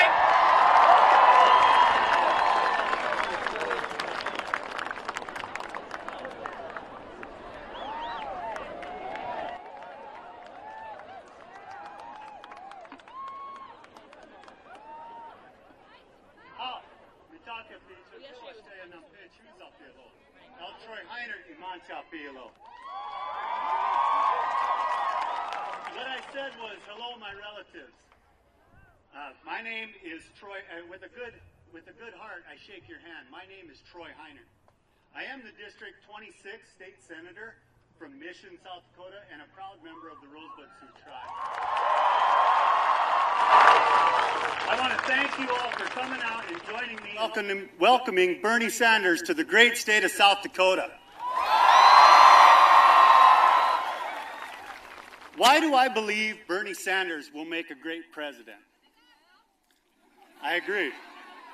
Well, first off, he's no different than the average South Dakotan. He has had to work hard, and he has fought for every single thing he has accomplished without looking for glory or fame. It's hard to find someone that has been consistent and stood for a certain set of values their entire career. That is a South Dakota value. That is Bernie Sanders. Second, Bernie Sanders puts the people first. In South Dakota, we believe and value the fact that we help our neighbors, whether it's on a ranch at branding time, on a farm at harvest, or in a community when a child is diagnosed with cancer. We step up to the plate and we do what we can because that's who we are as South Dakotans. That is Bernie Sanders. He is consistently represented and voted for the people of this country, whether it's keeping our sons and daughters out of unnecessary war, working to provide tuition-free education so that all of America can reach its utmost potential. He has been right there leading that fight. But to me, nothing is bigger than the fight for universal health care. As a Native American, I've witnessed firsthand how inadequate health care can decimate a population. The life expectancy for a Native American in South Dakota is 14 years less than our non-Indians brothers and sisters. This has to change. As a senator, I've heard the stories of families choosing between food and medicine, of ranch wives having to sell the family ranch to pay for long-term care, of hardworking South Dakotans unable to get life-saving treatments because they don't have insurance. This is not rhetoric, folks. These are real-life situations happening right here in front of us, and there is only one person willing to say and truly believe that health care is a fundamental human right, and that is Bernie Sanders.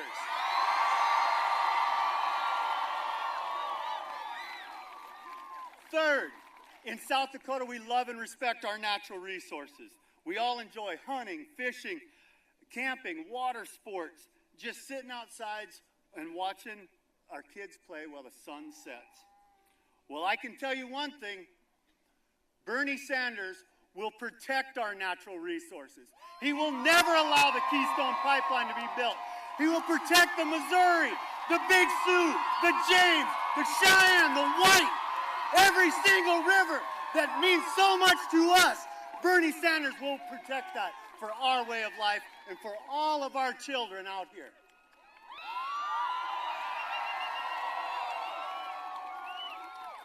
He will also honor the treaties of Native Americans in our state.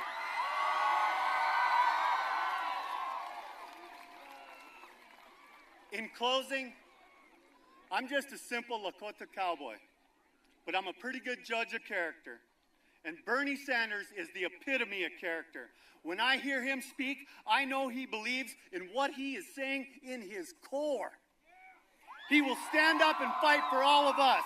He loves his wife, he loves his family, he loves his country, and he believes everyone should have a fair shot at achieving their dreams. That, ladies and gentlemen, is a South Dakota value, and I believe in him. Please help me welcome the best person to be the next president of the United States, Senator Bernie Sanders.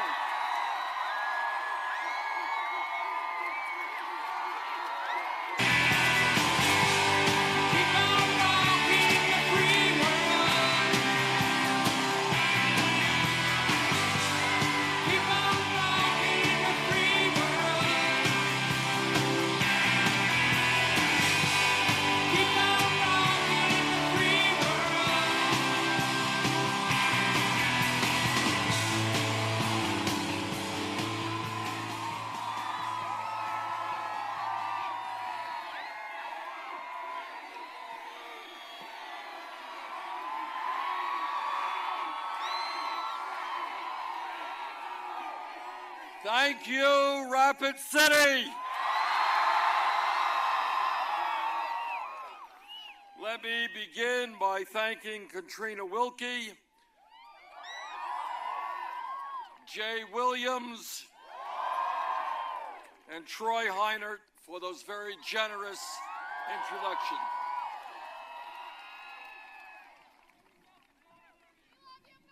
And I want to thank all of you for being out. This is a great turnout on a beautiful day.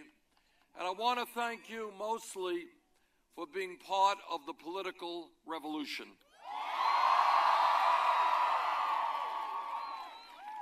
I want to thank all of you for knowing that this country can, in fact, address the very serious crises that we face when we stand together. And when we tell the billionaire class that they cannot have it all, that we're going to create an economy that works for all of us, not just the 1%.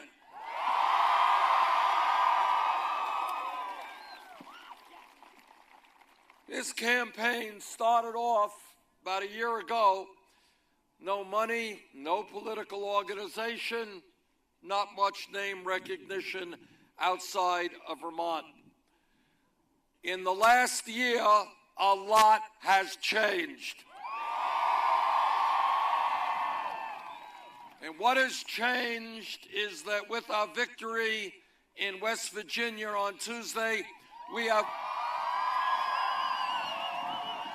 have now won 19 state primaries and caucuses.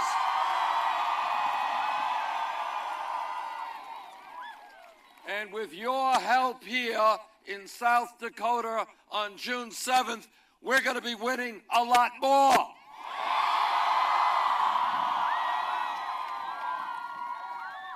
And I'll tell you what has excited me very much about this campaign, and that is in state after state, and not just in the states that we win, it turns out that we get far more votes than Secretary Clinton from people 45 years of age and younger.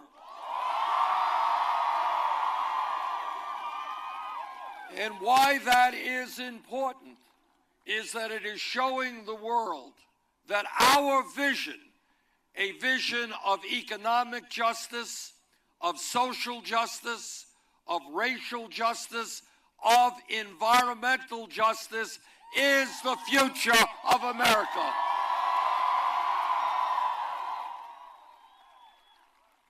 And this campaign is doing well because we are listening to ordinary Americans and not just to wealthy campaign contributors.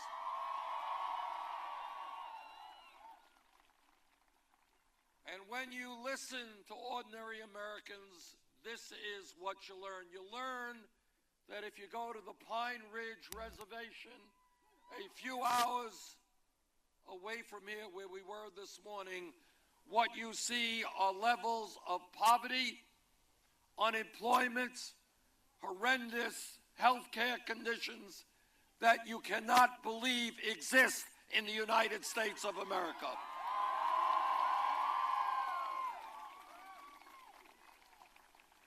And when you go to McDowell, West Virginia, you find that many of the people there are addicted to opiates, and that the life expectancy, how long we live, is in decline in many parts of this country. And when you go to Flint, Michigan, you find that children there have been poisoned and their brain and intellectual development has been hurt because of drinking excessive amounts of lead in the water. In other words, when you go around the country, whether it is white rural communities, black inner cities, Native American reservations, you are finding that poverty levels and despair are at a level that is unacceptable in this wealthy country.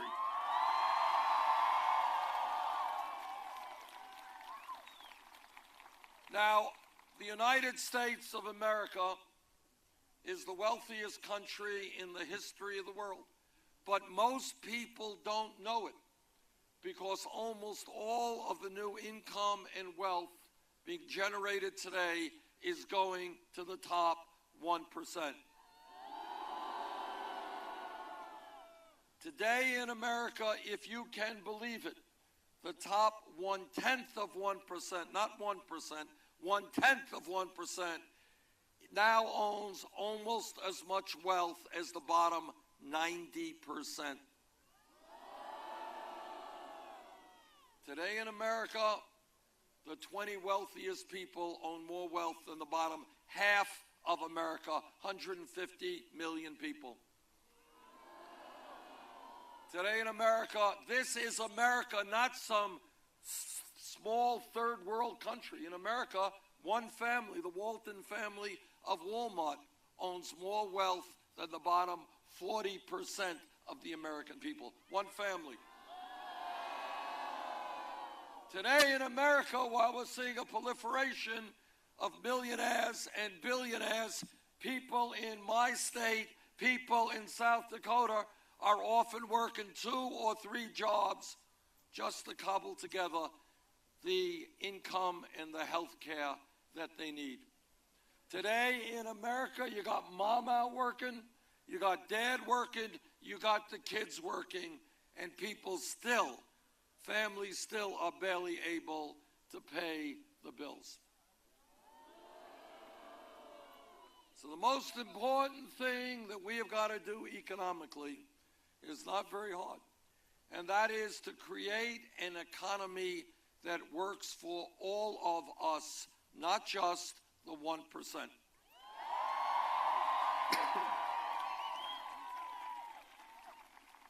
What does that mean? What do we do? Well, for a start, we recognize that a $7.25 an hour minimum wage is a starvation wage. You can do the arithmetic as well as I can, but you can't make it on $7.25, $8, $9 an hour. In America, if somebody works 40 hours a week, that person should not be living in poverty.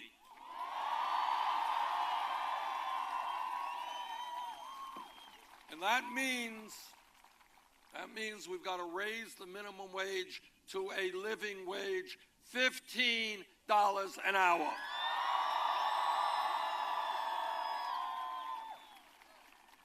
And when we talk about fair and equitable wages, we're also talking about ending a system in which women today are making 79 cents on the dollar compared to men.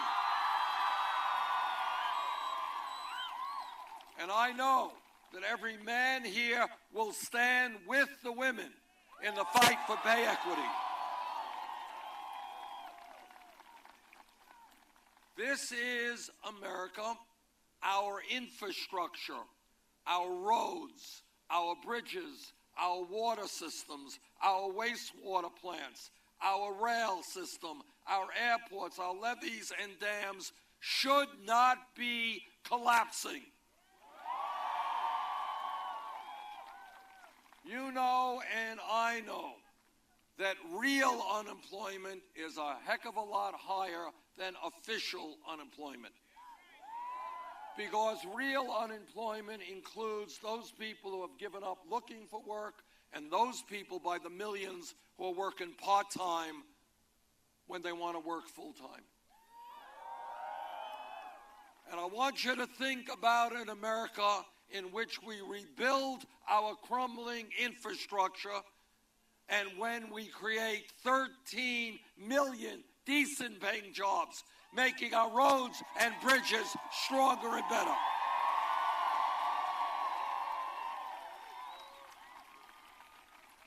When we talk about rebuilding the middle class of this country, we are talking about ending a disastrous trade policy that has cost our people millions of decent paying jobs.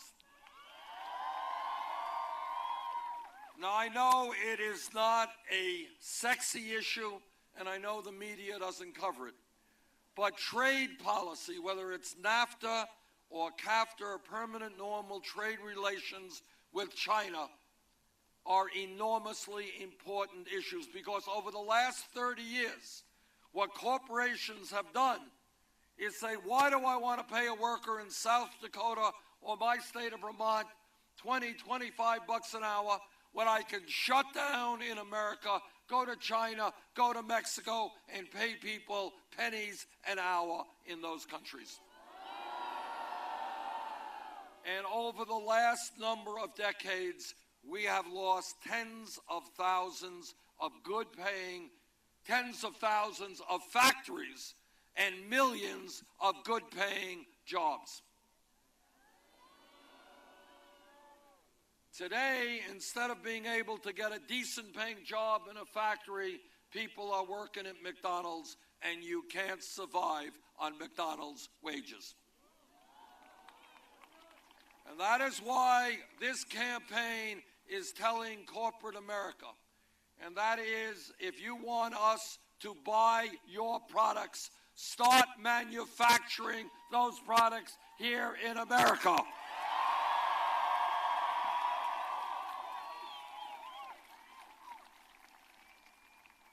This campaign is listening to young people.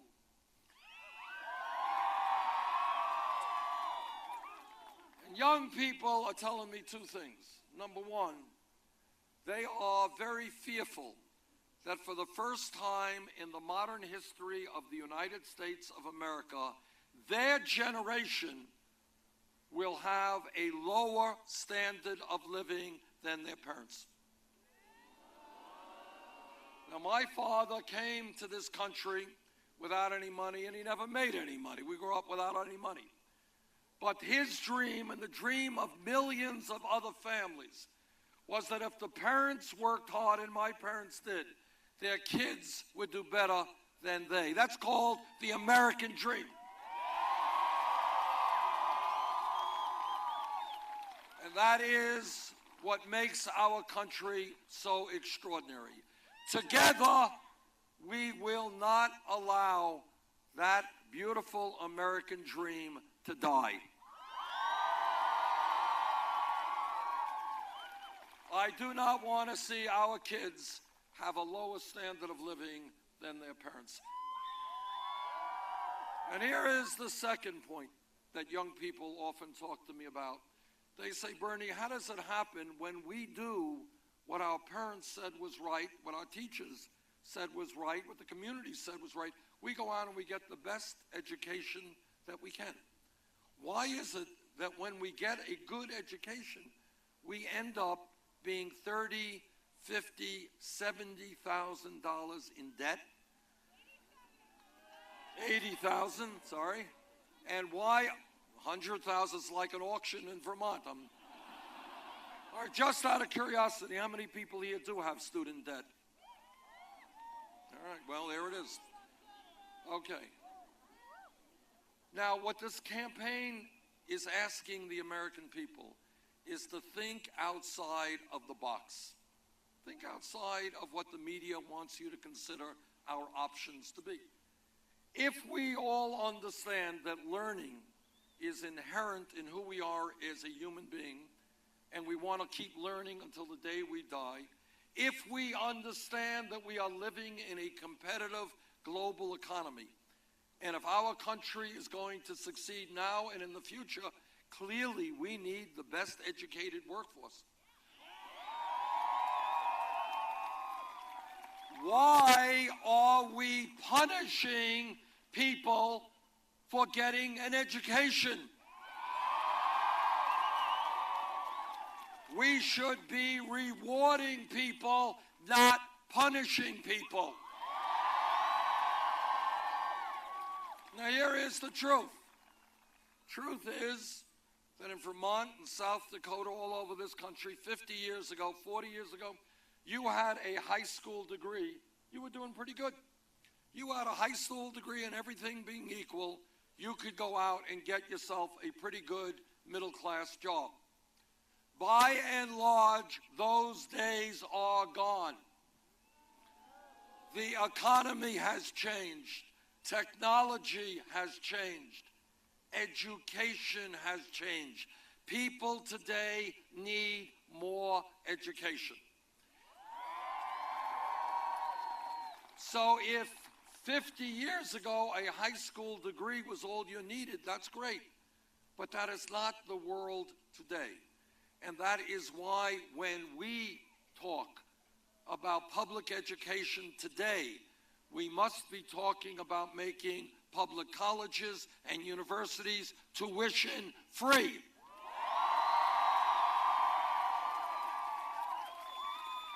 Does anybody here think that the idea of making public colleges and universities tuition free is a radical idea? It's not a radical idea. It is the most commonsensical idea that you can think of. And by the way, it already exists in Germany. It exists in Scandinavia. It exists in countries who have the intelligence to say that our country prospers and does better when we invest in our young people and in their education.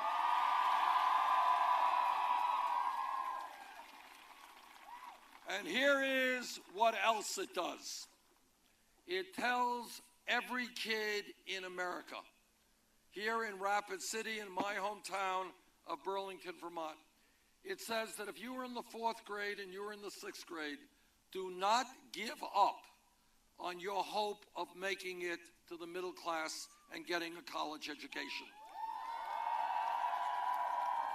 It says to every child in America, it says to the children on the Pine Ridge Reservation,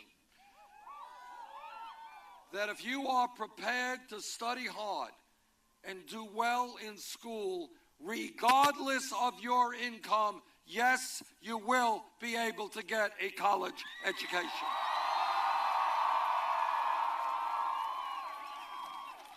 The other thing that our legislation does, and what I'll do as president, is to address this crisis of student debt. I have talked to people all over this country who have been paying off their debt for decades. They can't buy a car, they can't get married, they can't have kids because they're paying off their student debt.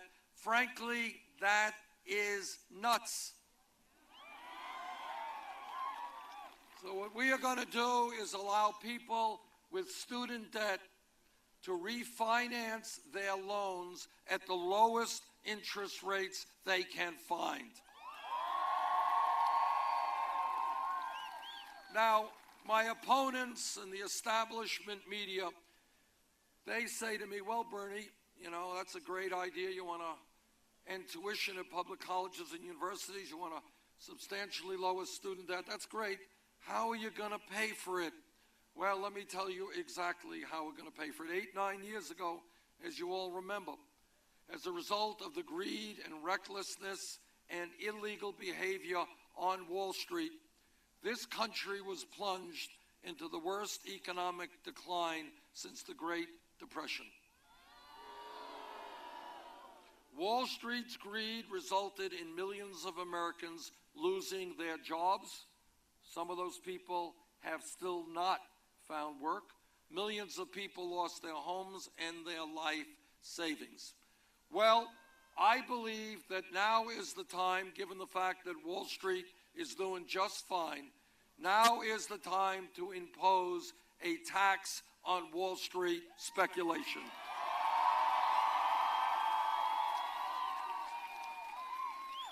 And that tax alone will raise more than enough money to end tuition at public colleges and universities and reduce student debt.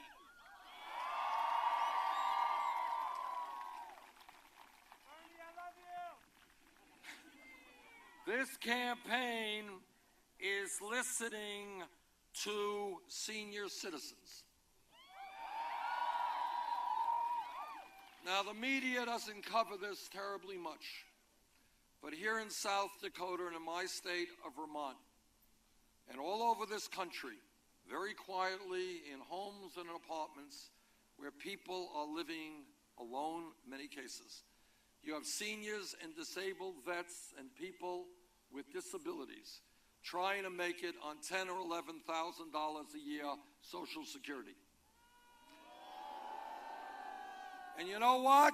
Nobody can make it on $11,000 a year Social Security. You can't do it. A great nation, to my mind, is a nation not judged by how many billionaires it has or how many nuclear weapons it has. A great nation is judged by how we treat the least amongst us, the most fragile amongst us. And we cannot turn our backs on seniors or people with disabilities. Now, I'm sorry to have to tell you that many of my Republican colleagues in the Senate, they think we should cut Social Security. I've got some bad news for them.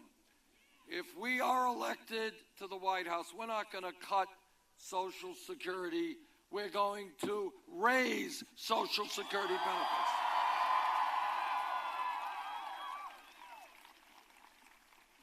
This campaign is listening to our brothers and sisters in the Latino community. They want, and I want, comprehensive immigration reform and a path toward citizenship for undocumented people. This campaign is listening to our brothers and sisters in the African American community. And they are asking how it could be that we spend trillions of dollars fighting a war in Iraq that we never should have fought.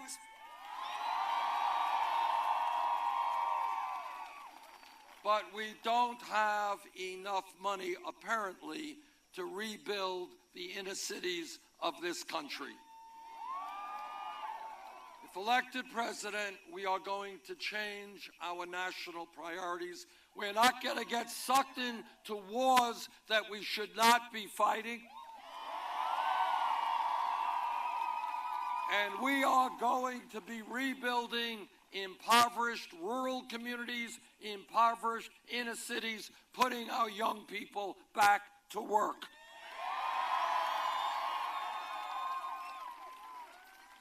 And this campaign is listening to the Native American people.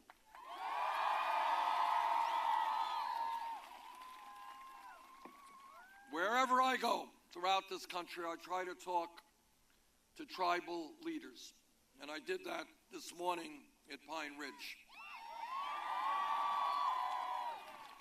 And what I invariably hear is that people in great numbers cannot find decent paying jobs in the Native American community. The education system is not working and health care is inadequate.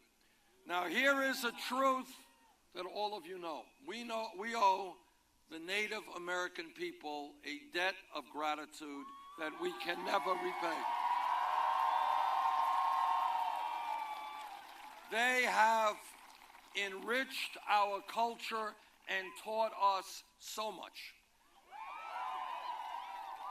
And one of the profound lessons that they have taught us that we have better learned is that as human beings, we are part of nature. That we have got to coexist with nature. And that if we continue destroying nature, we are ultimately destroying the human species. If elected president, the federal government's relationship with the Native American communities and the tribes will change. We will respect the treaties that were negotiated many years ago. And we will do everything possible to improve the economic life, the health care, and the educational system on reservations throughout this country.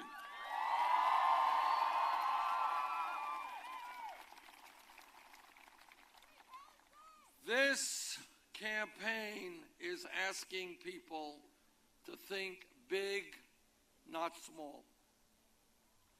To ask ourselves, for example, a very simple question. How does it happen that the United States of America today is the only major country on earth that does not guarantee health care to all people as a right?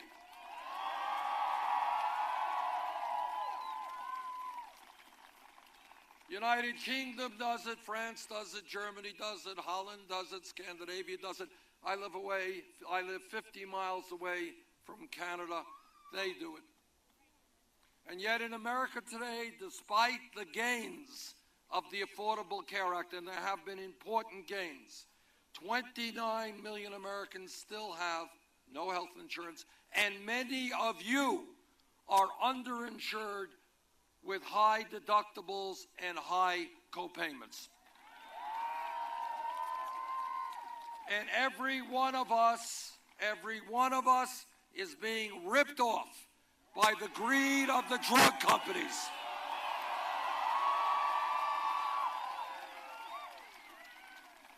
Now, you want to hear crazy? What crazy is about is that 1 out of 5 people in this country who goes to the doctor and gets a prescription, that person cannot afford to fill that prescription. That's crazy. What is crazy is that in South Dakota and in Vermont, seniors are cutting their pills in half because they can't afford the medicine they need. That's crazy. And what is also crazy is that last year, the 3 major drug companies made $45 billion in profit.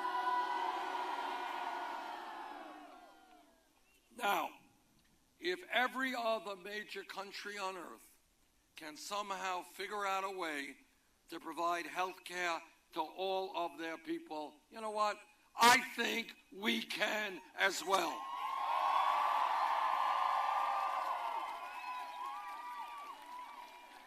Now that I have my Little League hat on, I'm ready to go here. All right.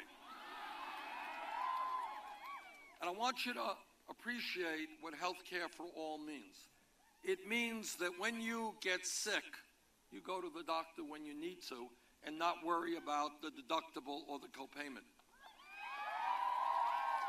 It means that if you end up in a hospital, you're not going to come out $100,000 in debt.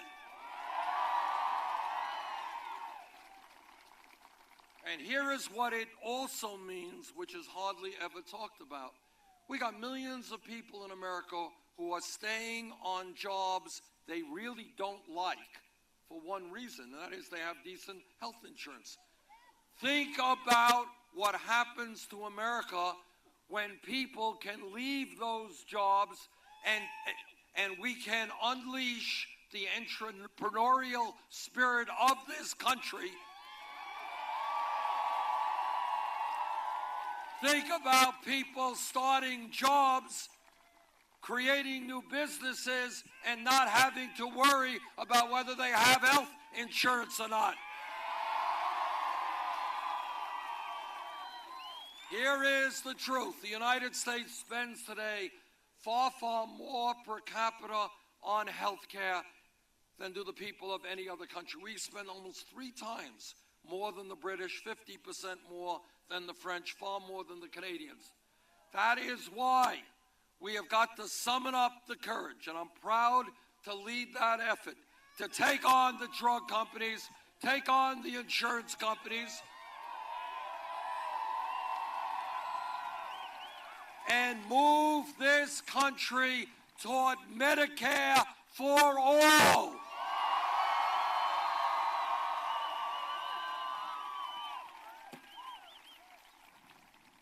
You know, all over this country, we've got Republican governors and senators and congresspeople going all over the country talking about family values. Do you ever hear Republicans talk about how much they love families? Well, I want everybody here to know exactly what that means. It means that if you are a woman here today or in South Dakota or in the United States of America, what Republican family values mean is that you cannot control your own body. I disagree.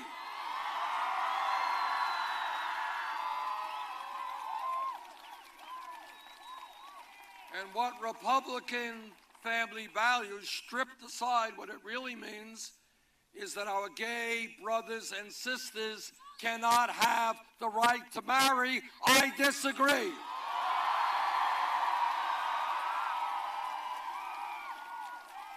You know, I always find it interesting. I don't have to explain to anybody here that there is an enormous amount of hypocrisy in American politics. You already know that. But I do find it amusing, and maybe the utmost level of hypocrisy, when you got Republicans going around the country saying they hate the government, they want to cut Social Security, Medicare, Medicaid, federal aid to education. They want to get the government off of your backs, except when it comes to a woman having to make a very personal choice.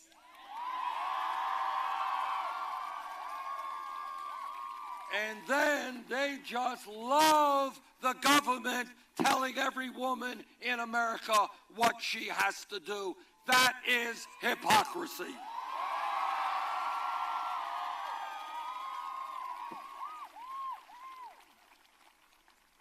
Donald Trump will not become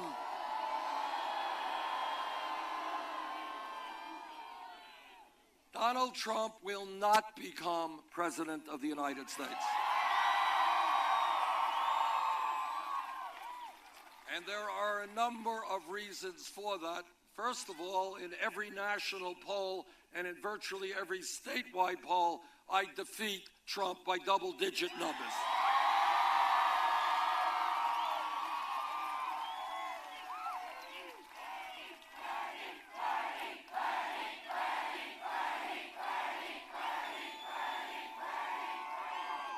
Number two,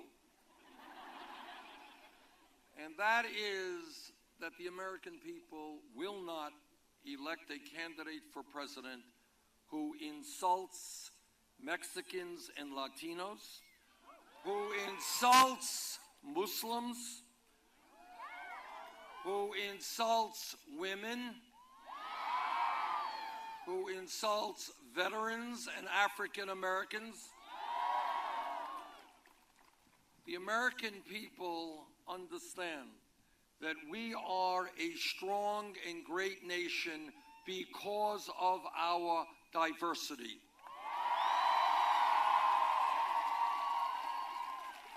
We are great because we are black and white and Latino and Native American and Asian American. We are great because we are gay and straight, male and female. We are great because people from all over the world have come to this nation and have made us stronger, and that when we stand together as one people, we are extraordinarily powerful and strong. And the American people understand that our coming together, our diversity, always trumps those who want to break us up and divide us. And here's something else that the American people understand, that in this difficult world, it is hard for people just to make it on our own. We have to support each other. If your family is in trouble, my family, my nation have got to be there to help you. If my family is in trouble, your families, this nation have got to be there to support my family. And what the American people understand, and what Donald Trump does not understand, that supporting each other always is more important than selfishness.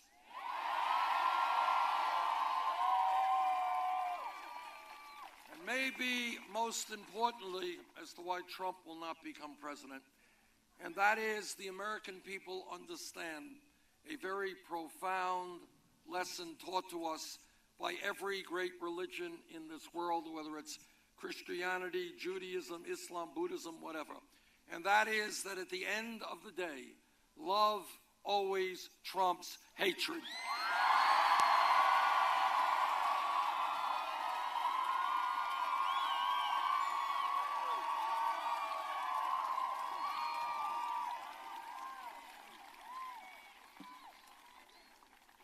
Let me be the first candidate for president to tell you a truth which is not often spoken. And that is that no president, not Bernie Sanders, not Barack Obama, not anybody else, no president can address the major crises that we face doing it alone. And the reason for that is that the powers that be today on Wall Street, in corporate America, in the corporate media, among wealthy campaign contributors, they are so powerful that the only way we transform America is when millions of people stand up together. Not just the president, but millions of people saying, you know what? This country belongs to all of us, not just a handful of wealthy campaign contributors. And that is essentially what this campaign is about.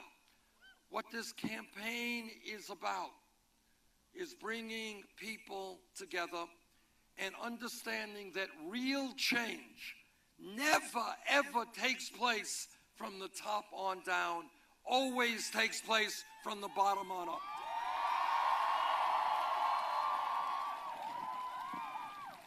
When workers in South Dakota and Vermont and all over this country, 100+ years ago, were being exploited, when they were working 7 days a week, when they could be fired arbitrarily, when children were working in factories, what did people do? People came together and they stood up and said, you know what? We are human beings. We're workers. We're not animals. We want rights. We're going to form trade unions. And I thank the trade union movement for helping to create the American middle class. In the midst of the abomination of slavery, there were people at the grassroots level, African Americans and their allies, and they said, at great risk to themselves, that this country will end segregation and racism and bigotry. That didn't start from the top, it started from the grassroots. 100 years ago, and people forget this, women in America did not have the right to vote, could not get the education or the jobs they wanted. What the establishment said to women is, your job is to stay home and have babies. That's your job. But with incredible courage and tenacity, women said, sorry, you will not define who we are. We will define ourselves. And women stood up, fought back, went on hunger strikes, went to jail, sometimes died to say that in America, women will not be treated as second-class citizens. Nobody gave it to women. They fought for it. 10 years ago, if we were here in this beautiful park and somebody jumped up and said, you know, Bernie, I think gay marriage will be legal in 50 states in this country, the person next to her would say, you are nuts. It can't happen. You're dreaming too big. There's too much bigotry out there, too much hostility. But the gay community and their straight allies stood up, fought back, and in fact, gay marriage now is legal in 50 states in this country.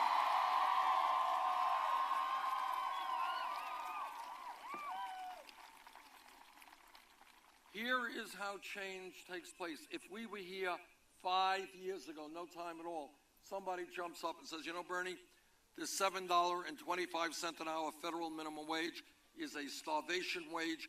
We've got to raise it to $15 an hour. The person next to him would have said, $15 an hour? You're nuts. You're thinking too big.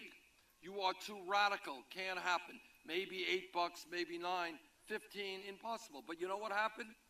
In fast food industries all over this country, in McDonald's, Burger King, Wendy's, what did people do? They went out on strike. They stood up. They fought back. And then in Seattle, Washington, and in Los Angeles, San Francisco, California, New York, legislation was passed, $15 an hour. Brothers and sisters, here is my point. Right now, there are issues out there which the establishment wants you to believe are impossible to address. It's too radical. To say, for example, that we can rebuild our crumbling infrastructure and create 13 million jobs, too radical an idea. To say that women should not be making 79 cents on the dollar compared to men, too radical an idea. to say that in this country we should join every other major country on earth and provide paid family and medical leave.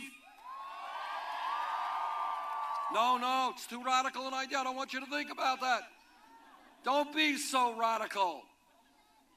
To say that the United States of America can do what every other major country on earth does and guarantee health care to all people as a right, too radical an idea.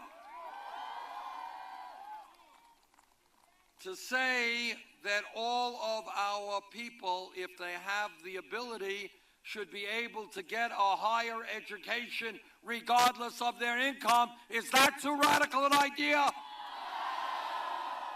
To tell the billionaire class, who in some cases pay an effective tax rate lower than you do, that they're going to start paying their fair share of tax, is that a radical idea? To tell billion-dollar corporations who stash their money in the Cayman Islands and in a given year don't pay a nickel in federal taxes, to tell them that they're going to start paying their fair share of taxes, is that a radical idea? To tell the entire world that we in America understand that climate change is real, that climate change is caused by human activity, and that if we do not get our act together, we are not going to be leaving our kids and grandchildren a planet that is healthy and is habitable. Is it a radical idea to tell the fossil fuel industry that their short-term profits are not more important than the future of this planet?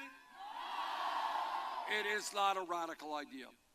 The struggle we have now is not that we don't know how to address the crises that we face, is that the American people in many respects, through the media, through think tanks, through all kinds of ways, have been beaten down into believing that we cannot have the future that we deserve.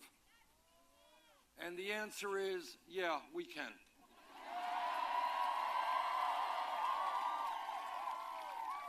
If we were a poor country, I could not tell you with a straight face that we could have health care for all people, that we could raise the minimum wage to $15 an hour, that we could rebuild our infrastructure, that we could lead the world in transforming our energy system. We are not a poor country. We're the richest country on the history of the world. So what this campaign is about is, yes, electing a president. And on June 7th, here in South Dakota, you're going to take a major step forward in doing that.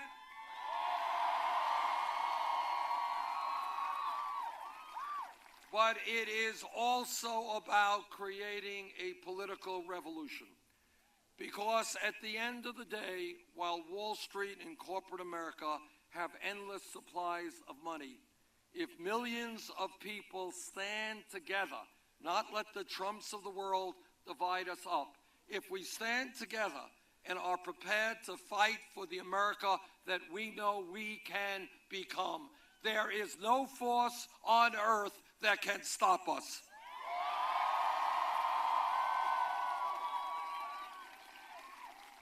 Now, my experience in this campaign has been that when voter turnout is high, we win. I would hope that on June 7th, here in South Dakota, you have the highest voter turnout ever for a Democratic primary.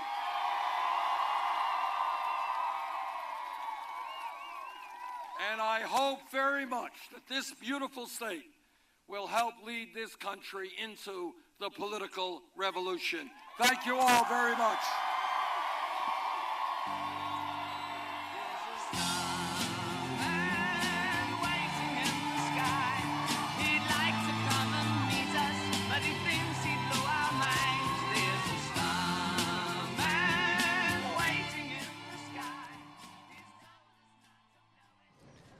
All right, everyone, that is the end of that Bernie Sanders event. Bernie Sanders in South Dakota.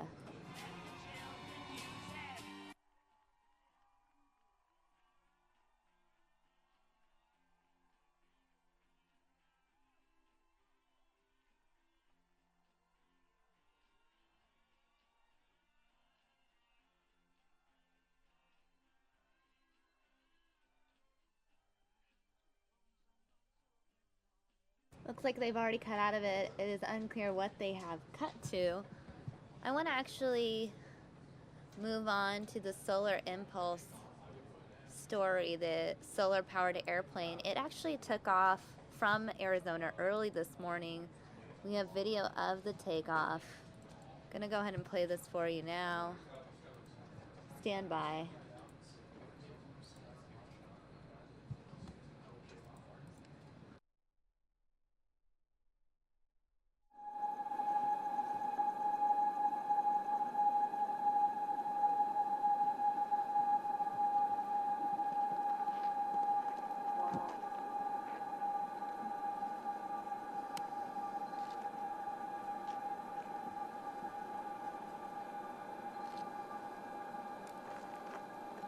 Well, that's worth getting up at 2:30 in the morning.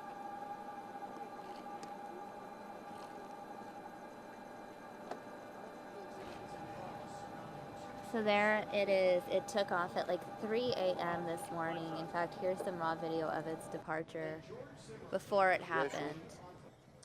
I don't know which one. I think it was this one here.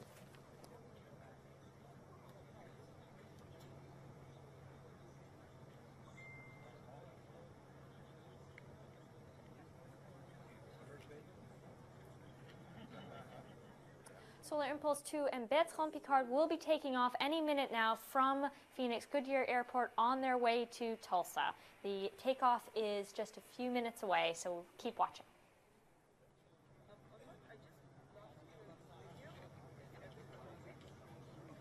Bertrand, can you read me?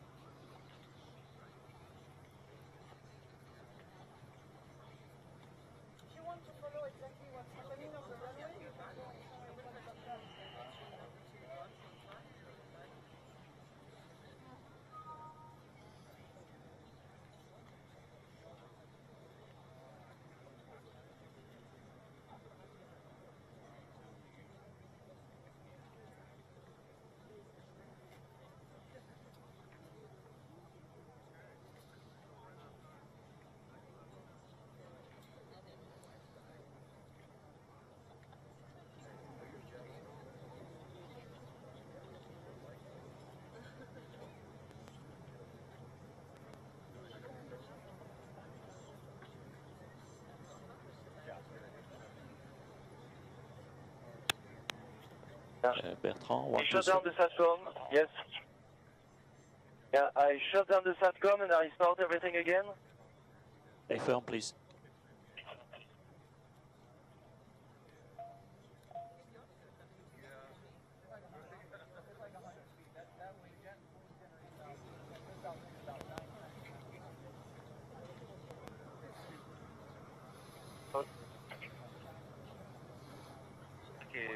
Okay, you want me to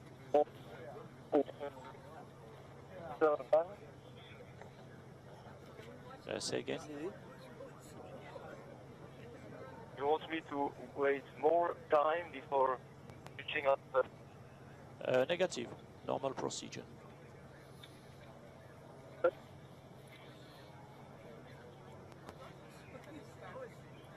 Okay, so let's go again.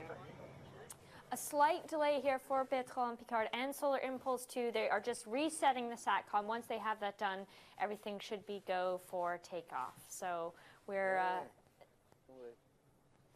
and the SATCOM is the communication device, just so you are aware of that. So it's very important for the pilot to keep communicating with the ground. So it definitely needs to work before we take off. But as I said, it is getting reset, and then Solar Impulse 2 and Bertrand Piccard will be ready for takeoff.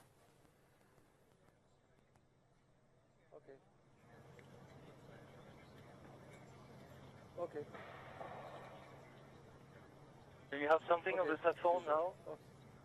Not yet. Okay. Very good. Okay. That's out. Do you have the telemetry coming back? Affirm. Yeah, it is. Yeah. So we hope in 1 minute takeoff. Just had to fine tune some systems and hope it works fine.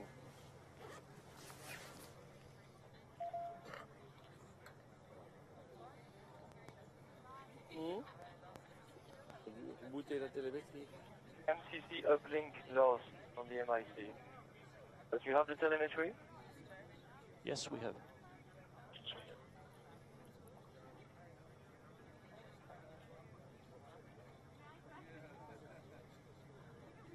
I'm trying to switch on the phone, but I have nothing yet. Have to wait a couple of minutes more. I'm cooking in the cockpit now.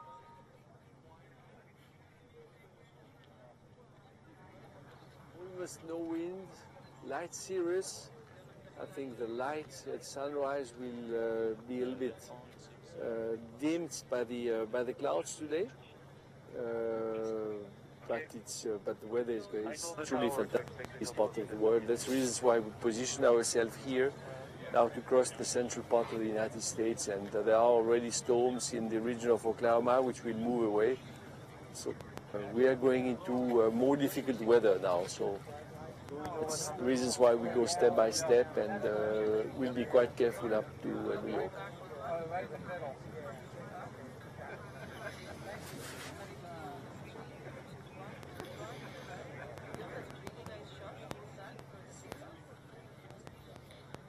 Telemetry is fully back or not yet? Not yet. It needs 1 or 2 minutes more.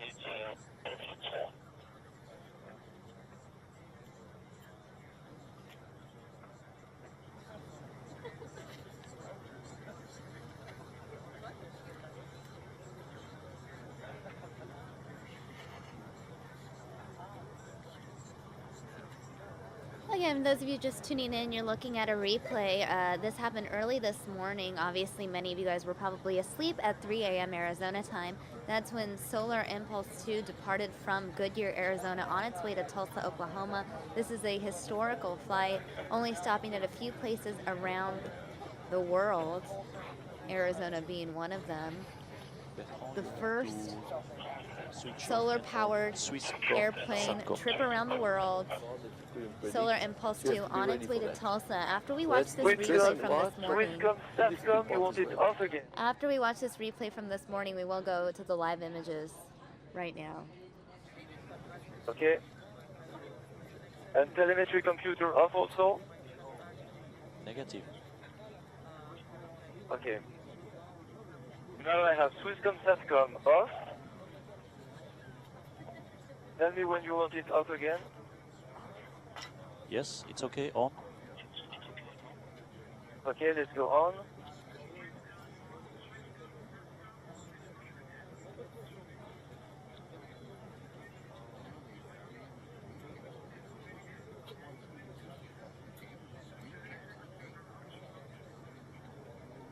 The Iridium works extremely well.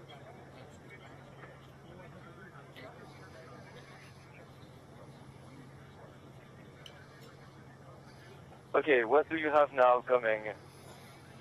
Stand by.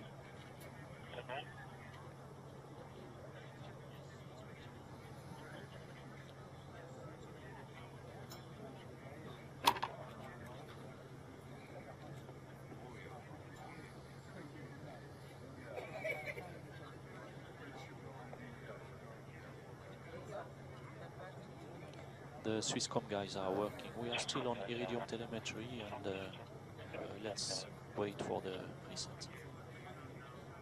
Okay. We are well on time. There is no hurry. Oh, absolutely. There's no hurry, there's just a little worry.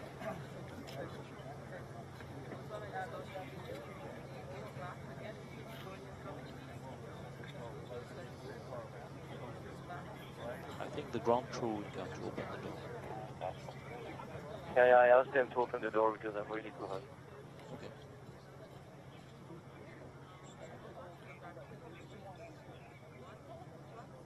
Which telemetry do you have now, with Iridium or starting with the Satcom? We still have Iridium for the time being. And nothing else? Not yet, no. Yes, no. Okay, so that's a little bit worrying. C'est un peu préoccupant ça quand même, non? Ouais, easy travail, hein, ici. Do we need Dylan to take a commando action here in Phoenix?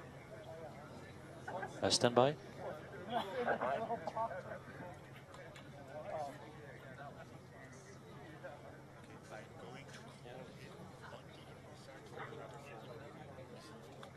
Bertrand, we try to call you with another phone to the Inmarsat.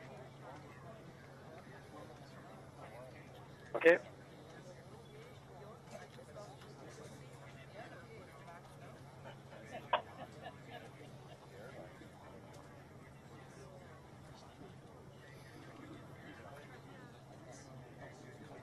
Okay, you hear me?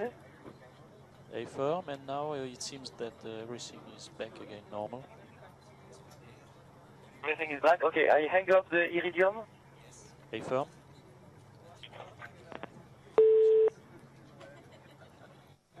Can you read me, Bertrand? Okay. When do you think the program is coming from this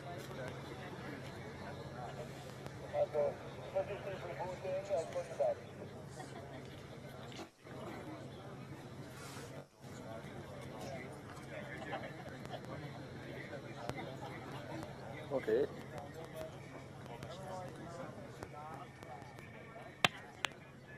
Hello, this is MCC 123. Okay, MCC, we are back now on the SATCOM. Okay. Seems to work well. Okay, can you keep me Okay, informed? fine. And for me, just to make a cross-check of some checklist points.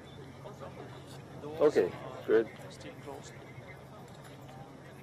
Okay, so I stay online. I stay online with you, so that we have the information in case, huh? Okay, super.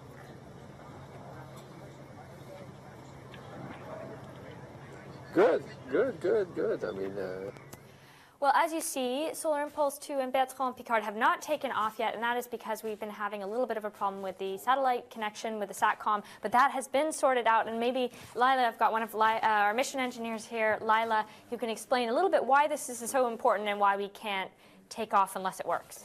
Yeah, it was quite tricky because Bertrand is now on the runway. He got the clearance from the ATC to take off, and suddenly we lost the Inmarsat, so our main telemetry source, and also the SATCOM, the voice communication with the pilot. So we called via Iridium, our second source. And so we always have two backup systems correct. or one backup system on. This worked fine, and we can talk to Bertrand, but the delay of the telemetry is quite high. So we try to recycle the system. And telemetry is the data from the plane coming to the ground. Yeah, correct. And then the pilot recycled the system. It didn't work for some minutes, but then he recycled it twice, and now everything is good again, and we got the Inmarsat back. And it's really important to stay in contact, especially in the critical phase of the takeoff. Yeah. That he is in direct contact with the MCC all the time, that we can help him in case of something. Any issues arise, yeah. Well, and it reminds people just how complicated Solar Impulse 2 is. It's got a lot of different systems and, computer systems, all the different... And definitely we want that it works before the takeoff and everything is fine, and then we can take off quietly. And we didn't have the pressure yet because we have been ready 10 minutes before the actual planned takeoff. Yeah. And now it's perfectly fine, and I think we will take off in couple seconds. Yeah. So will be great. Excellent. Well, that's a little update about what is going on, and now we will go back to what is happening on the ground in Phoenix. Thank you, Lila. Thank you. Runway 03, left turn approved, and then direct busted after climbing 4,000 feet. Hotel Bravo, Sierra Bravo. Thank you very much for your welcome. It's good here. It was a great day. Okay, super. Still. Okay, solar ground, I'm going. Thank you to everyone. Thank you.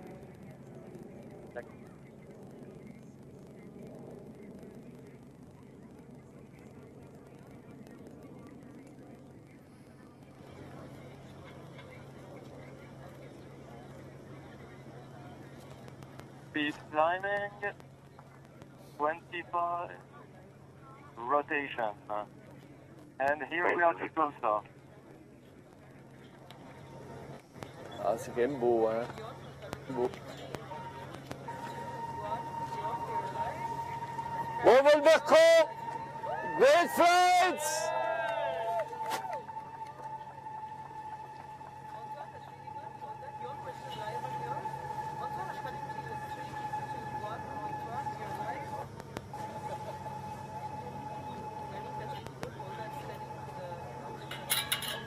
Hein? Sympa. Ils sont prévenus? D'un coup, genre, on en... Oui. Il y a des petits hiccups là.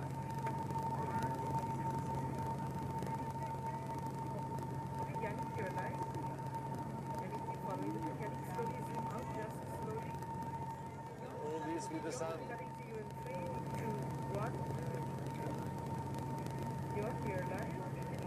Your signal is coming and going. I'll try to cut to you in the minute it's steady.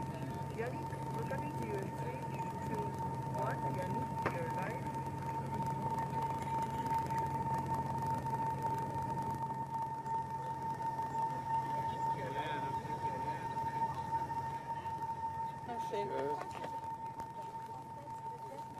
Ouais, avec les hélices allumées comme ça. Ouais. Ça, j'ai jamais vu comme ça. Non, moi non plus. Hein. C'était très très beau. Non, non, bel éclat. Hein. Yannick, we're cutting to you in 3, 2, 1. Yannick, you're live.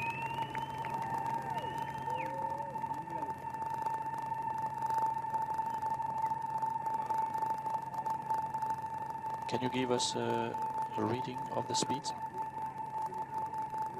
Yes, it's 27, 25 and a half, 27.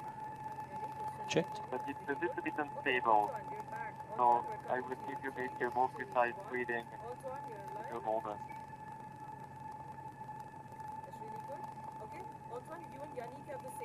And Bertrand, you can reduce to 11 kilowatts to save the battery. Yannick, I'm cutting to you in 3, 2, 1. Yannick, you're live. Antoine, you can... Your base here or? Can you give me a full white of bit of the... That's perfect, Antoine. That's beautiful. Antoine, hold that. We're cutting to you in 3, 2, 1. Antoine, you're live. Yannick, that's good. Yannick, hold that shot. Antoine, they're still live on you. C'est bon, Jean et l'équipe de notes. Nickel. On a go.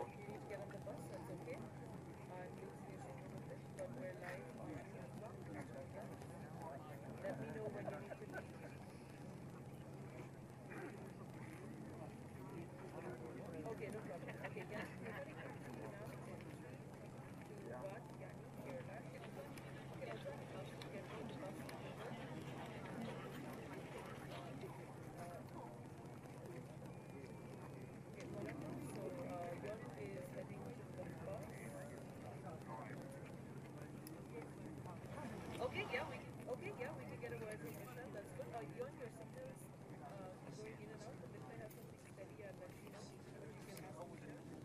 Listening to your audio. I will tune in. Okay, Yon. Yannick, we're still live on this. Also, I'm cutting to you. On your right. Okay, you can't limit to your left. Hotel Bravo Sierra, India Bravo, contact Phoenix Support Control 119.2, have a safe flight. 119.2, thank you very much. Have a good day. Hotel Bravo Sierra. Phoenix approach, good morning. Hotel Bravo Sierra, India Bravo, solar installed. 1,700 feet, landing 4,000 feet overhead with your airport. Hotel Bravo Sierra India Bravo, Phoenix departure identical and maintain 6,000. Time and maintain 6,000, Hotel Bravo Sierra India Bravo.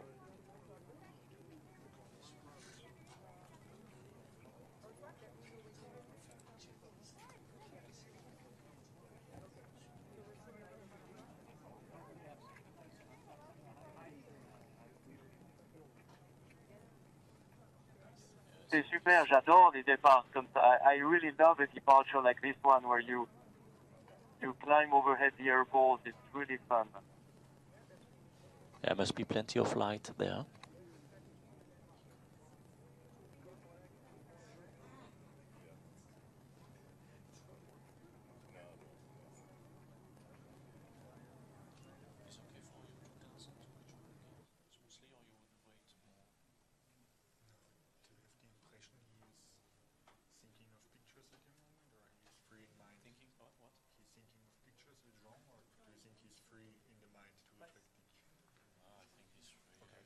I mean, you will fly straight for at least 2-3 minutes. Okay, then let's go.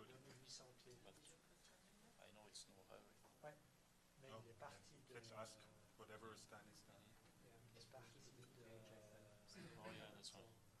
Hotel Bravo, Sierra India, Bravo, your radar contact over the Goodyear Airport. Advise when ready to go on course. Roger, Hotel Bravo, Sierra India, Bravo.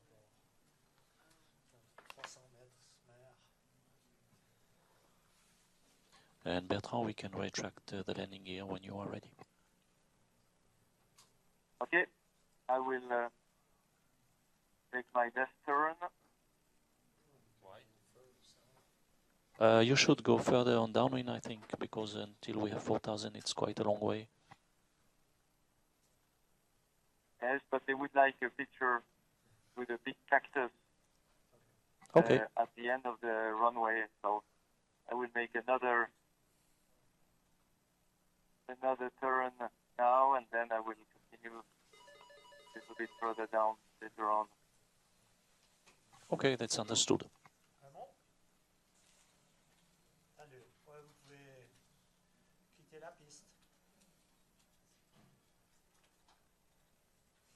Je t'en prie, à toutes. Ciao.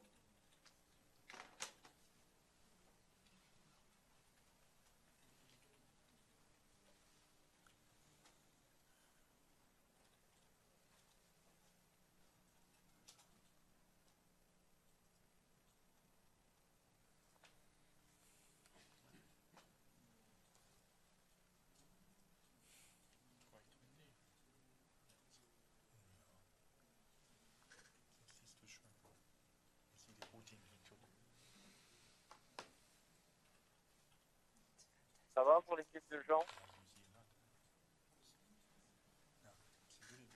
Say again? Sorry, run quick. Roger.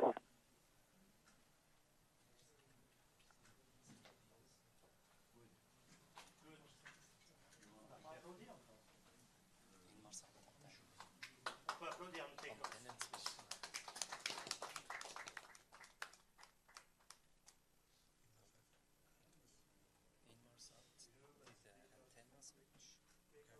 Okay, I start to retract landing gear.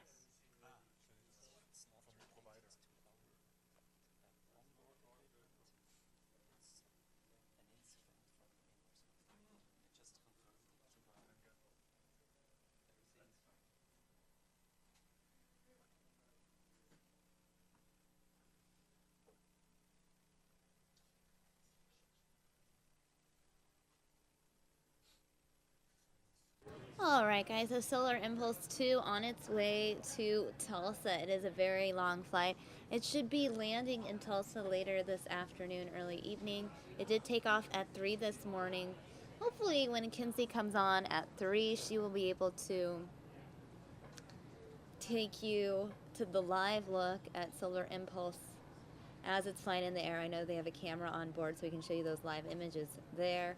I'm actually going to go ahead and shut down. We're going to take a break between now and 3 p.m., but we will be back in 18 minutes. We'll be back on air at 3 p.m. Stay tuned, guys. More news now ahead.